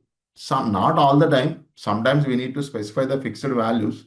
That is compulsory. We can't avoid completely. But sometimes, not every time, but sometimes we can avoid and we have to be avoid. We have to be avoid specifying fixed values while writing conditions on where clause. So what are that? What are that one here? I'll show you one thing now. Let's see. So last class, we have been discussed about aggregate functions are group functions. Aggregate functions are group functions. See there now here, select max of salary.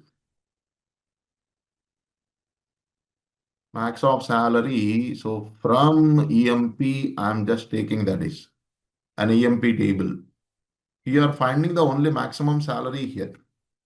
Suppose, sir, if you ask, sir, can I get who are the what we can call that employee who is getting that maximum salary?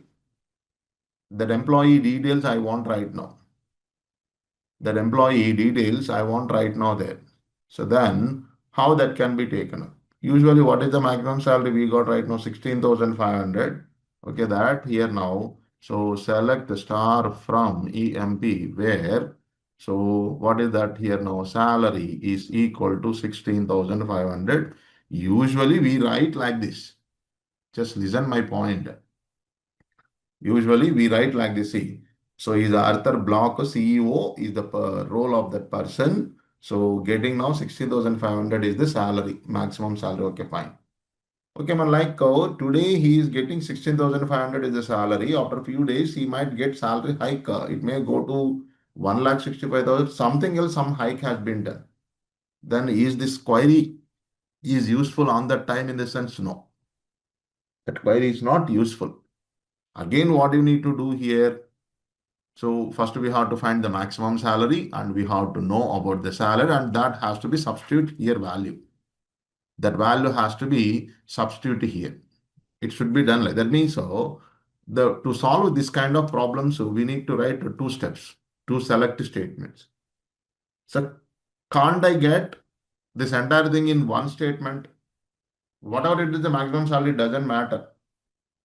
Whatever it is, the maximum salary doesn't matter. It has to show all the employees who is getting maximum salary. All the employees who is getting maximum salary, I want like that. Then how? Okay, that is what here. Let's see. In the place of where you are mentioning fixed value, listen carefully, guys.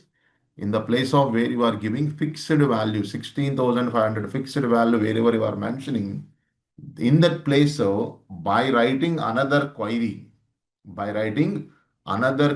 to get the maximum salary. That means, can I write like this here now? See there, select max of salary from EMP. We will get like this. See there now. In a simple words, say same answer. I got it right. So now we no need to write here this query. See there, we are writing one query within another query it is. Now we are able to get this one. So let's see that here now. What that is show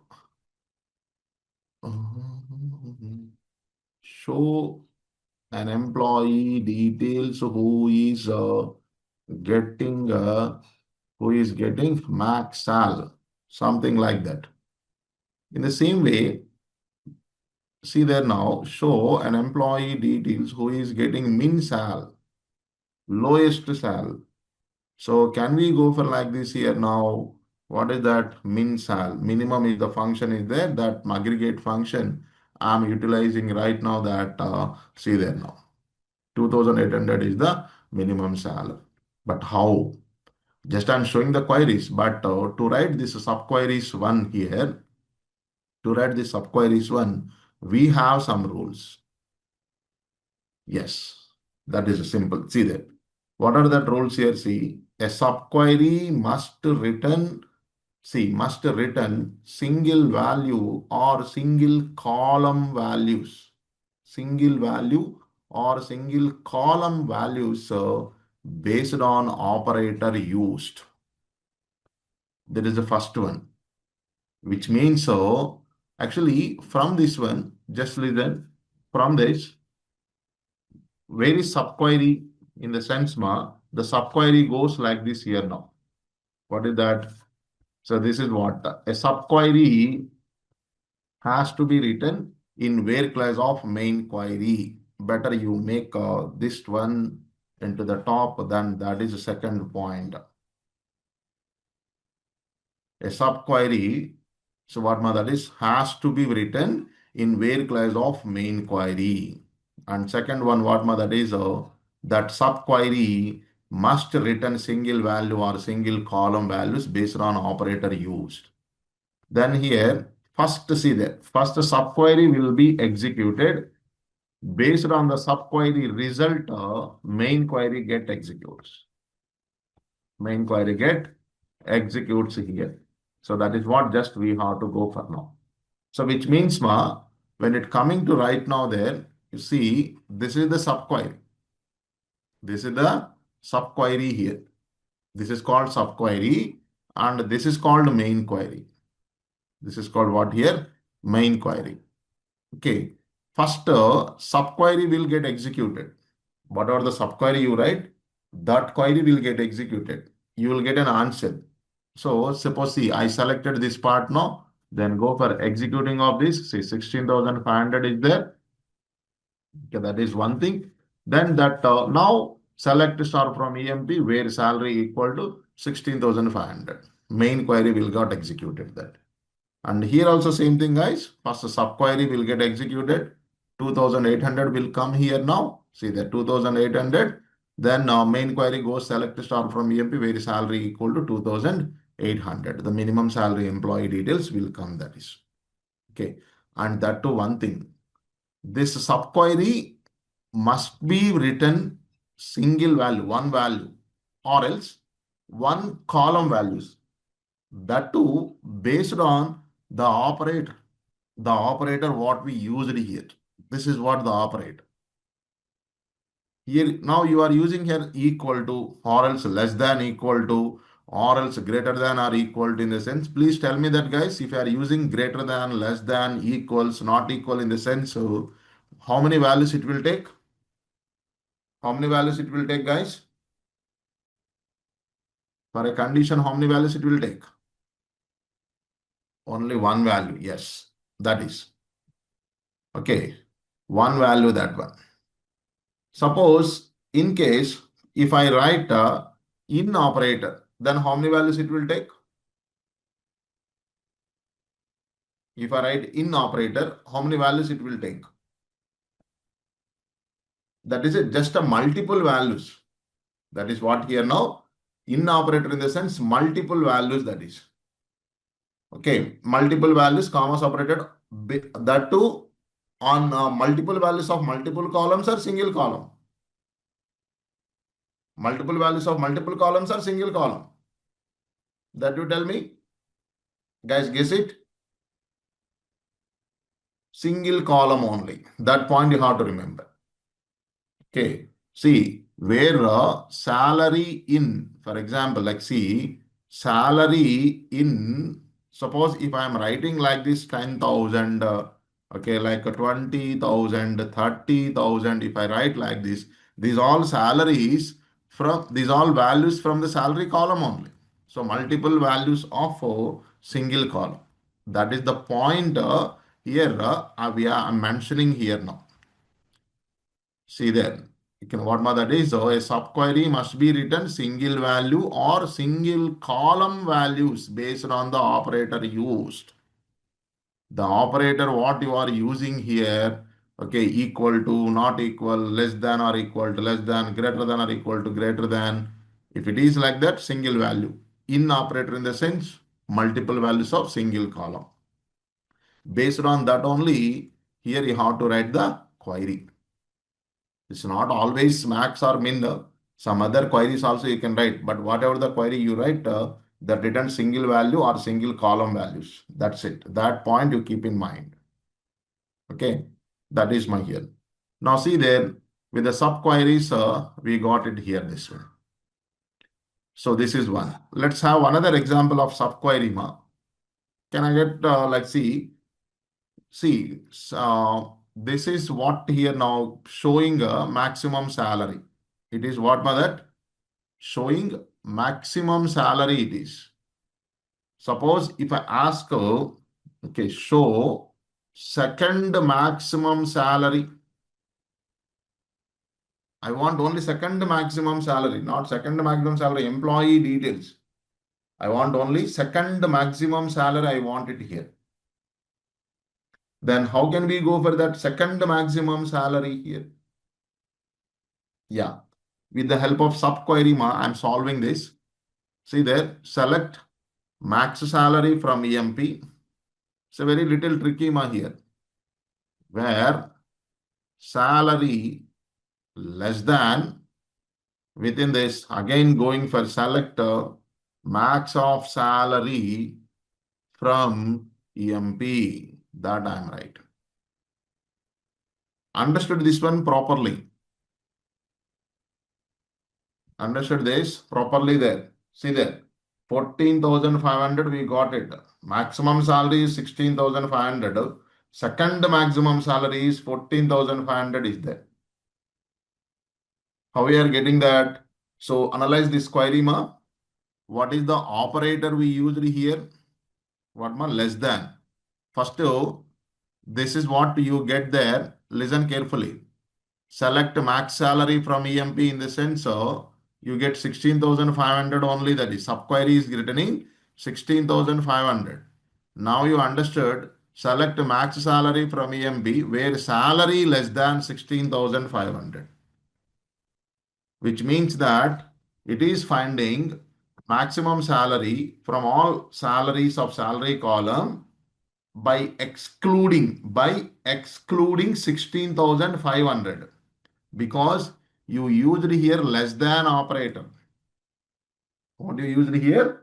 Less than operator you use, excluding 16,500 that. So obviously that will come or not, second maximum salary. Will it come or not, ma? Clear or not that query? Please let me know. Are you able to follow or not? Again, if you put now less than or equals to, again 16,500 will come. It goes with a purely operator. You see that if I go for now less than or equals to, then there is no meaning for that one. 16,500 only you'll get. So that you have to go for only less than. That maximum salary exclude. Now we are getting this is. Yeah, like this we get. And one more that you see this here.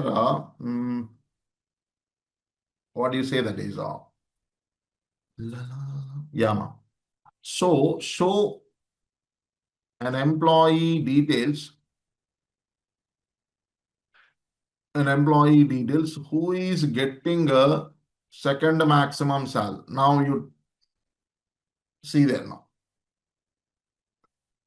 So for this, I'm going to write a subquery within a subquery. You can write like that. A subquery within a subquery you can write down. You can go with subquery within a subquery. You can write like this. It is possible. One subquery within another subquery you can write down, sir. Same thing again. You write one more subquery for this.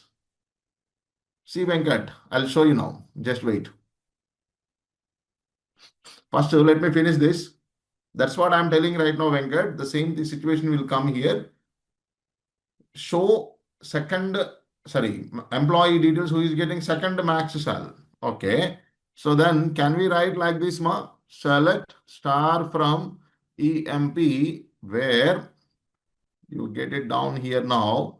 Salary is equals to. Okay. Can we get this? This is giving second maximum salary. That query. That I'm adding here. That I'm adding. See there. One subquery within another subquery. An employee details who is getting second maximum salary, 14,500. Basically now it is a subquery here. For that subquery, I'm writing one more subquery here. So how this will get executed? How this will get executed, ma? First, this will get executed. Okay, 16,500 will come. Then continuation to this will get executed. 14,500 will come. Then this will get executed. That employee details will come. Reverse mechanism. In a reverse order, you have to go for that. In a reverse order, you have to go for that here. Guys, understood or not this query? Understood or not, ma? Guys, please let me know.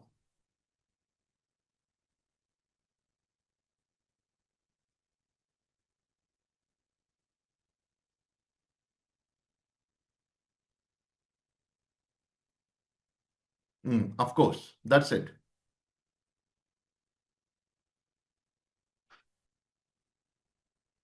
Yes, Karan, that's it only, no. So we can't go for more than maximum salary, no. Anything, whatever you have to do, that up to maximum salary only. The same thing we are doing here. Yes, your calculation is correct. Whatever you are thinking, that's correct here. We cannot go for greater than maximum salary, right? We cannot go for greater than maximum salary, that is, if it is from all the employees. If you go for any group by clause or something, then you can. That is possible. Okay, but we are not using any group by clause here. So that's what. Yeah, Venkat. Now see, you are asking about third maximum salary in the sense. So on the basis of this one, you can solve that. What is that here now? See there here. Third maximum salary in the sense there. Same thing again. You have to go for like this. For this, again, you write one more where clause. That's it. Where salary, again going for less than what ma that? Max of salary from EMP. We are taking like this. Obviously, you get third maximum salary is 11,000 is there. Got it, Venkat?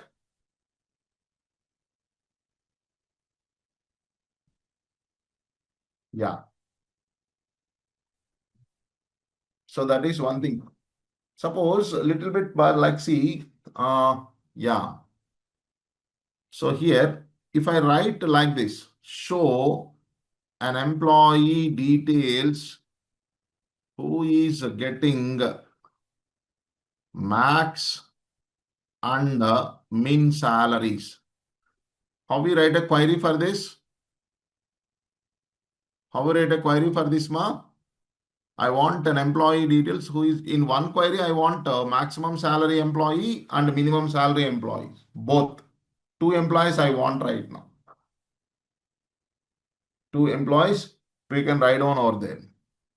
Shall we go for like this? Select star from. Can anyone try that? Please try. Let me guess how you write, ma. I want an employee details who is getting max and min.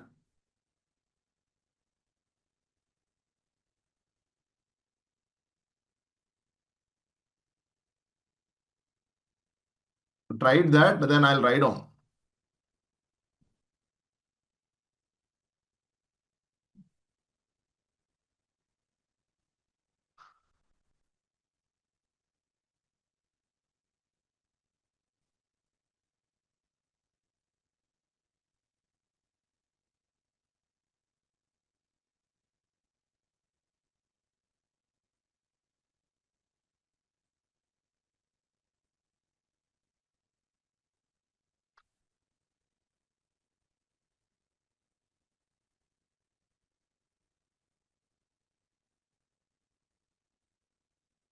Guys, can I get a quick response?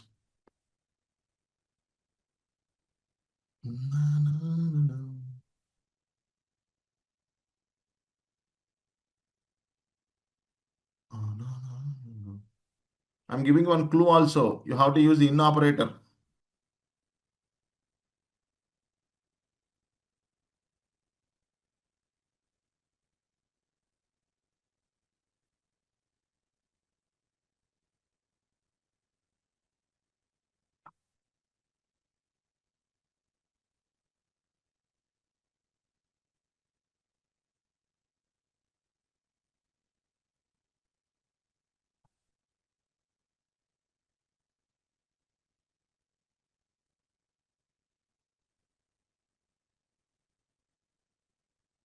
Anyone, ma?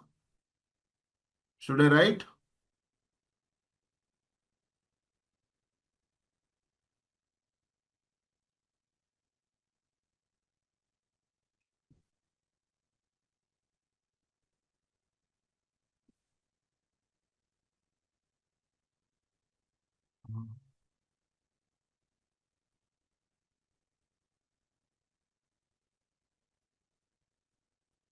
Exactly, Karan. That's it. That is the answer we get. See, Karan has given ma. Karan Jeswani has given answer that. See there, select star from EMP where salary in. Just I'm taking like this here now. You write select. Okay, one thing we do here.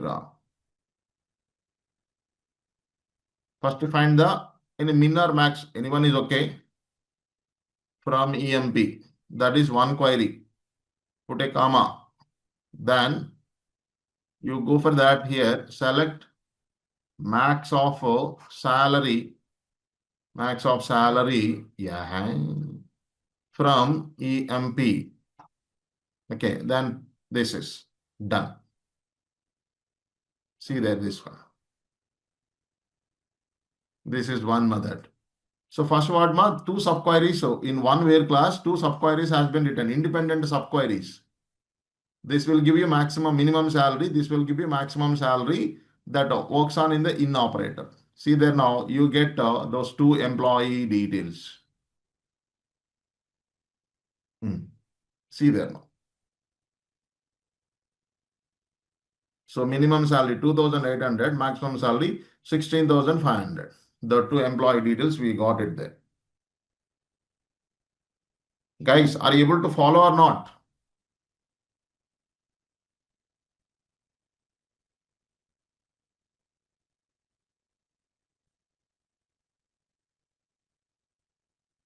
Fine. So why we are using brackets for getting values of queries?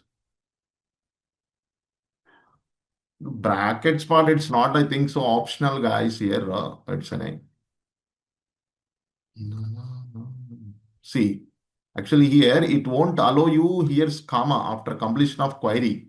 Semicolon will allow you. So that is what, see, it is not allowing you to write a second one. Because of that, if you keep that parenthesis, okay, now it works there. Got it, Navindra? Naveen Raj, sorry. So this is what we are having right now. Yeah, so this is the way the subqueries concept will go for that, guys, here now. We have some other queries also there. We'll do it that. We will do it that is here now. So, or else you write one more query. I'll give like this here now. Show all employees who are having, who are, who have above the max salary, above the max salaries of what we can call retail department. I want like this now. Retail department. Retail department that. Tell me now. Now write the query for that. Show all employees who are who have max salary from retail department.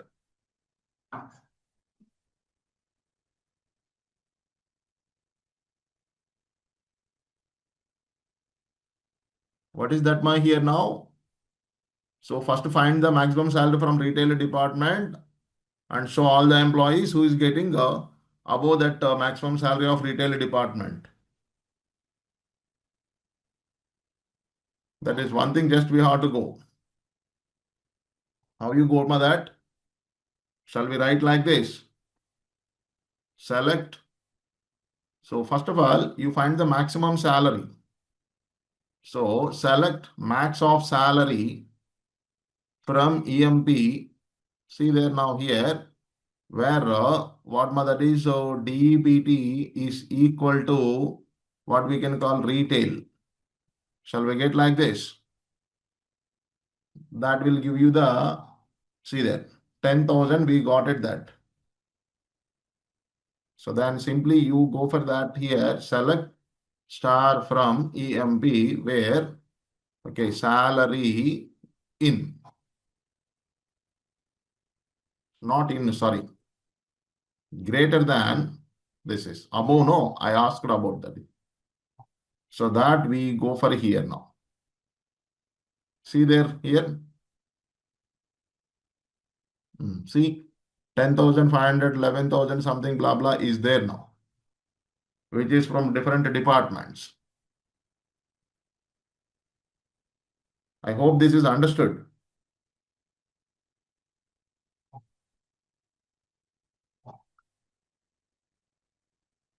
So whenever you are writing subqueries, that first you write a subquery, based on that you go for there. This you can also go for solving in another way. Of course, sir, the group by clause we no need to add. Even if you add the group by clause, that also fine. Sometimes group by clause also will come here. What is that? Uh, See there, this clause, you can make it like this.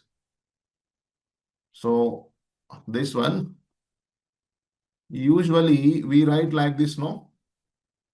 Group by what mother is DEPT. I am writing. So all department maximum salaries will come. From that, you get it only like what the retail department group by maximum salary. So that you have to add it here. So this is also will give you retail department maximum salary on. Yes, see there. That is also fine. This also you can add it here.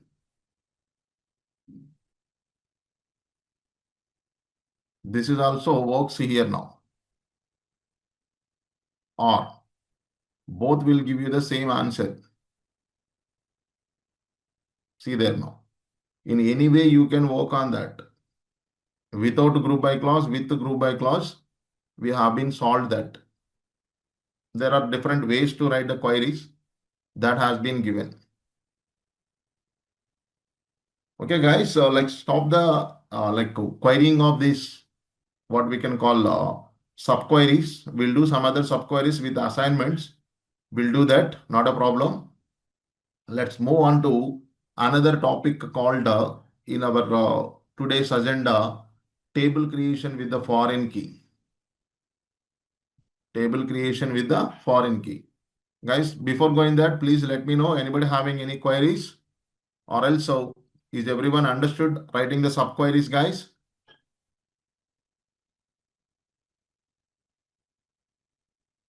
Guys, please let me know. I hope that everyone understood. If anyone having any query, please post it here so that we'll discuss.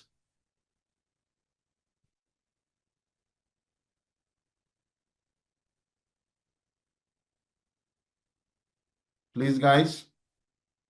So I'm moving on to next topic, right?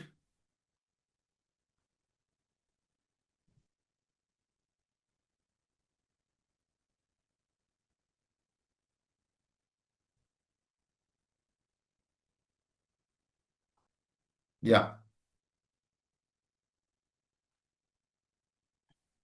So this is about, let me save this one like a subqueries, 21st February 21st underscore Feb subqueries. Yes, this is the one. I'm just taking that. Yes, so going to another one. Yeah. So now the next point here now, let's see that the next topic for today's one that, so creating relationship between tables using primary key and foreign key. That is what we are to go. How primary key and foreign key part will work here, that is. That means, guys, here the relationship has to make between the tables. First of all, why this relationship should go? So for that, I'll show you one thing that here.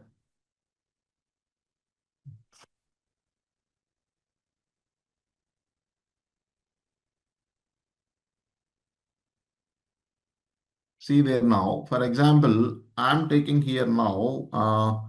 So what do you say that is, for example, you take a student by data table is one we are having here. So roll number is there, student name is there, time birthday. Okay. Okay, roll number, student name, like we go for gender.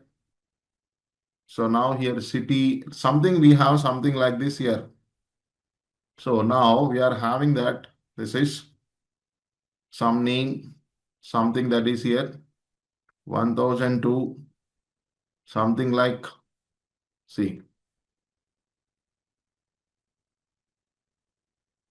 yes, we have a three students are there.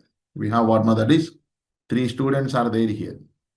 So now I am taking that marks is one table here having. In this marks table, so what I am taking, serial number, exam, subject 1 marks, subject 2 marks, total, and here I am giving roll number. So here you just see there that one something like, so what do you say that here? So quarterly is an exam. Okay, some 56, 78. We got some total here now. Let's go for that. So 100. Then whose marks it is, that need to go. Suppose let's say that 1002. Okay, then here this is so what we go for 60, again 60, 120, it is there 1001. Let's see that is 3, again quarterly 45, 45, and it is 90, 1003. Something just you go for like this, my dear. So here, suppose if I'm going for another student like this. So what is that one here now? Let's say that 130. Whose marks it is? Suppose let us say that if I add 1004, it should not accept here. Because here one thing that guys, here the marks what we are entering here, the marks, okay, that marks are completely depends on the students who are there in the by data table. 1001 roll number, 1002, 1003 is there now, that we are taking. This is okay, this is also okay, this is also okay, because these roll numbers are there here, but it is not acceptable. If I want the roll number who are having roll number 1004, the by data details, can we get from this table? Can we get it from this table? We don't have that. We cannot get it that one. So data inconsistency will happen. Data inconsistency will happen. It's Excel so that we are able to write, but it should not happen on a databases. So that we have to make a relationship between these two columns. We have to make relationship between these two columns here, that is. Okay. So whenever we make relationship between these two columns, now here it is a primary key. Here it is what? Primary key it is. Simple way that is, it is a primary key, and here it is a what in the sense here? Foreign key.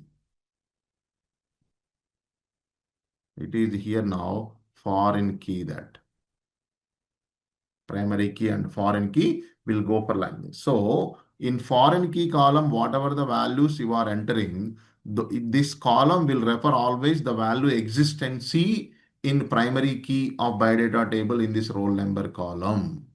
That means if I'm entering here 1002, first it has to check that 1002 is there or not here. If it is there, it will accept. It has to accept. Okay, if it is not there, it won't accept here. So data consistent prospection should go. See, employees, suppose a department table, employee table. So employees are registered in a department based on the department only. That is one thing. Okay, like you can go with country names and their capital cities. See there now. First I'll write all the countries. Then I'm going to add the capital cities. So based on the country reference. So in that way, just it goes there. The relations here now. So there are a different ways that here now. See, I'll show you now there now. You delete this one here, just see that. So the relationships you can take in 4 ways. That is the relationship you can take it in now 4 ways that here. First relationship is 1-to-1 is there now. That is a 1-to-1 relationship will be there. So 1-to-1 in the sense there. So one entity here, entity A is there, then entity B is there. Okay. In between that, we will make a relationship. This is called here now 1-to-1 relationship. What is that 1-to-1 relationship here? See there now 1-to-1 relationship. Okay. In this 1-to-1 relationship, so an example, if you go for that is an example, if you go for that, so let's see that what you can say that is, yeah, student course. Can we make it like this? One student, one course. One student, one course. 1-to-1 relationship can take that is here. So that is one we can take down there. So one more is there here that 1-to-many. That is 1-to-many is there. 1-to-many and many-to-one also you can go for reverse order that. That is this is one just we can take down here. This is one entity having here a relation, one entity having relation with the 2 other entities here. 2 other entities. So here you can go for this one. This is the one just we can take. This is called here 1-to-many. 1-to-many that. What is that here now? Sales report. Just see there. Sales report consists. That is consists of customer and product details. Product details here. Here, this you can make sales. And this is going for here? Let's consider. So that customer and this you can take that is product. Something you can. And you can make reverse also. Many-to-one also going for same thing that. That is? Many-to-one also you can make that is. That is also one more point you will get there. You will be getting of that here. So there are 3 has been covered. 3 has been covered here, that is. Next, 4th one here, that is many-to-many. Many-to-many that we can take down, that is. So this is one more, just you can take down here now.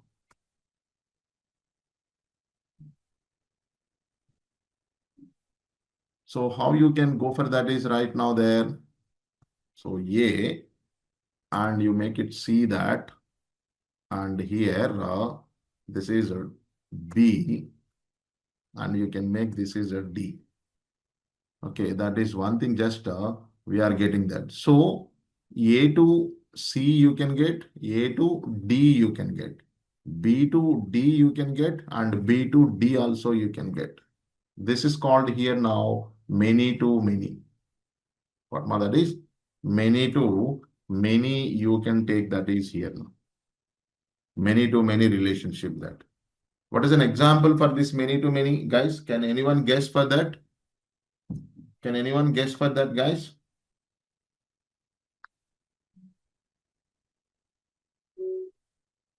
Many to many relationship.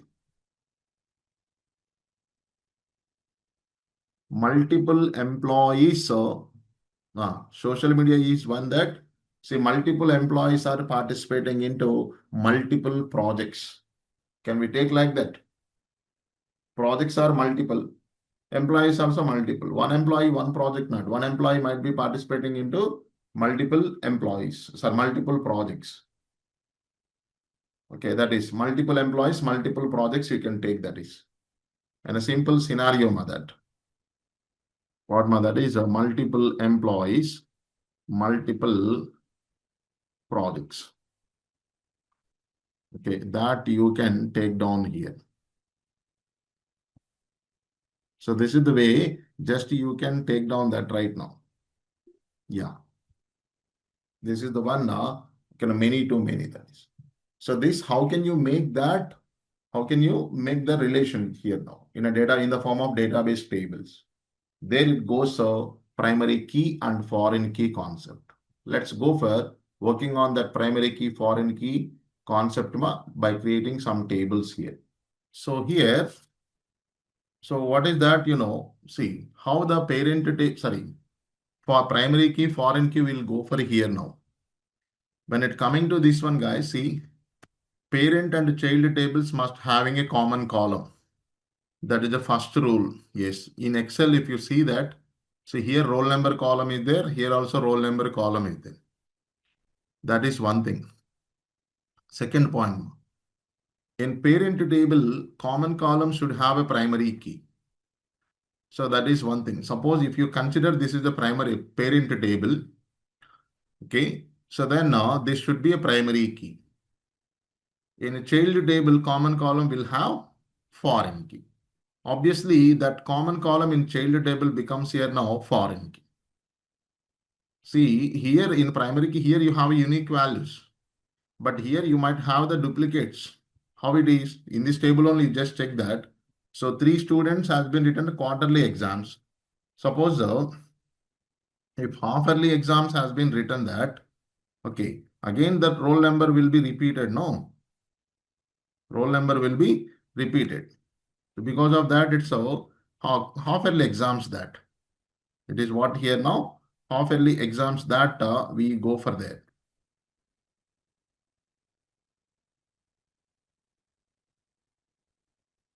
Okay, so like this, so we can go for it here. This is in this way. So that is called, we can get it right now. So let's see that how to apply this primary key, foreign key one there. So parent table creation, we don't have any new concept that as usual, we know how to create a table. Here we have to see that how to apply the foreign key. This is the syntax we have to follow the foreign key prospection. See foreign key column name. Foreign key, how to write on that column name references parent table of name. Column name has to go. Yeah. Let's see now that, guys, this is the example. We'll make it that here now. One point, we'll make it like this. What is the first I'm taking? Parent table as a customer. Serial number unique. That means here it is a, that okay, leave it there. Customer name, location, account number, primary key. Then here, see transaction, serial number is a primary key, account number, transaction type, transaction date, account number is a foreign key. Let's see that how can we make these two table creations here. So let's go for that here. Sorry. Where is that? Yeah. Here you are having that. So make it comment that. No. Yes. So then here first I'm creating a parent table. So that create a table customer. So that you write that is the serial number. It is into unique. Okay, int unique I'm taking that. Then C name I'm making that is varchar of some 20. Then location I'm making that. So varchar of 10. So make it a default value. Okay, what method is HYD. So then now I'm just taking what method is, so account number, what method is account number, varchar of some 10, so primary key.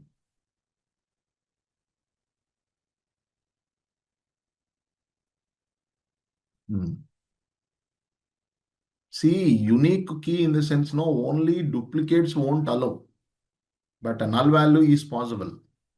One null value is possible. Primary key in the sense, no duplicates, no nulls. That is the difference. Very good question that. Everyone thinks that primary key in the sense only unique, not that one. Primary key is a combination of unique and not null. Unique in the sense now there, unique in the sense duplicates won't be allowed, but one null value can allow. One null value can allow. You see that, guys? I'll show you here. For example, okay, here only you just take that. It is not a, don't consider like a relationship. Here only this one. I got here now unique constraint. What was the unique constraint? Okay, here I don't know one of the student roll number. Fine, no worries. I'm writing name and I'm giving that. And again, I'm going for that. Yeah, that's what. That is, I'm explaining Navindra. Navindra, just see there. Let me finish this. Okay, this is one thing. And now one more student roll number, I don't know. For example, if I'm giving like this here, again, here it won't allow. It won't allow. Already one null value you used. One more null value in the sense, again, unique constraint violated. Again, unique constraint violated here. So that is one point you have to remember. It won't allow here. No. There is a chance of only one null value. Another null value in the sense, again, duplication is coming. Again, duplication is coming here. So it won't allow. If it is a primary key, even that null value also will not be allowed. Completely unique and not null. I hope you got it that. Understood? Huh?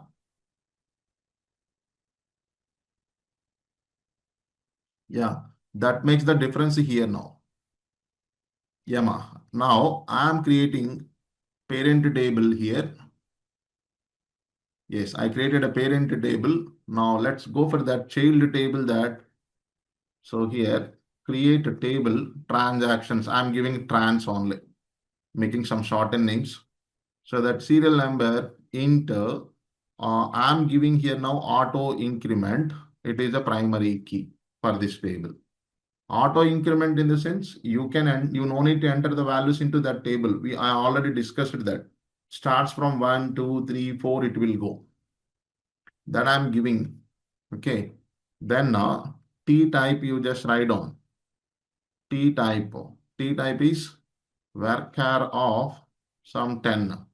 Then a T date, transaction date. It's a date column. You just make that easier now. Then amount. What is the amount has been now? So 1 second that. Here account number you write on. It's a varchar of 10. I have written that.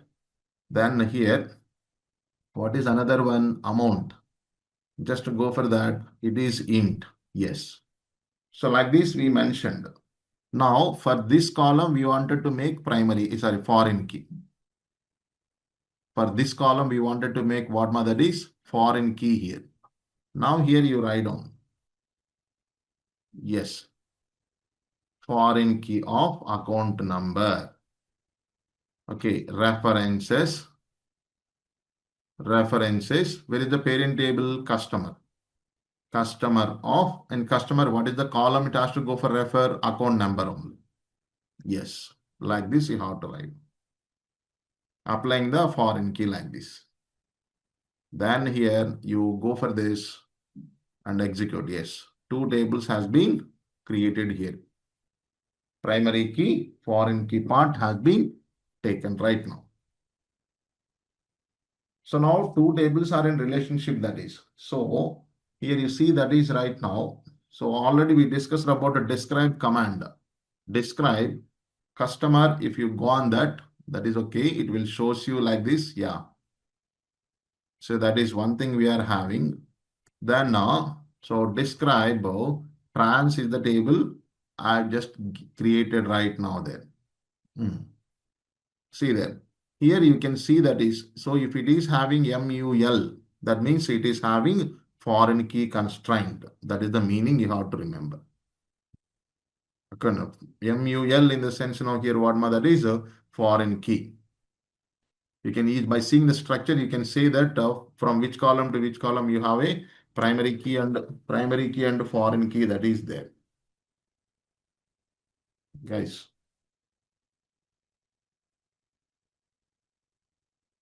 Guys, 1 second.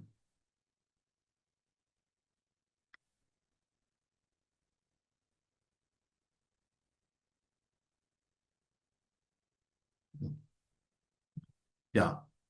So that is the one just we are getting right now. Okay, guys, that is one thing. Now let's go for data adding. So we wanted to go for insertion of data. Insertion of data always should be done first parent table, then child table. Insertion of data has to be done first parent table, then what my child table. Okay, add some rows into the parent table. Add some rows into parent table, guys. That here insert into what that is customer. So you just go for serial number, C name, then account number. Location is a default one, so that I'm skipping that here. Values, serial number 1, customer C name, that is here, something like I'm giving some name, ACC 001, I'm writing that. Let's have 3 accounts. Yes.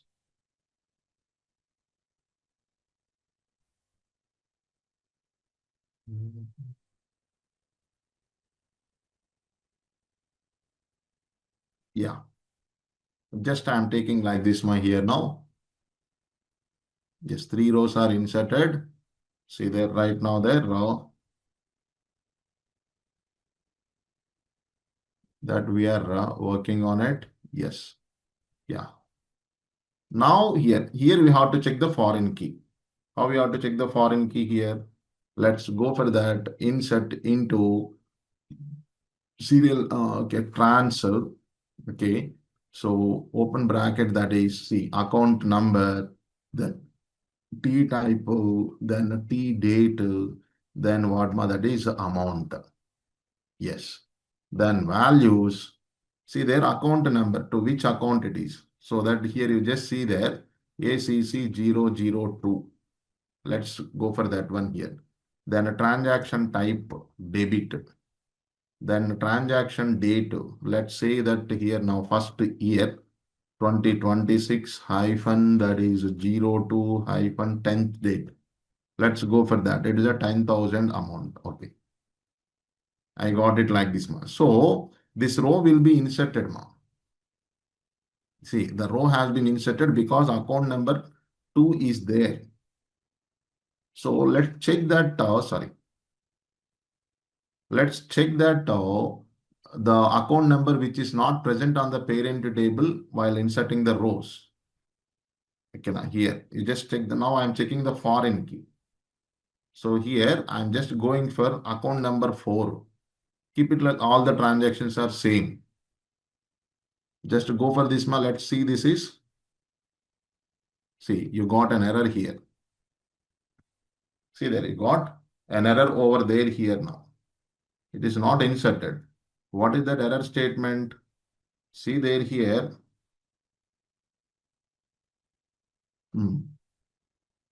So error statement is what must see there now. Error code 1452 cannot add or update a child row.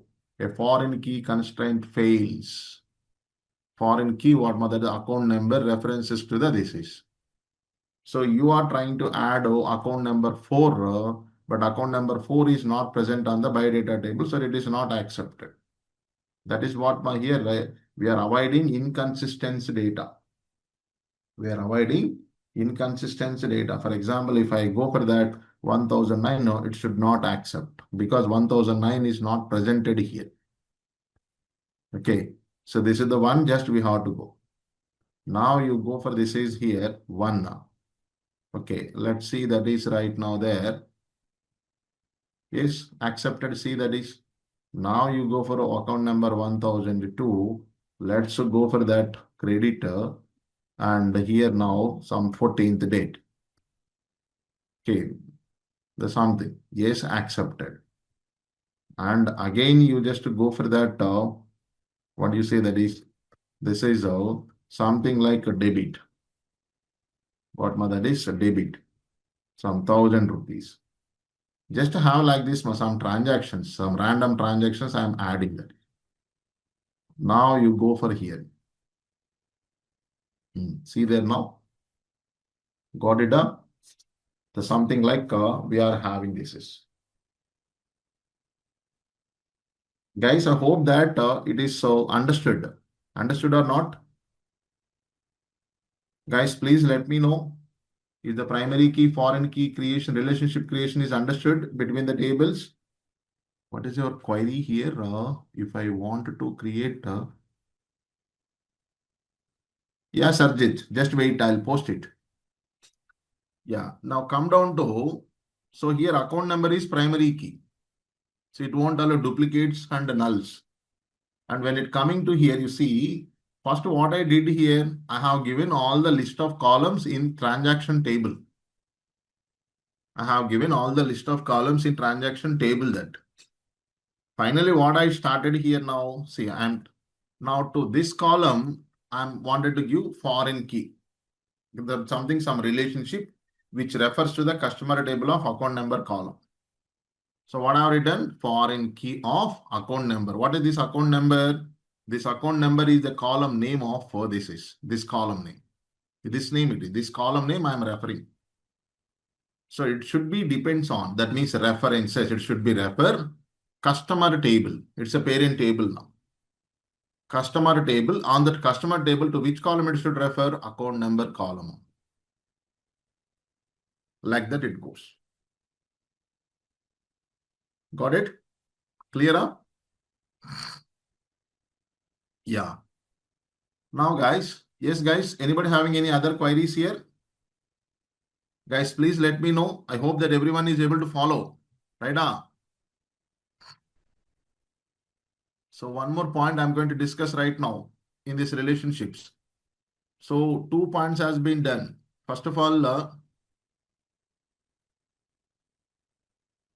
yeah, primary key. In a table, primary key is only one. Multiple columns should not get the primary key. Remember that one point. Unique, you can give any number of columns. Primary key is only one constraint for that one. To the multiple columns, we cannot give primary key.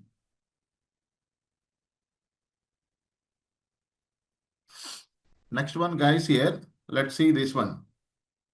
So this is the one we go for a deletion. Suppose right now for updation is okay, leave it that. So for a deletion, what we have to do it in the sense, see that guys. First we have to delete rows from child table, then parent table. That means, for example, just come down here. Guys, try to follow. So select star from customer is there. Okay. I'm just going for this is, yeah. Now I wanted to details. I wanted to delete Pavani details here. Pavani details I wanted to delete. Let's see that whether the delete command works or not here. Delete from customer, just see my here, where account number is equals to here ACC002 I am writing. Let us see that here now whether it deletes or not. Let us see whether it is deletes or not here now. See, it is not deleting that row. Why? Because in the sense now with the customer, with the account number 002, we have some transaction details in transaction table. Dependency is there. If there is a dependency, how it should be deleted here? It's not possible. The same thing it is saying here now. See that. The same thing it is showing here that. So whenever we go for this one, say delete from customer where account number equal to 00 to see error code 14, what that is, so 1451 cannot delete or update a parent row. Okay, so that is here now. So now here a parent, see this one here now, a foreign key constraint fails. A foreign key constraint fails that here. What is that one? See the dependency is there, no references of this is.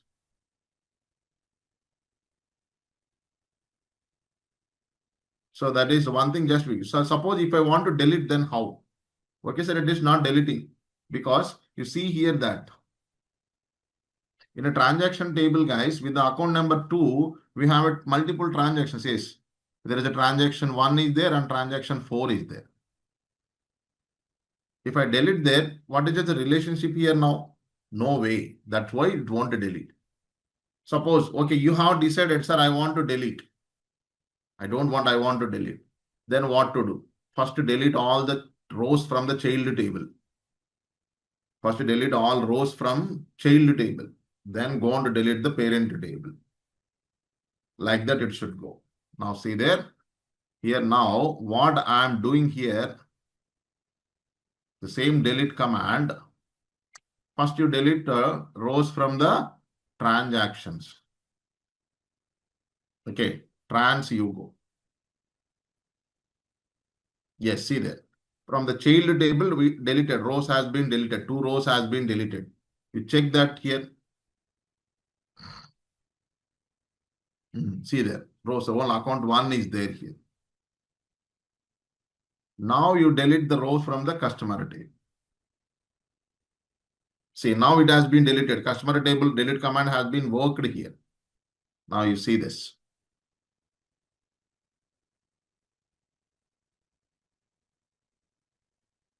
Guys, now tell me, is there any transactions for account number 3 in a transaction table? Is there any transactions in account number 3 in transaction table, ma?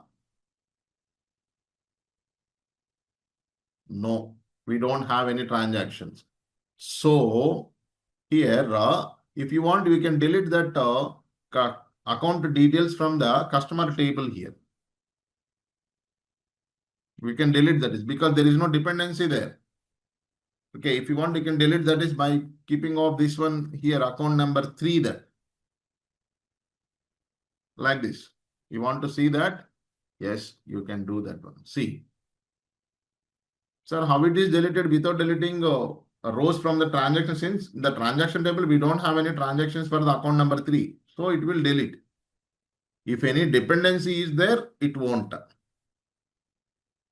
In that case, first you have to go to the child table. On the child table, you have to delete all the rows, then come back to the parent table, then delete that particular account details. But it is a little bit cumbersome task or not? Guys, tell me. Little bit cumbersome task or not it is? Obviously, it becomes a cumbersome task because here we have a 2 to 3 rows or something. When you go to the live databases, you have n number of rows are there. Some hundreds of rows, thousands of rows or something that is. So in that case, so going to the child table, searching the data, deleting, coming back to the parent table, then deleting, searching the data, deleting in the sense cumbersome task. So database will give us one option. What is that in the sense, ma?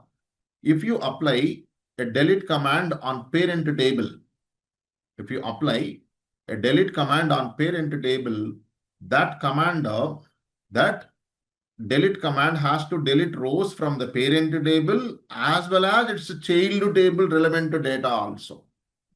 If it is like that, it will be easy for us. Got it, ma? That flexibility, if we have that flexibility, then that would be fine. Anyhow, you have decided one row from the parent table. So there is no meaning of that by deleting a row from the parent table by having data into the child table. So delete row from the parent table and as well as delete that relevant rows into the child table also. Then how can we do that in the sense of while creating child tables, while applying foreign key, there is an option called, there are two options is there, on delete cascade or on update cascade. On delete cascade or on update cascade is there. What are that one? See, on delete cascade. On delete cascade, when we apply this option to a child table, when we apply this option on a child table, it allows to delete rows from parent and child tables at a time when we apply delete command on parent table. On update means what? When we apply this option to a child table, it allows to update relationship column values from parent to child table at a time when we apply update command on parent table. That is what. So shall we apply these two options right now by creating another pair of parent and child tables? Shall I apply that, ma? Okay, we have to get two more pair of tables that. So just to have some few columns, less number of columns, that would be better. Now here I am creating a table DEPT, department, that is department number into primary key. It's a parent table, ma. Department name. Okay, where care of sum 20. Okay, that's enough. Two columns is enough because concept is important. That's fine that here are two columns. So insert into DEPT, okay, department number, department name, okay, values 1001, sorry, 10. So then it is a sales department. So then here 20, here now education department. So then now one more here 30. So here like what you say, that is research department. Like the three departments I added now. Let's have that if. Yeah, fine. Now I am creating here, create table EMP info. Okay, here now EMP number, it is into primary key, then ename, where care of sum 20. I'm not adding all other columns, ma, leave it that. Okay, department number column I'm taking as int. Just listen my point. Department number column as an int, that is has been taken. Any other columns, we don't want that as of now. Now see there, I'm applying foreign key, ma. Okay, foreign key of what we write, department number, references, what I'm taking that DEPT of department number. After writing this, here you write down on delete cascade space on update cascade. You have to write like this, then close it. You have to write like this here now. Okay, then go for executing that. Now insert the employee data here. Insert employee data. See there, insert into EMP info, EMP number, comma, ename, department number. Okay, so then go for values 1001. So Ramana. Okay, here now. So department number 20. Yes, you add some of the employees. You add 5 employees that.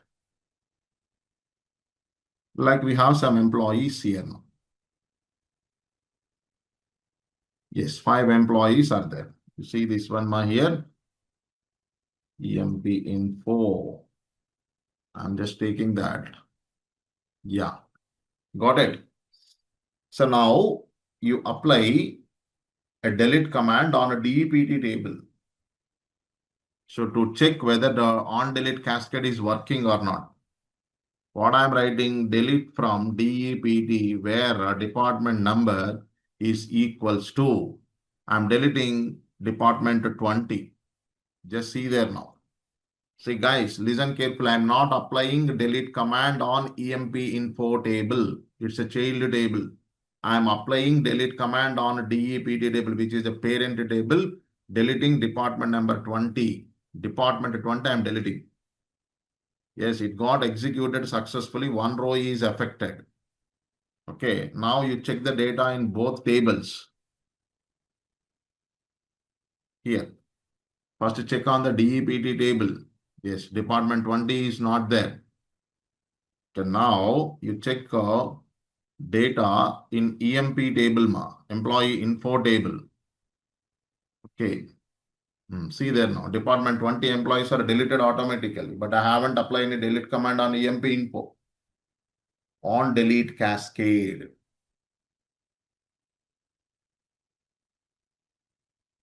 Understood, guys? Okay, guys, I'm moving on into some other topic called joins here. Let's see what is meant by joins and all that is. Guys, so before going to discuss about the joins, first of all, make our, to write the join queries, we have some joining tables are there. So that table, so I hope that last week you have been downloaded that SQL data sets, right? You are having SQL data sets, no? You are having SQL data sets that. So from that data sets, guys, you see there here, SQL data sets, go to assisted practice data sets. On that assisted practice data sets, lesson number 5 is there. Sorry, not that. Yeah, you go to LEP data sets. Go to here. LEP data sets is there. In this LEP data set, so you have very lesson 5 retail mart management data set is there. There you have some 3 CSV files. I hope that everyone got it on your side, right? Please check on your side, guys, and please confirm that you are having or not these 3 Excel sheets.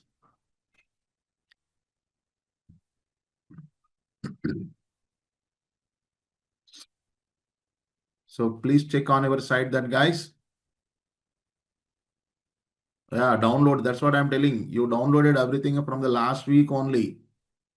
SQL data sets you downloaded last week only from your LMS platform. There you have got so LEPC. This is the SQL data sets folder. This is. So this is what here, and go to within that 3 folders existed. One folder you go for LEP data sets. From that one, lesson 5, a retail mart management data set is there. There you have got, yes, there you have got these 3 Excel files. If anyone is not getting, I'll share it on into the chat box if required. Yeah, got it up. Now these 3 tables, now we have to, like what you say, that is post it on, get it on into our database, importing. We know already how to import here. Okay, the same thing I'm doing right now. Before going to import, let me explain here. Here we have this. These are the 3 tables having a primary key, foreign key, relationship data IDs. See there. First of all, you go to customers table, guys. Customer data set or customers table. If you observe this customers table, you see there how what are the columns you have? Customer ID, customer name, customer location, and customer phone number is there. This is one parent table, customers. Okay. So then products data set is there. Products. See there now here you have got a product ID. You can check on your side also. This is the product ID is there. Totally we have some 50 products or something is there. 26 products are there. Fine. Then the product name is there. Okay, now price is there, then stock is there, then category is there. This is different categories of, yes, this is also one of the parent table. Now here we have one table called sales. We have one table called sales is there. In the sales table, guys, here now, see there now ordered date. Guys, you see that this is the sales report. It is a child table of both customers and products. Ordered date, ordered number, see their customer ID. This is the foreign key column. This is the foreign key column that. Then one more is there, customer name is there, but actually we don't require this customer name column. They have given for a reference, but we don't require it. Why? Because in the sense, even if we keep, nothing will happen. Okay, but customer name is not having any foreign key. So only customer ID will have that. This column, we can avoid it. Okay, while importing, I'll avoid it that. Then product code is there, product name is there, quantity, amount is there. Guys, please check on your side. Is these column names are having same names? What I am showing to you here. Please check on your side, guys. If the column names are having same names, product code, product name, I think it is so. Yeah, if it is same, no worries. Got it? Then product code is there. It is one of the foreign key from the product table, product name. This column also we don't require. So totally we have a 26 products. So 11 customers are there. I think 11 customers. But here, how many in a sales table, how many sales we got it here that, see there now here, totally how many rows are there here now? Okay, here row, so 11 rows are there. 11 in the sense 10 products has been sold out of 26 products. Yeah, fine that. Okay, now let's start importing of these things here. So now go to your database, right click on the tables, go to the table data import wizard. So go to the browse, do it on your side. This is my side. Do it on your side. Okay.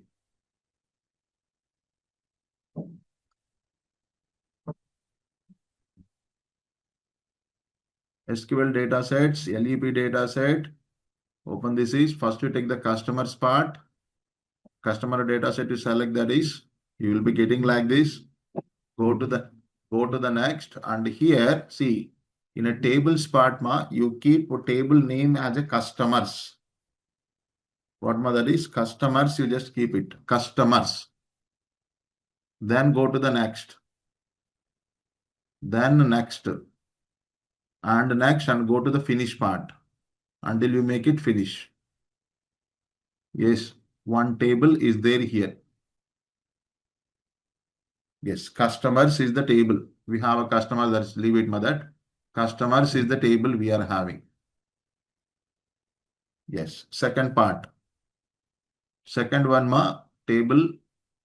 Go to here that browse. Select this time products. Select the products table and next. And here that products data set, you remove that products. Make it products and go to the sales. Okay, here that is. Okay, this is one thing we are having. So then go for sales. Guys, here sales data set is there. In a sales data set, make it sales that. Make it what sales. Guys, here, guys, a small modification, do it here now. In this situation, okay, in this situation, uncheck this C name column, P name column. Uncheck those two columns. Uncheck that C name and P name column. And go to the next. And next, and make it finish. Yeah, guys. Now, my point is right now here. Let's see. Joins. Concept is joins. So now the joins concept completely, we will work it on these three tables. Yes, come to the concept now. So what is a join? What is a join or what is joins here now that? So what is a joins in the sense, just see there the process of retrieving data from multiple table when those tables are in relationship.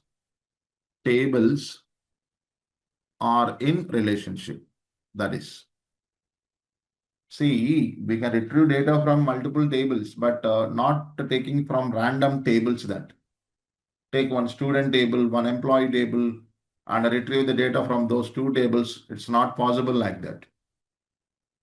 Okay, so when the tables are in relationship, that means primary key, foreign key. From the tables, you want some valid data.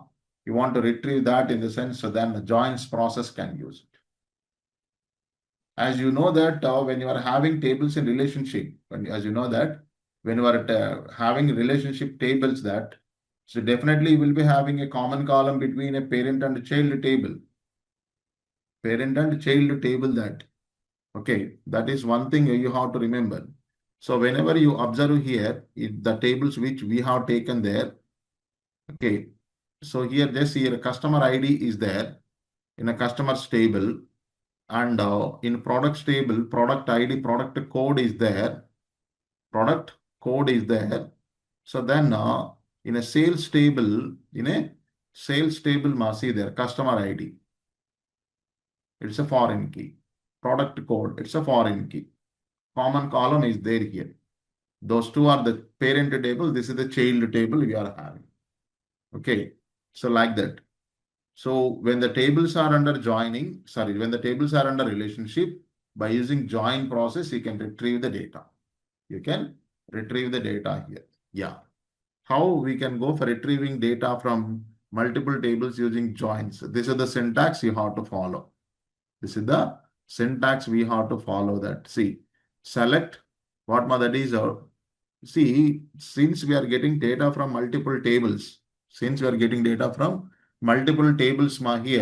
so on which column, on which table, which column you want to retrieve, that you need to go. So table 1 dot column 1, table 1 dot column 2, table 1 dot column 3 like this. Again, another table called table 2 dot column 1, table 2 dot column 2 like this you have to mention. Then afterwards, from table 1, join type table 2.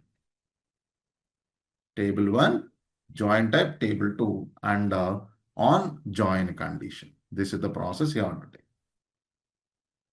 Join condition in the sense what he gave here. What is a join condition here? Let's see. Join condition is a condition. Join condition is a condition has to be placed common column. Just see. Common column of joining tables. So that is one thing just we are taking here. Yeah, common column, that is. Common column of joining tables. How the condition should go? On table 1 dot common column equal to table 2 dot common column.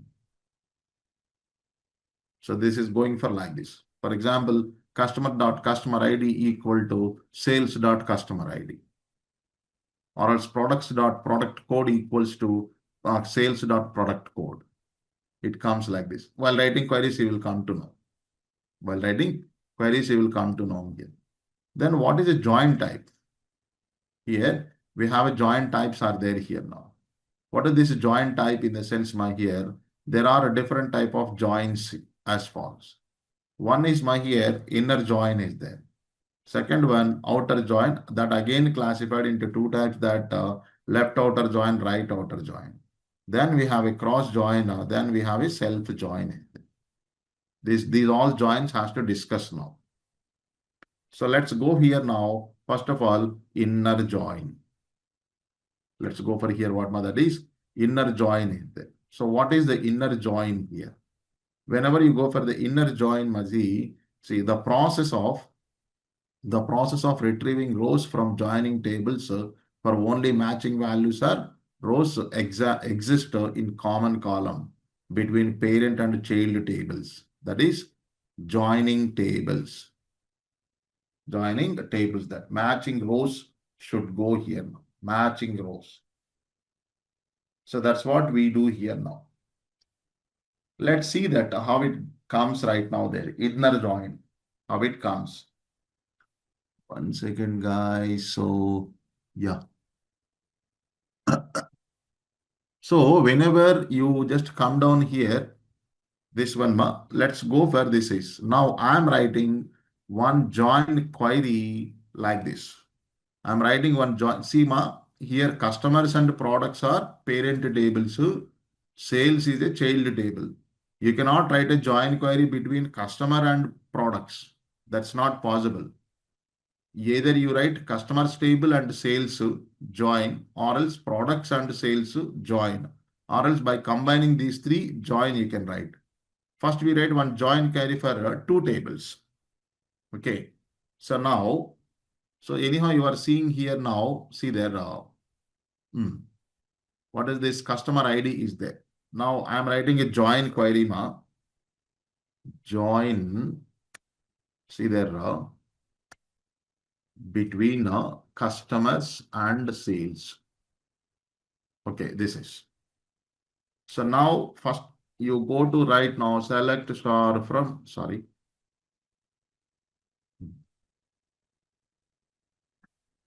This is the customers table.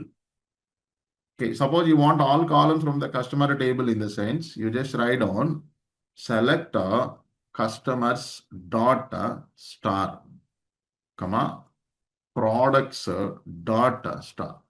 Sorry, not products. Very sorry, guys. Sales dot star. Okay, that is from, see there here, customers inner join sales, then on what that is customers dot c underscore id is equal to sales dot c underscore id. You should get like this here.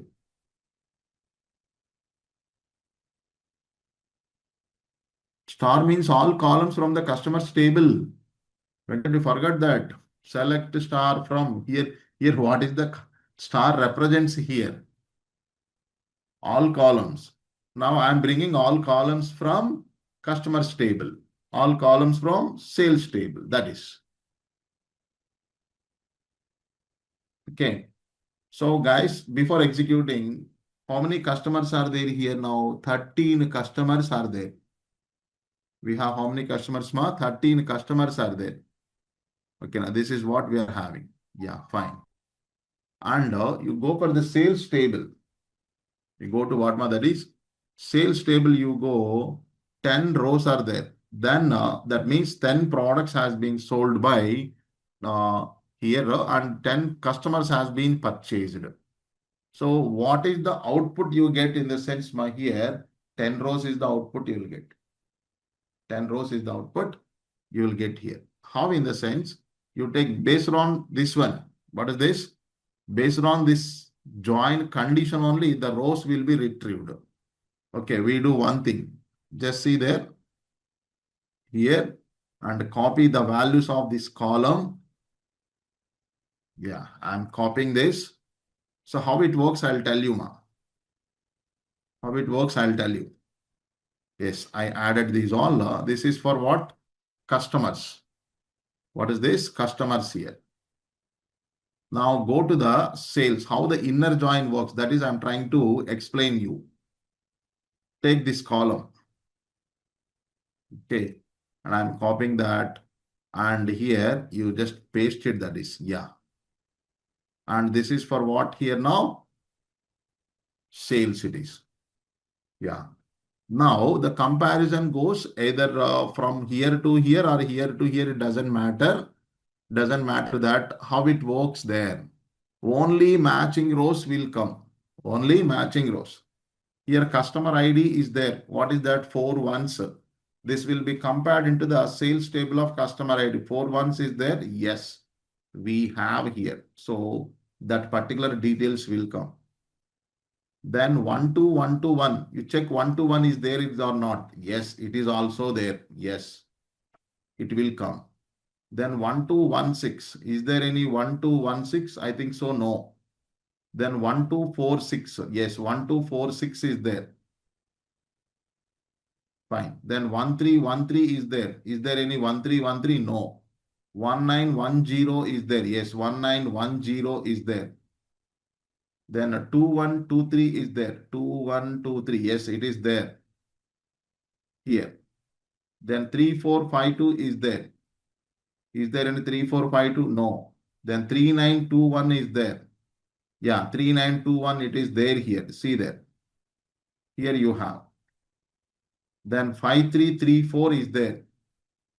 5334 is there. Yes, it is also there. Yes, that is. Then 9021. Is there any 9021? I think so. No. 9212. Yes, it is there. First one.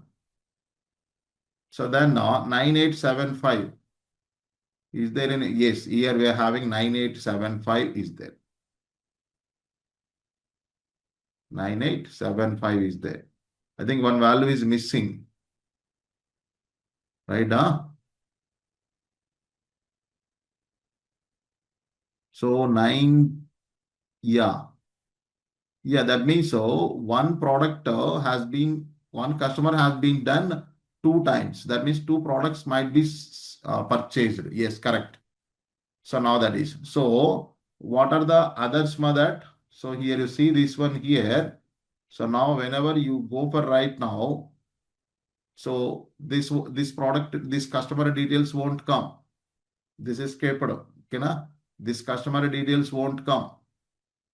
Because these customers are there, but they haven't purchased anything. That is the simple funda. That's it. Okay, these are skipped, remaining all because matching values are there, that will come there. Okay, that is the one thing just you have to remember. Let's see now here.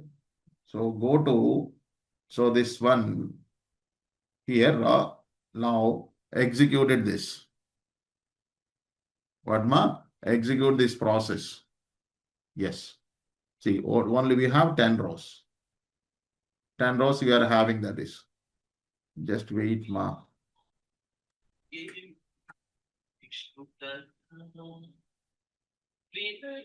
Guys, 1 second, guys.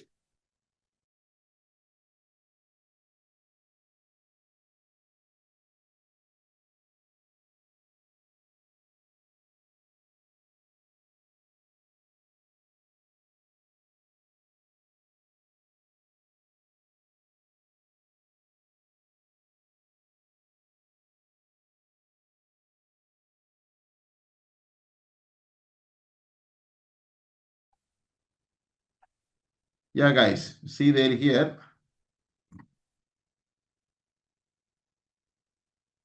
So just see whenever you come down, customer ID, customer name, location, phone number. Then see there, ordered date, order number, see there, customer ID, and whatever that is, product code which has been purchased, this and this is. Okay, so see there, all the details we are getting, that is. But here it is not complete, it's not complete informative. Just randomly I took all columns that. Okay, here. But the question goes like this. What is the question goes in the sense, ma, here? Show, see there, show all customers who are purchased, what ma that is, who are purchased products. Which products purchased we don't require here. Who are purchased the products. Who are purchased the products that's it. I want that information. So this query I'm just taking into like this. What is that here? Okay. Customers dot, you just go for customer name. That means C name. That is one thing that we are having. Okay. So customers dot, then what that is location. That's enough. I want only those 2 columns that. From the sales table, what I want in the sense here, I want order date. Then sales dot order underscore number.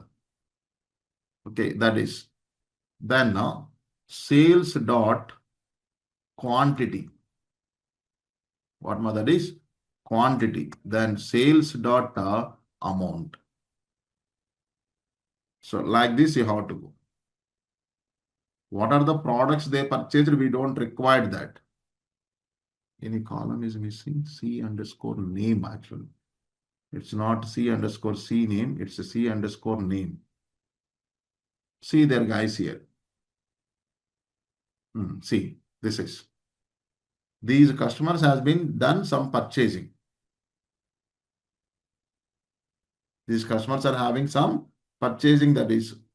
See the who is that ma here? Niha Kerala. Nisha from Kerala has been purchased, has been ordered the some quantity and amount.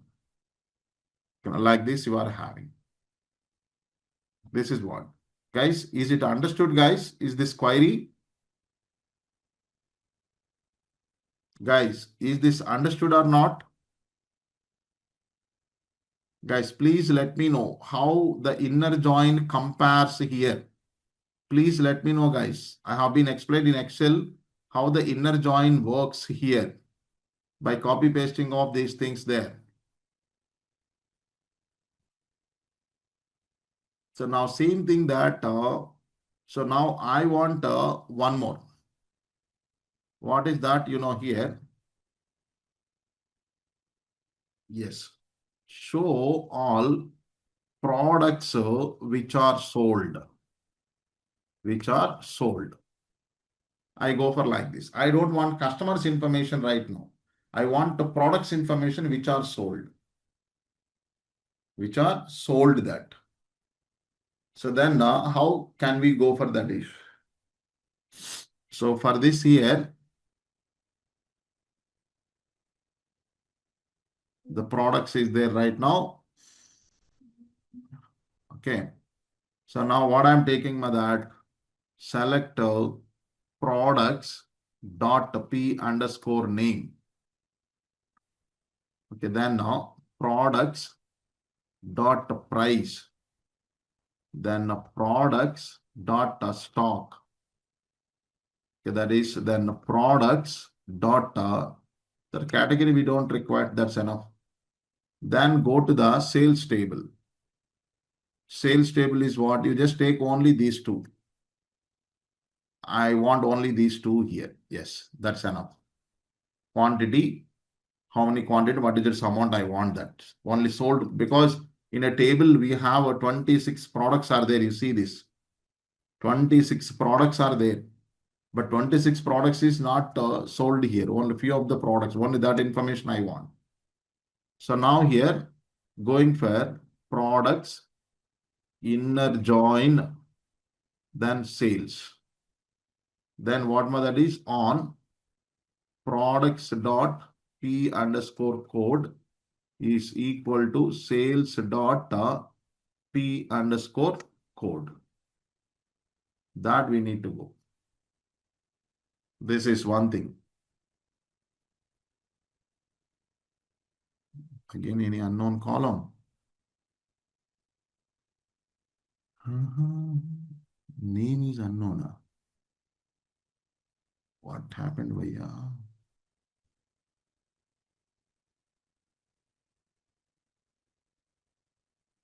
P underscore name that, correct now?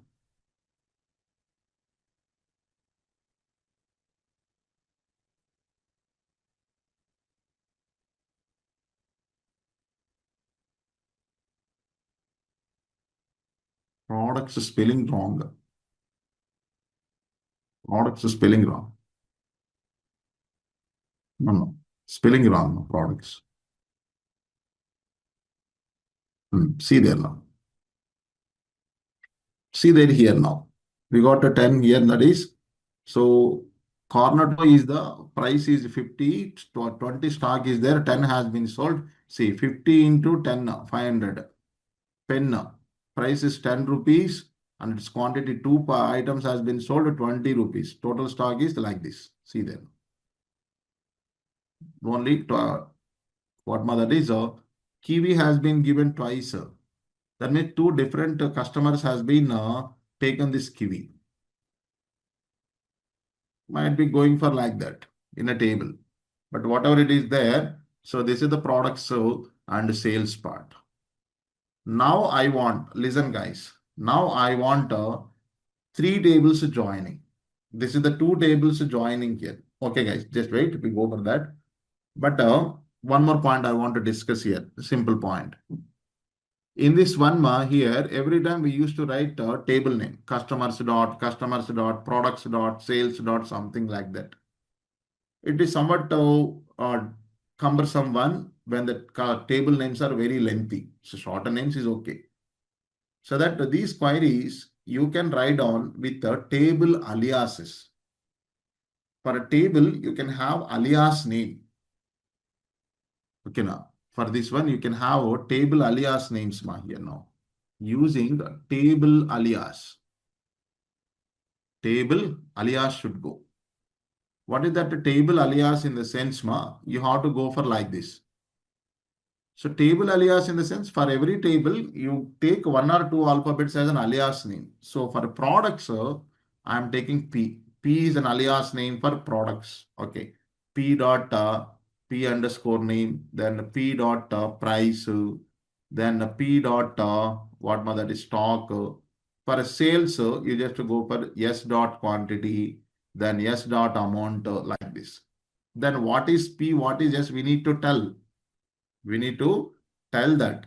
So how in the sense here, products as P, inner join sales as S. So it is a original table name and it is a alias name. And it is a original table name sales, it is an alias name. Here also you can keep like that. Yes. Okay, then P, something like you can take. See that output will be the same, but see that how the code has been shortened. We are avoiding repetition of table names. We are avoiding repetition of table names. Listen carefully that. Alias names. So alias names are the important and mandatory for joins. Mandatory in the sense, even you can write on with the table names also. Already I have written at the top of that. But if you come down to with this, so your query becomes shortened. That's it. Okay. So I hope this is understood, this alias names. All queries you can add with alias names. The queries, whatever we have chosen, all these queries you can add with alias names only. This is make it C dot star. Make it S dot star. So customers as C. Inner join sales as S. Then here S dot C underscore ID. C dot C underscore ID. See there, with the alias names it is. Output won't get any change. Guys, that is. So only we are making shortening of that. Guys, please let me know. I hope everyone is able to follow the table aliases. Right on? Earlier we used to take, we have been taken column aliases, right? Now here we are writing table aliases. So take one or two alphabets as a alias name for a table. That you have to use it.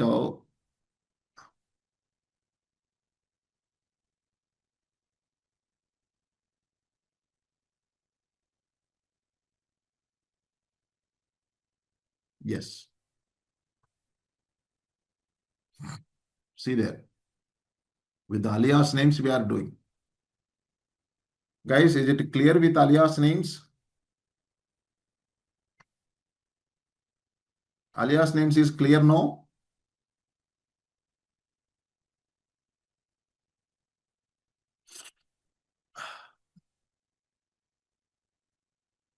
Yeah. Now, so here join with three tables. Three or more than three tables. But of course, we have a three tables is there. I'm writing three tables part. I'm writing three tables part. Guys, listen here. Three tables. So first of all, you have to make it observe that from the three tables, so two tables are parent tables. One table is sales. One table is sales. So when you are writing join query for three tables, so you should go for like this. So what is that? Here, select. First you go to the C underscore name, then C underscore location. Okay, that is here. Now two columns is enough for me. That for the products table, P underscore name. Okay, then what we go for the other columns here from the products table, you take these all. Okay, take this is also.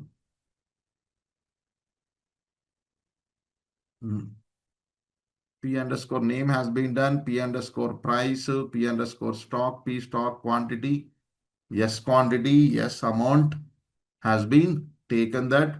And suppose if you want that ordered date and all, what mother is, yeah, order number, order date also if you want, you can take these two columns also.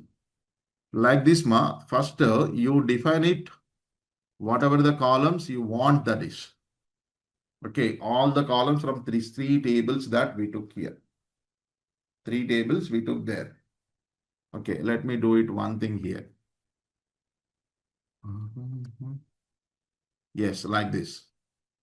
Okay, so now see there, guys, from customers as C, inner join, okay, sales as yes. So you cannot make, I already told you cannot make join between customers and products. Okay, that one point you have to remember. Okay, this is one thing, just we go from customer as C, inner join sales as yes. Then on those two columns, common column, C dot C underscore ID is equals to S dot C underscore ID. So two table joining is completed. So now see the join has been done between customers and sales. Now one more join you have to make from sales and products. One more join has been done with the sales and products. How it should done here? Yes, here again you have to write inner join products. Inner join products as P on, see there my here P dot P underscore code is equal to S dot P underscore code. You have to write like this. You have to write on like this here. First between customer and sales, then sales and products. Or else first you go for products and sales, then sales and customers. Anyhow you write, it doesn't matter. Okay. Now you see that. Now you'll get complete data here now. Three tables join it is. See there now. The customer, Stephen is the customer, has been purchased Cornetto. It's a 50 rupees. Okay, like 10 products he has been purchased. Amount is 500. He has been ordered on this date. This is the order number. So complete details you have. Complete details you have here, that is. So products you just go for Kiwi. Kiwi twice has came because one order from the Mohan, one order from Oliver. That is. This is order number 5. This is order number 3. You have like this here.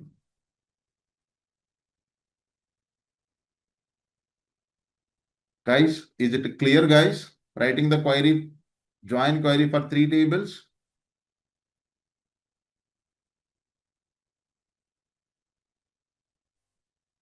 Guys, please let me know. I hope that everyone able to follow.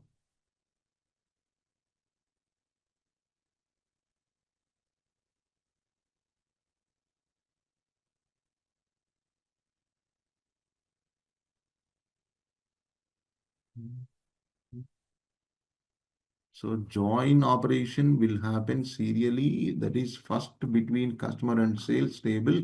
And then the result of this join will again performs the join operation with the products table in my understanding. Yes, exactly. That's it only. Attaching that is. Yes, that's what only here. You will get clarity on this, Kumar. Sorry, Karan. Next few minutes. Just wait. Okay, in the next few minutes that.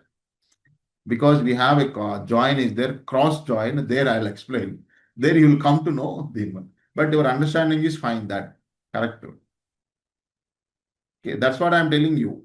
First of all, while writing join query, first of all, you have to make sure that which is parent table, which is child table. You cannot write a join query between the parent tables. You have to write a join query between parent and child tables only. Because of that, I took for customers and sales first, then sales and products. First, this sequence, guys. First, what? This sequence. Then afterwards, this sequence, sales to products sequence. Okay, that one thing it will take. So please let me know, anybody having any queries on behalf of this here?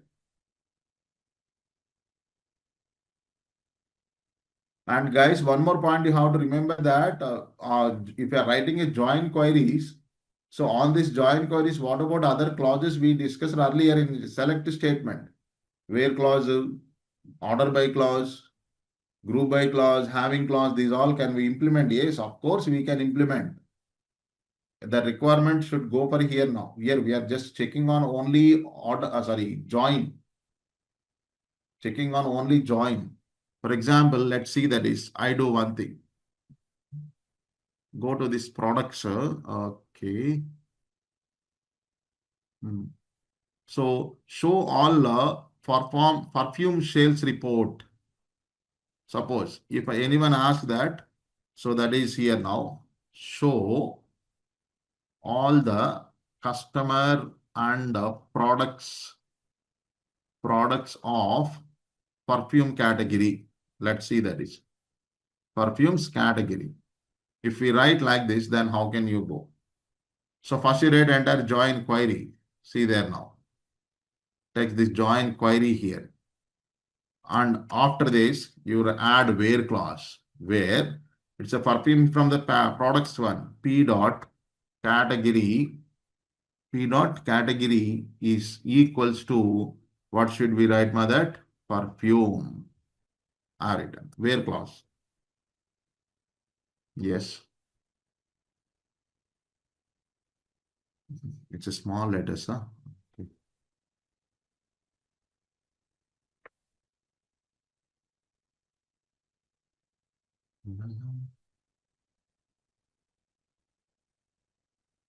Okay. Any spelling mistake is there? No. Category spelling correct again.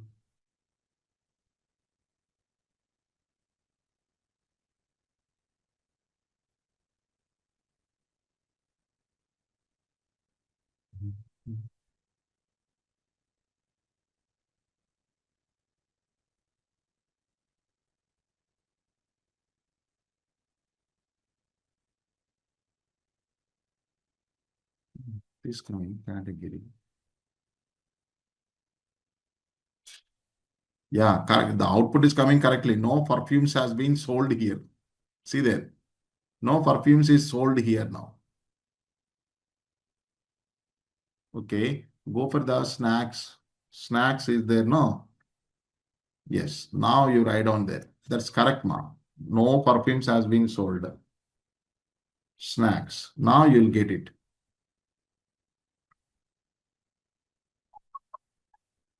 See there. Snacks has been sold this.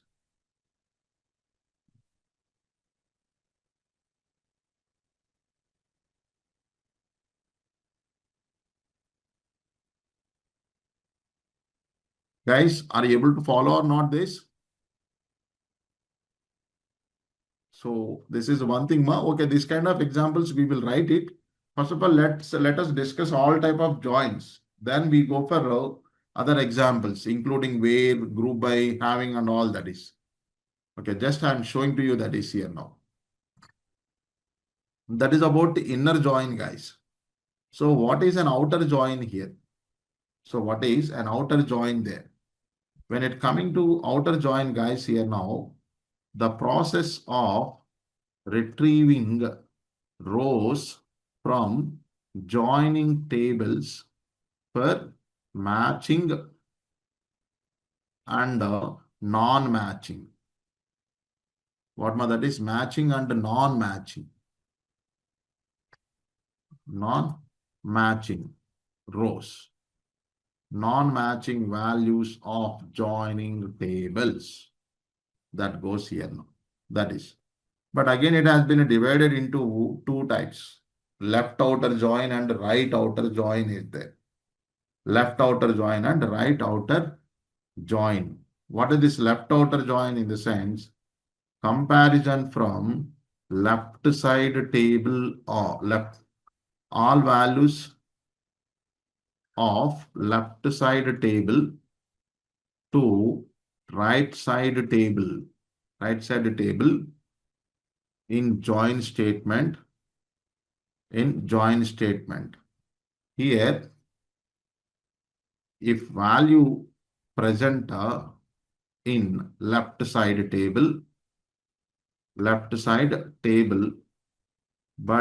not present in right side table,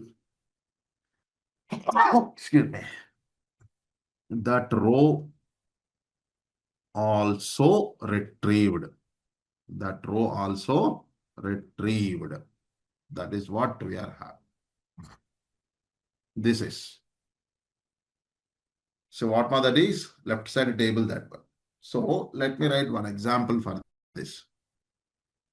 So now here, guys, let's see that is a left outer join. Take the previous examples only. So leave about 3 tables. First go for with the 2 tables. First one, take this is. The take down to the products. Left outer join, what is the question here now? Show sold and unsold products info. Suppose sold and unsold products info. Both are same. Both are same. No confusion. Both are same. Now see there, sold and unsold products. So now here, so sold, unsold in the sense, sold products are available on sales table. That unsold, the products information available products table. So that I'm writing like this here. Okay. And here I'm writing in this way. What is that? Left outer join sales. Something like this we are having. Okay, ma. Let's see that. Just let's see. Let me take this one for an explanation prospection in here. This query, you get it here that.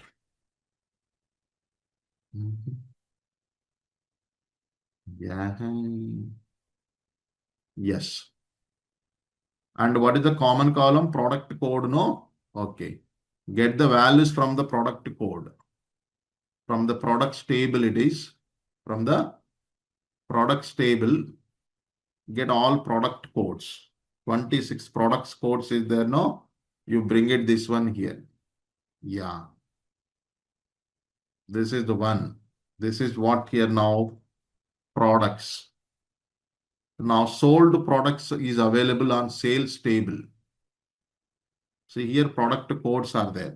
You bring all these product codes. Okay, here you just keep it that right now and it is sales. Okay. Now how the left outer join works. Guys, please find out here that If you go for this one, from this one, guys, you see this line. Go for this line here. For the word left outer join, what is the left side table? What is the right side table? What is the left side table? What is the right side table? For the left outer join word on that statement.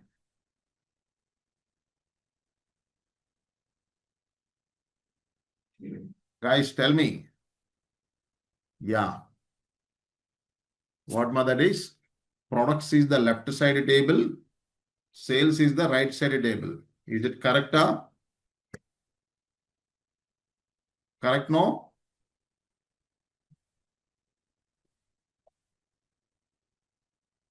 Name price of the product. Not that one. No columns, Chandra, here. See the statement what I selected from the from keyword. From the from keyword. I'm talking about the line which I selected here. Or else you just come down here. So this is what? Don't confuse, guys. In this line, this is the left outer join. Right? For that left outer join word, what is the left side table? What is the right side table? What is the left side table and right side table?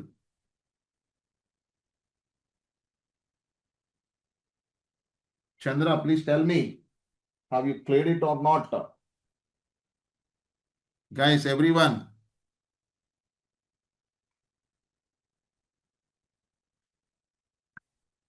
Right? So left side table is product. Right side table is what, mother, is sales. So now, 1 second, guys.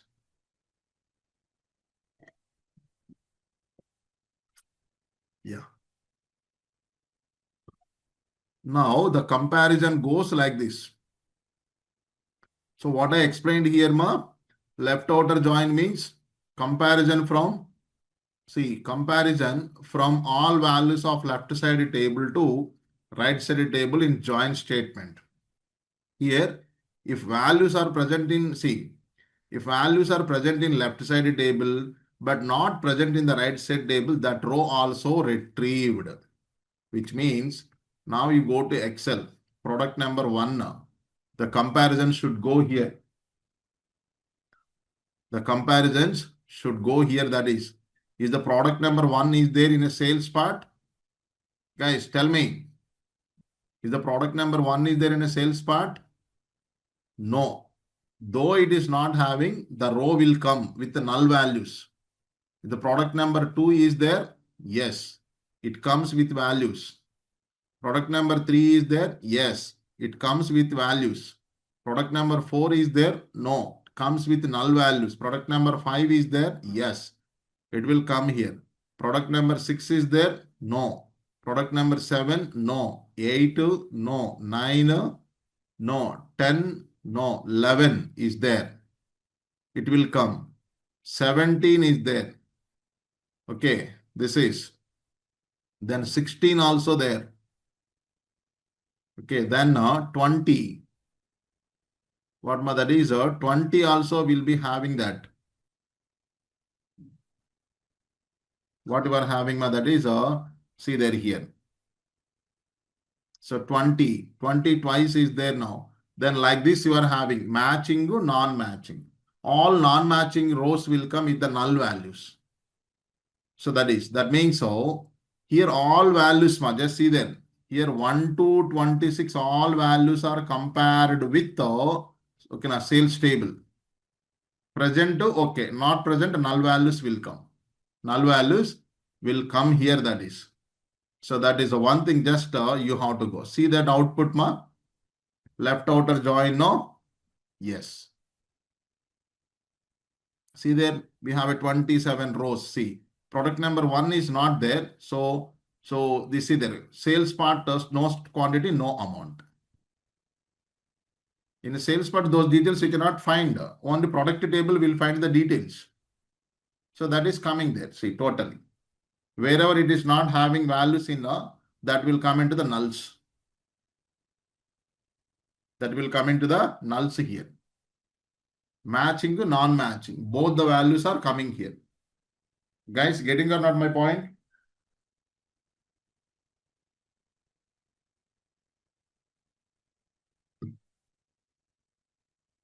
Guys, is this query is understood or not?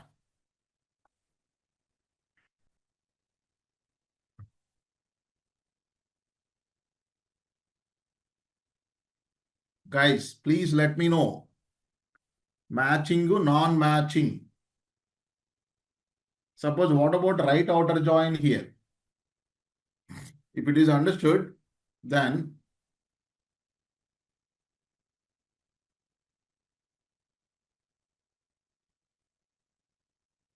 so that conditions has to keep it that current. The conditions has to keep it that. But just where I'm writing only core line only, no? Okay. I'm writing only core line.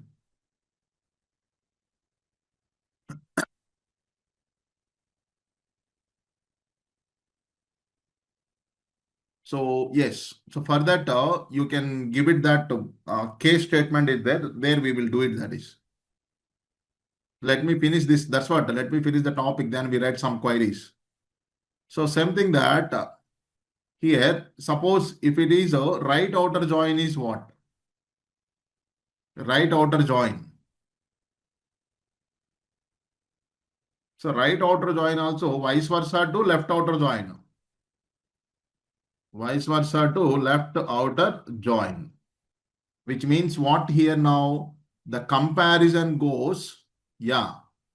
All values of right side. Comparison goes from right side table to left side table. So here I am writing right. What I am writing ma? Right outer join I am writing here. So here how the comparison goes in the sense, if you go for that is, the comparison from sales to products it goes. Because right side table is sales, left side table is products. So that comparison goes from sales to product. Sales to product in the sense, where is that arrow symbol? Not this is, oh sorry. Yeah. So here, what is that? We get it right now. First 11. Yeah, 11, no, 11 is there. 17, 17, some 17 will go. 2, 2 will go. Then 20, 20 also will go for that is. One more 20 will go. 16 will go. And 19 also will go that is. Then 5 will go for here. Then 25 last but one will go. 3 will go. So all values are completed from right side table to left side table. See, all values comparison of right side has been completed. There is no values to compare from right side table to left side table. So even though left side table having excess of values, it won't be compared because comparison is going from sales to product. So all values are completed. Obviously, you get only sales report, sold sales report. Obviously, get what that is? Sold sales report, you get it that is. See there now? Yeah, where is, yeah. So that sold sales report only you get that. See, you got only 10 rows. You got only 10 rows here that is.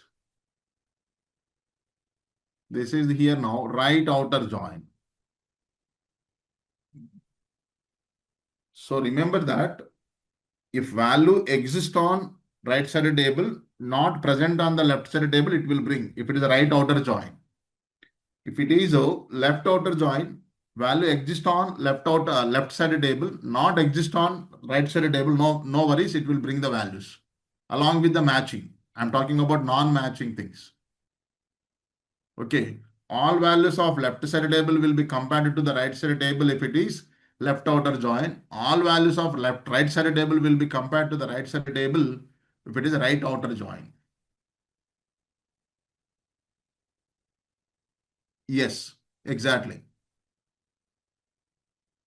And you change the positions of tables, so again the output will come reverse. Output will come reverse here. See there. So here, now here you go for this. And here what I'm taking, this is I'm taking here. And here I'm just going for that here. Now tell me the result now. If I write like this, what is the result, guys? You tell me this query result.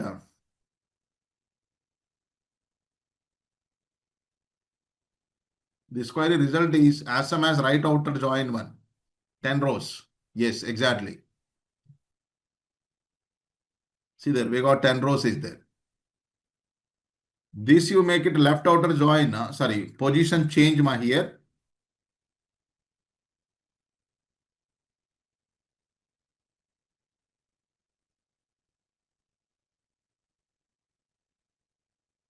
Yes.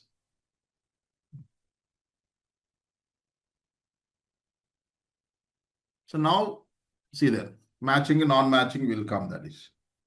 So that is a purely depending on position of table.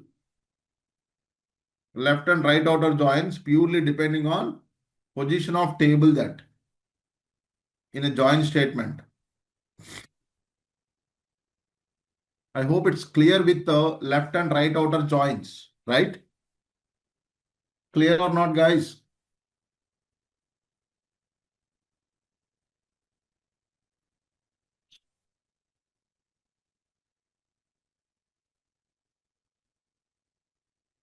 Yeah. Let's go for another join. Cross join is there. What is this cross join? So this type of this join is a join process.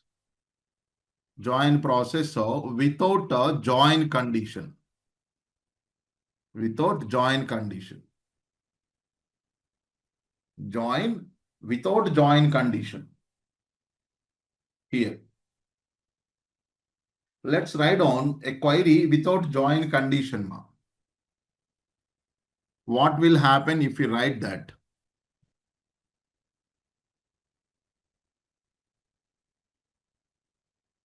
Yes.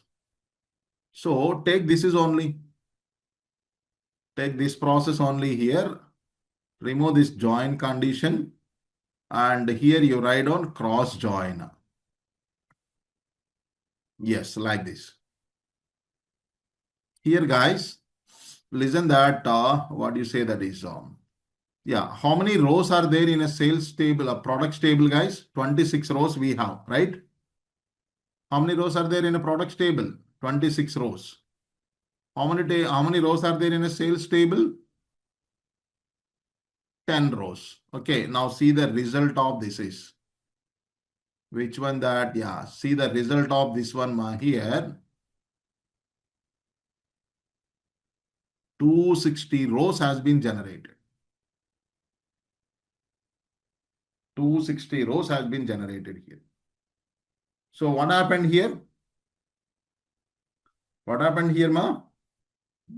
You guess that? What happened? What is the result of this one? What happened?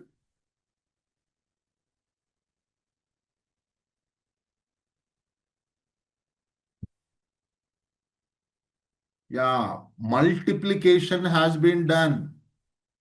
26 rows into 10 rows. Multiplied both tables. 26 into 10. 260 rows.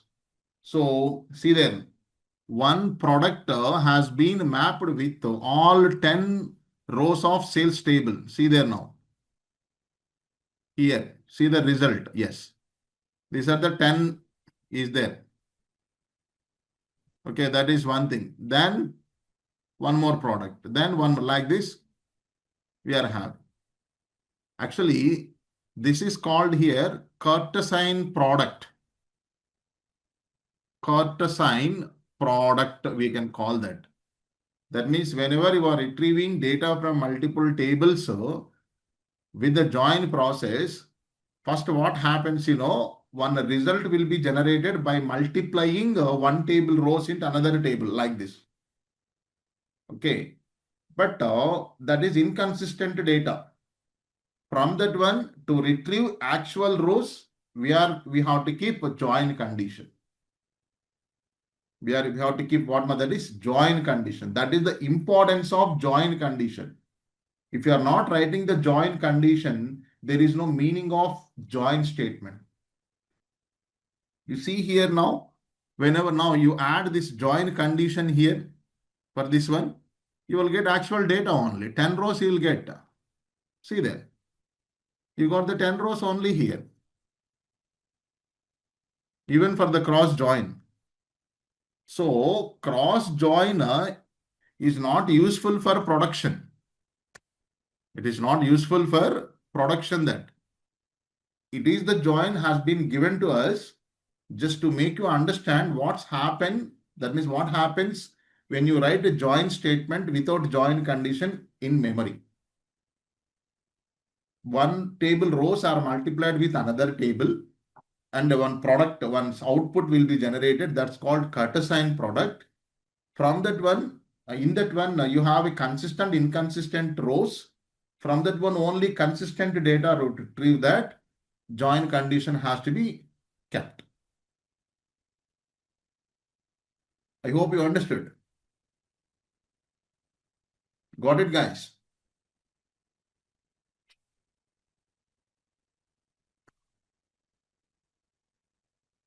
Yeah, that is mandatory. Without join condition, there is no anything that except cross join. But cross join is not useful for production. Just for our understanding perspective, they have given that.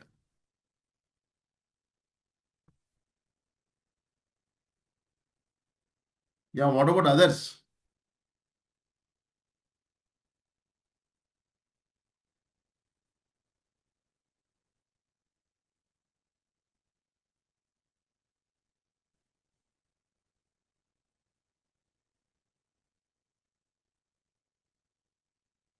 Guys, is it clear with everyone?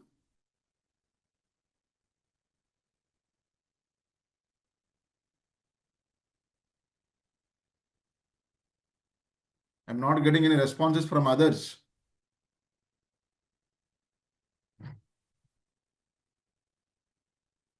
Ah,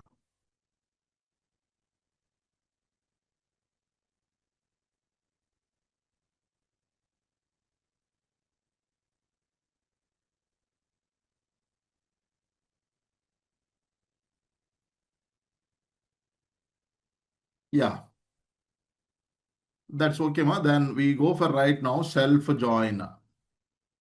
We go for what here now? Self join here. So what is a self join here? What is a self join my here? It is the join process uh, implemented on single table when column to column relationship exist. Column to column relationship exist. Self join in the actually see till now you are seeing that self join in the sense now at least two tables.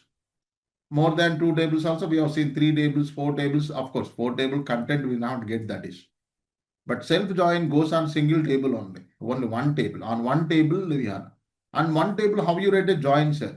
One table, column to column relationship should go. What mother is column to column relationship. Sometimes you will be having in a table, one column to another column relationships are existed, not only table to table. Yeah, for this, yes, ma, go to the again old table. So we are working on EMP table now.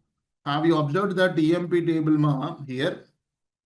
This employee table, last week we worked on it. Today also we worked for the subqueries.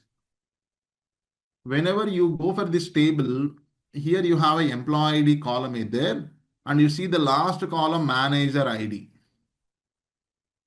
Manager ID is there. These two columns are having under relationship. Here it is a primary key and here it is a foreign key. Okay. Actually, primary key, foreign key, we won't mention here. We won't mention here that. But the thing is right now, whatever the values are there in employee ID column, same values are existing in our manager ID column. To whom is working under whom? That is no relationship here. I hope that these two columns are clear with you, right?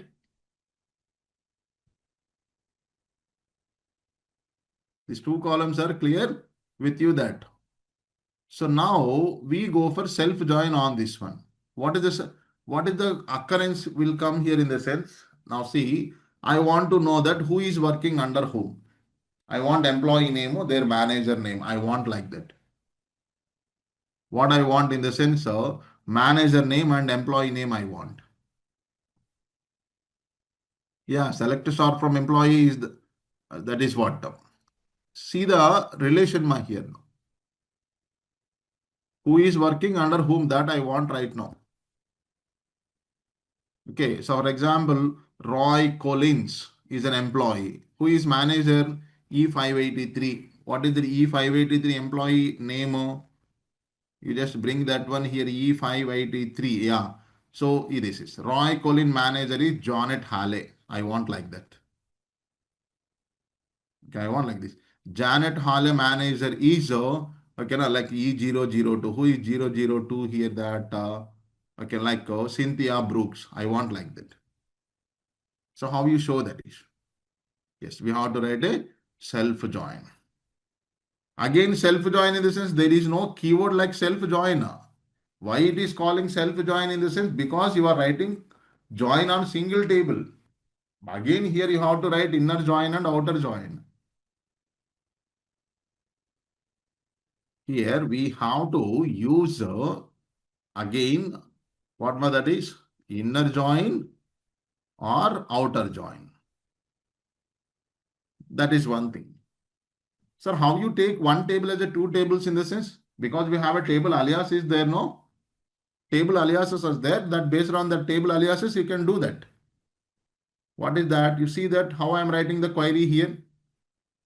So select, see there, E dot first name. You do one thing, make it concatenate. Concat of, this is the function, both columns I am concatenating.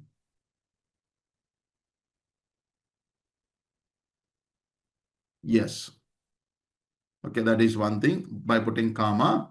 Then concat of, take one column as a manager, m dot first underscore name, comma, m dot m underscore last name. Sorry. So here from emp as inner join, okay, emp as m on e dot emp underscore id is equal to m dot manager underscore id. You have to write query. This is the self-join query. This is what here now, self-join query it is. See there now. This is taking here now, this is the manager name. This is, okay, you do one thing.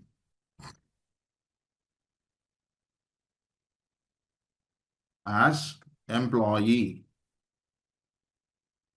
as manager, as manager. Now you took this is. See there. Roy Collins is an employee. Here now, here not given that query here.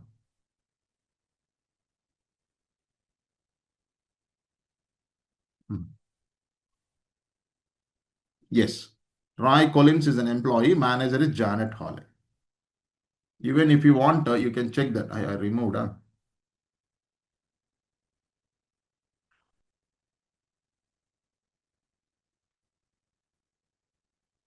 See, Roy Collins is an employee. 583 is what that is? Here, 583. Janet Halley is a manager. So Janet Hawley, employee manager is what? Cynthia Brooks. Okay, Cynthia Brooks manager is what? Arthur Block. Arthur Block is themselves is a, that is. The same thing you can check here now.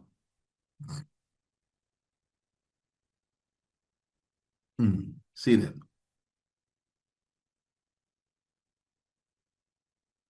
So that is one thing just we are having this is. So Janet Hawley, see Cynthia Brooks. So last we are having this. But this self-join is not applicable on every table. There should be a relation between column to column. Then only it is possible. Otherwise, we no need to go for self-join. Guys, is it clear?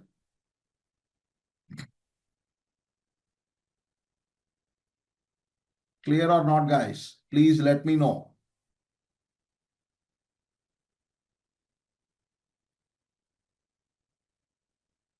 Venkat and others also, ma. Actually, here I haven't get any messages or any responses from Sri Devi. Sri Devi, are you there in the meeting?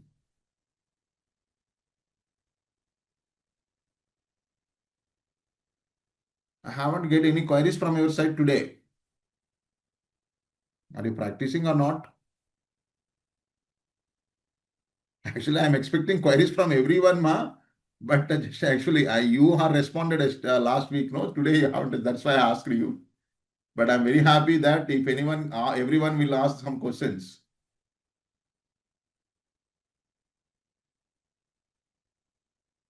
So this is about completely joins chapter, ma. The core concept of joins. But overall, if you observe that cross join, we won't use. Remember, that is one thing we didn't required. Self join goes for rare cases. So very rare cases that when we are having column to column relationship between tables, so that we have leftover two, inner join and outer join. That outer join also left outer join and right outer join. That's it. So that is the one just we are having. I hope that overall concept is understood, right? Joins concept. So here primary key, foreign key depends on that joins, right? Is it correct? Primary key, foreign key depends on that joins is there. I hope it's clear with everyone. This is the today's topic, guys, here now. Okay. So on this topic, we'll have some queries tomorrow first half an hour. Then we go for new concepts tomorrow. Okay. If you have any queries, please let me know. Tomorrow's topic I'm writing here. Tomorrow's topics are here. What do you say that? Views is one concept is there. Views is one concept. Indexes is another concept. Then stored procedures. Stored procedures is another concept we are having like this. No, not this one. Not stored procedures. That is also will be there. Before that, user creation. User creation when go to the user creation grant, comma, revoke. This is one we are having. Then roll back and commit. Okay, this is there here now. So these things, first we'll keep it one thing. This all we keep it top side, and that this will go for top side. Then this is the order we will make it. This is the order we go for that.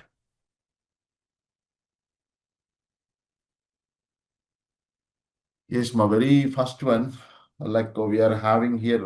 So in our commands, that means before going to the programming in our commands, so like we have worked on create, alter, drop, insert, update, delete, select.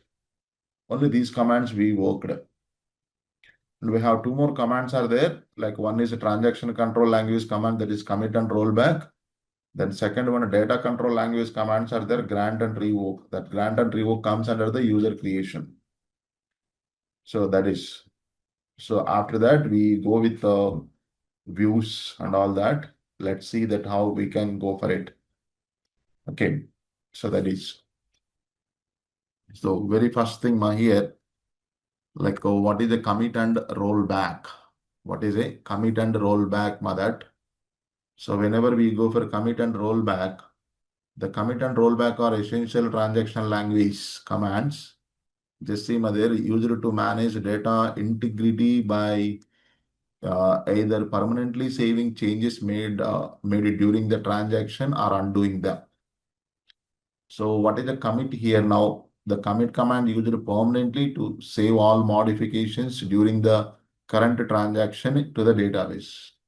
Once commit statement executed, the changes become durable, cannot be undone by subsequent rollback command.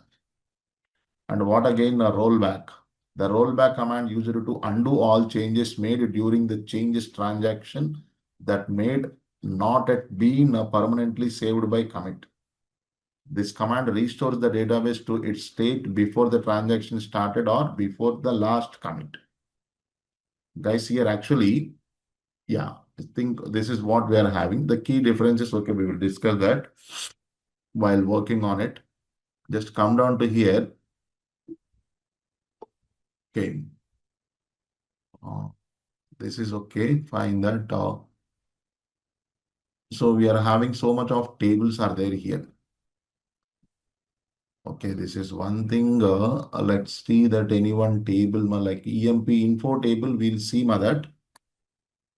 So select star from EMP info. This is the table. Just we are yes, like we have some 3M. This is enough. The table is enough that. Okay.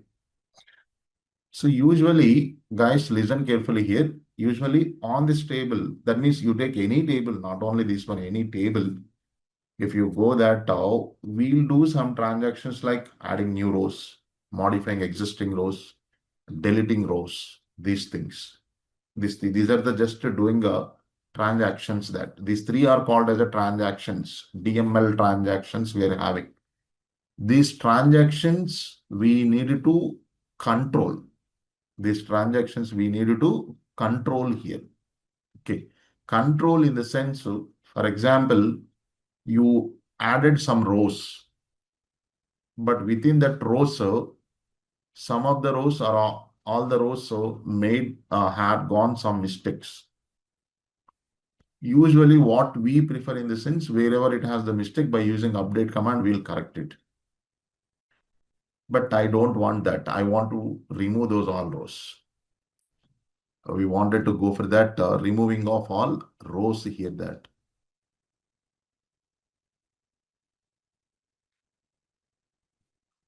Yeah, I'll show you, Gupta. Just wait. So I don't want that rows from the table. So then usually what we do in the sense, we go for a delete. We go for delete that. That is one thing. We go for delete. But without doing that, suppose you added some rows, that rows is having lots of mistakes and invalid data and all that. Okay, that is 1 second.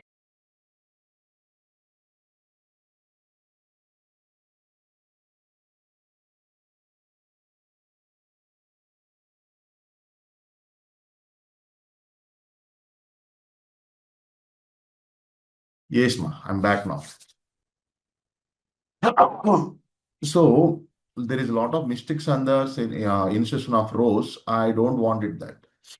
So that I wanted to cancel that transaction. Last performed transaction I wanted to cancel. Just listen my point there. That is one case. Or else, suppose we did some modifications in a rows. We did some modifications in a rows that. But that modifications, I don't want that. I wanted to the previous state one. Then I wanted to cancel that transaction. Or else I've deleted some of the rows, but some important rows has been removed. Accidentally, some important rows has been removed. So how to get back those deleted rows? How to get back those deleted rows? See there now. This is one aspect. No, sir, I have the data, entire thing is so properly I have done it. So that I wanted to make that transactions permanently in a database. Permanently in a database. So that permanently in a database transactions in the sense either insert or update or delete. You remove some rows. I don't want to get back permanently. I wanted to remove it. Yes, that is one thing. I did some modifications. I no need to get back the previous state. I wanted to make permanent changes in the database. That is one thing. I added some rows. I added some rows to the table, but temporarily has been added that I wanted to make permanently in the database. Then how?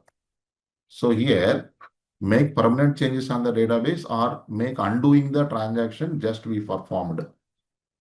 So these two things are there. That the database will give that opportunity to us. The database, the DML, sorry, SQL will give that opportunity for us here now. That means purely on insert command, update command, delete command, we will make some actions. So make permanent changes on that or else make undoing of that actions.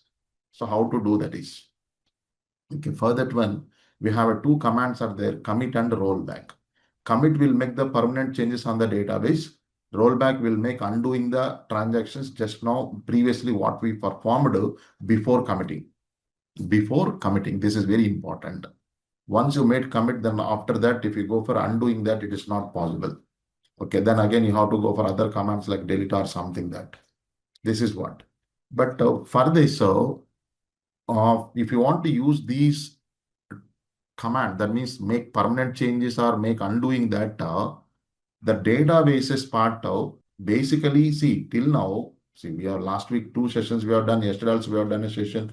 We created a lot of different tables that, but anywhere we haven't used that commit or rollback commands. Why? Because in the sense now here, basically SQL will go for auto commit. That means once you add a new row, permanently add it to the table.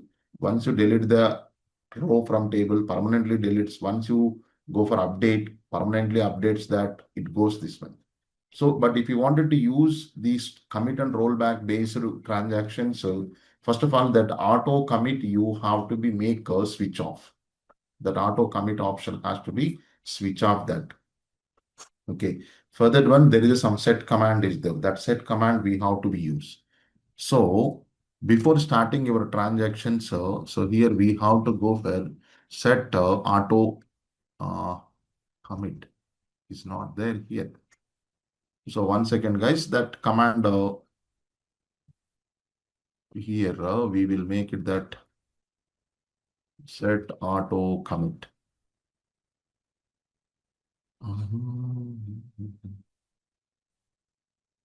So set auto commit command here, that is, see there now here, this set auto command part managing this one here, turn on and turn off. This is set auto commit on, set auto this is, or set auto commit off. This has to be taken either off or equal to 0 or on or equal to 1 has to be done. That is, first you have to make switch off this. Okay, switch off in the sense now set auto commit equal to 0. So this is, or set auto commit off. You do it, this is here now. Or else you just go for better 0. Okay, that is one thing. Yes, this command. Now we can work on the transactions. Now we can do, okay, now we can do transactions that. So that is. So now see there, now you go to this table, guys. Now you go to this table. Now I'm trying to insert some rows. Guys, you see there that insert into emp info. So that values, I'm giving that something like 1006. So then here some name, okay, here some department number. You add some rows like this here. Okay. So 20 is not there, so that make it 30. Make it what, that is 30 here. Now, let's see that is, okay,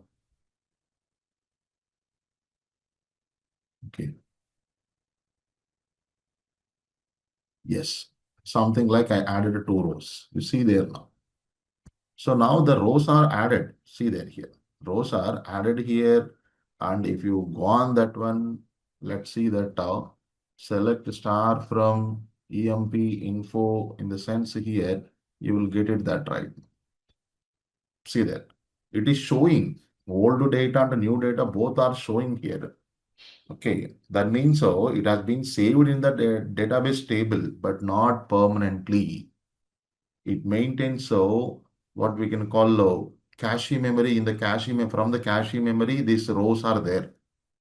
So now here we have a chance either to make permanent these rows or else to make undoing these rows. Suppose if you don't want these rows, if you don't want these rows here, simply what you need to do it in the sense of rollback. Use the rollback. There is another syntax more simple that is, and make it this is. See, rollback executed. Now you check whether those 2 rows are there or not in the database. See there. Those 2 rows are not there. So from the cache memory, that rows has been removed. Just know what the operations you performed. Okay, that is. So once again, you insert it. Once again, you insert it that. Yes. After this, you must do here now if you want to make permanent one in the sense mother commit. The commit has to go for it. Now commit will make that permanent changes. Commit will change that permanent changes on the database. Yes, we have that. So now see, after commit, you do rollback. You do rollback here. Just go to this one and make rollback. Let's see that whether the rows will be removed from the table or not. It won't be removed. See that. After the rollback, after commit, I did a rollback. So rows has not removed. It is there. The rollback transaction before the commit only. After the commit, rollback won't work. Rollback won't work. It is like on insert. The same thing you can perform on what we can call that updation. For example, let's say that here, so any one name you change here, any 1 or 2 names you change it. Suppose, for example, like see that update EMP info. So set e name is equal to one of the student name. Okay, now like see, I did like this here now. So Rama is there, no, Ramani, Ramanika. Okay, the something like so something I did it here now, but actually that listen carefully. Actually that I wanted to change this name, but I I have forgot adding that where clause. See, 5 rows are updated. So now whenever we go for this is, see there now here. So EMP info, whenever you go for this part here now, see there, all has game Ramanika. But we have stopped the permanent transaction so that right now here, now we have an opportunity. What is that? Made rollback. Okay. So now you see there, the old data will come that. See there, that is. Old data has came. So like this, we can change. But after update, if you go for commit and then go for rollback, it won't come. The same thing we do that is. Let's go for that delete from EMP info. Okay, you delete all rows. No worries. See, I deleted all rows from the table. I deleted all rows from the table. See, no rows are there. But since we have switched off that auto commit, now with the rollback, we will get it that rows. So now you made rollback, all the deleted rows will be back into the table. See there now. Will be back into the table. Like this, so you will be having that is. Guys, are you able to follow or not? Following or not, guys? Please let me know.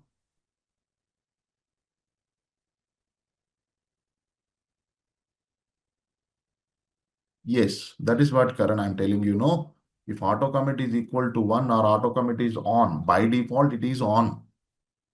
That's why in these many days, so we haven't worked that commit and rollback.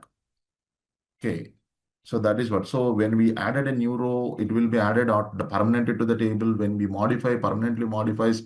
When we delete, permanently deletes. That is, it goes in this way. So now if you want to work on this rollback, commit and rollback, first of all, you have to switch off that auto commit. So that set auto commit equal to 0, you have to made it. Then only you can get.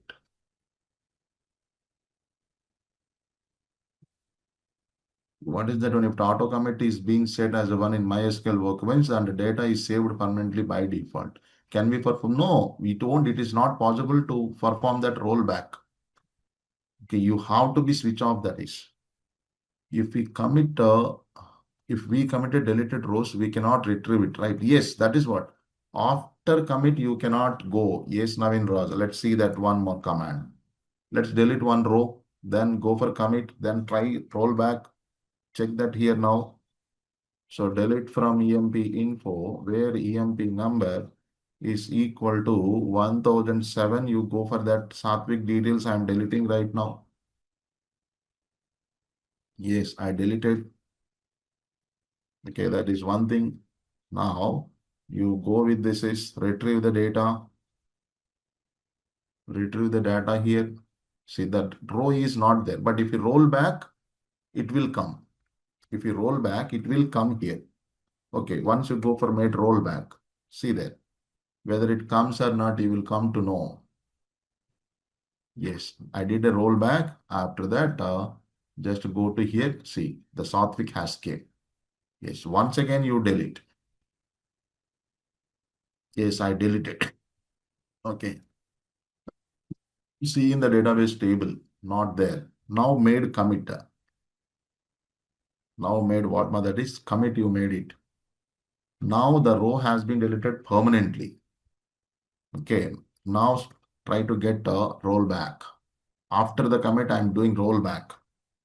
After the commit, I'm doing rollback that. I did a rollback also. Now execute here. See, the row hasn't came. Rollback command works only before the commit. Remember that one point.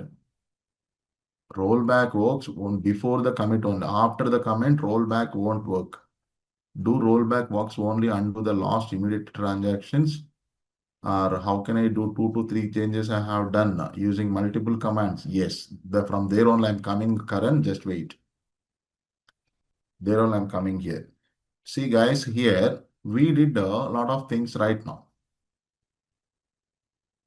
Okay, lot of things in the sense this commit and rollback. Just listen. This commit and rollback I have been used till now on only one statement. I've used one insert, then I shown a difference between commit and rollback. Then I used only one update and I've shown commit and rollback differences. And I used delete and commit and rollback. Okay. Now see there here. Yeah. Just come down to here. For example, this is the EMP table. So any table, okay, take that EMP table that. So on this EMP table, first what I did, that here insert. Then I did now here some modifications. Okay, some modify. Then after that, I did some delete. Or else I did the insert and a modify, for example. That means couple of rows has been inserted and I have seen some data and on the data you modified it, some of the rows where it has gone some mistakes. So, but you haven't done anywhere the commit. Okay, so if I go for rollback, what will happen? If I go for rollback, what will happen in the sense?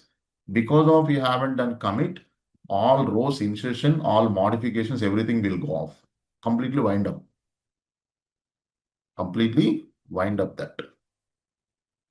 Or also, before rollback, if you commit that insertions and the modifications, what you've done, that everything will be stay in the table permanently. That everything will be stay in the table permanently. That then afterwards, if you use rollback, it won't work. It won't work. That is. So remember that one point.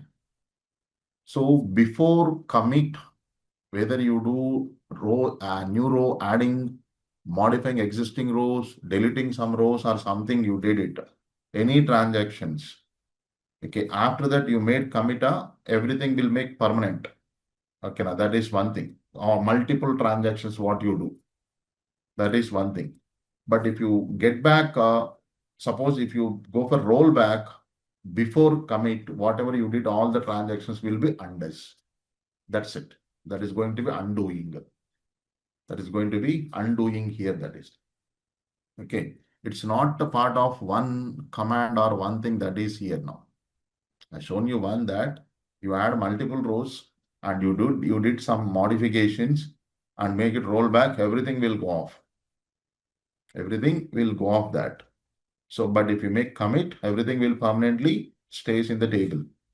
After that, if you want to delete or something, you have to go for a delete under commands. That is, we have to go for in that way. So that you should be cautious that while working on these two commands, when it should go commit, when it should go rollback, that it should be like what you say, that is cautious. Got it? My point? Yeah. So that is one thing here now. That's about, guys. There is nothing to discuss about this. So what we can call that commit and rollback, that is here. Commit and rollback part which we are having this.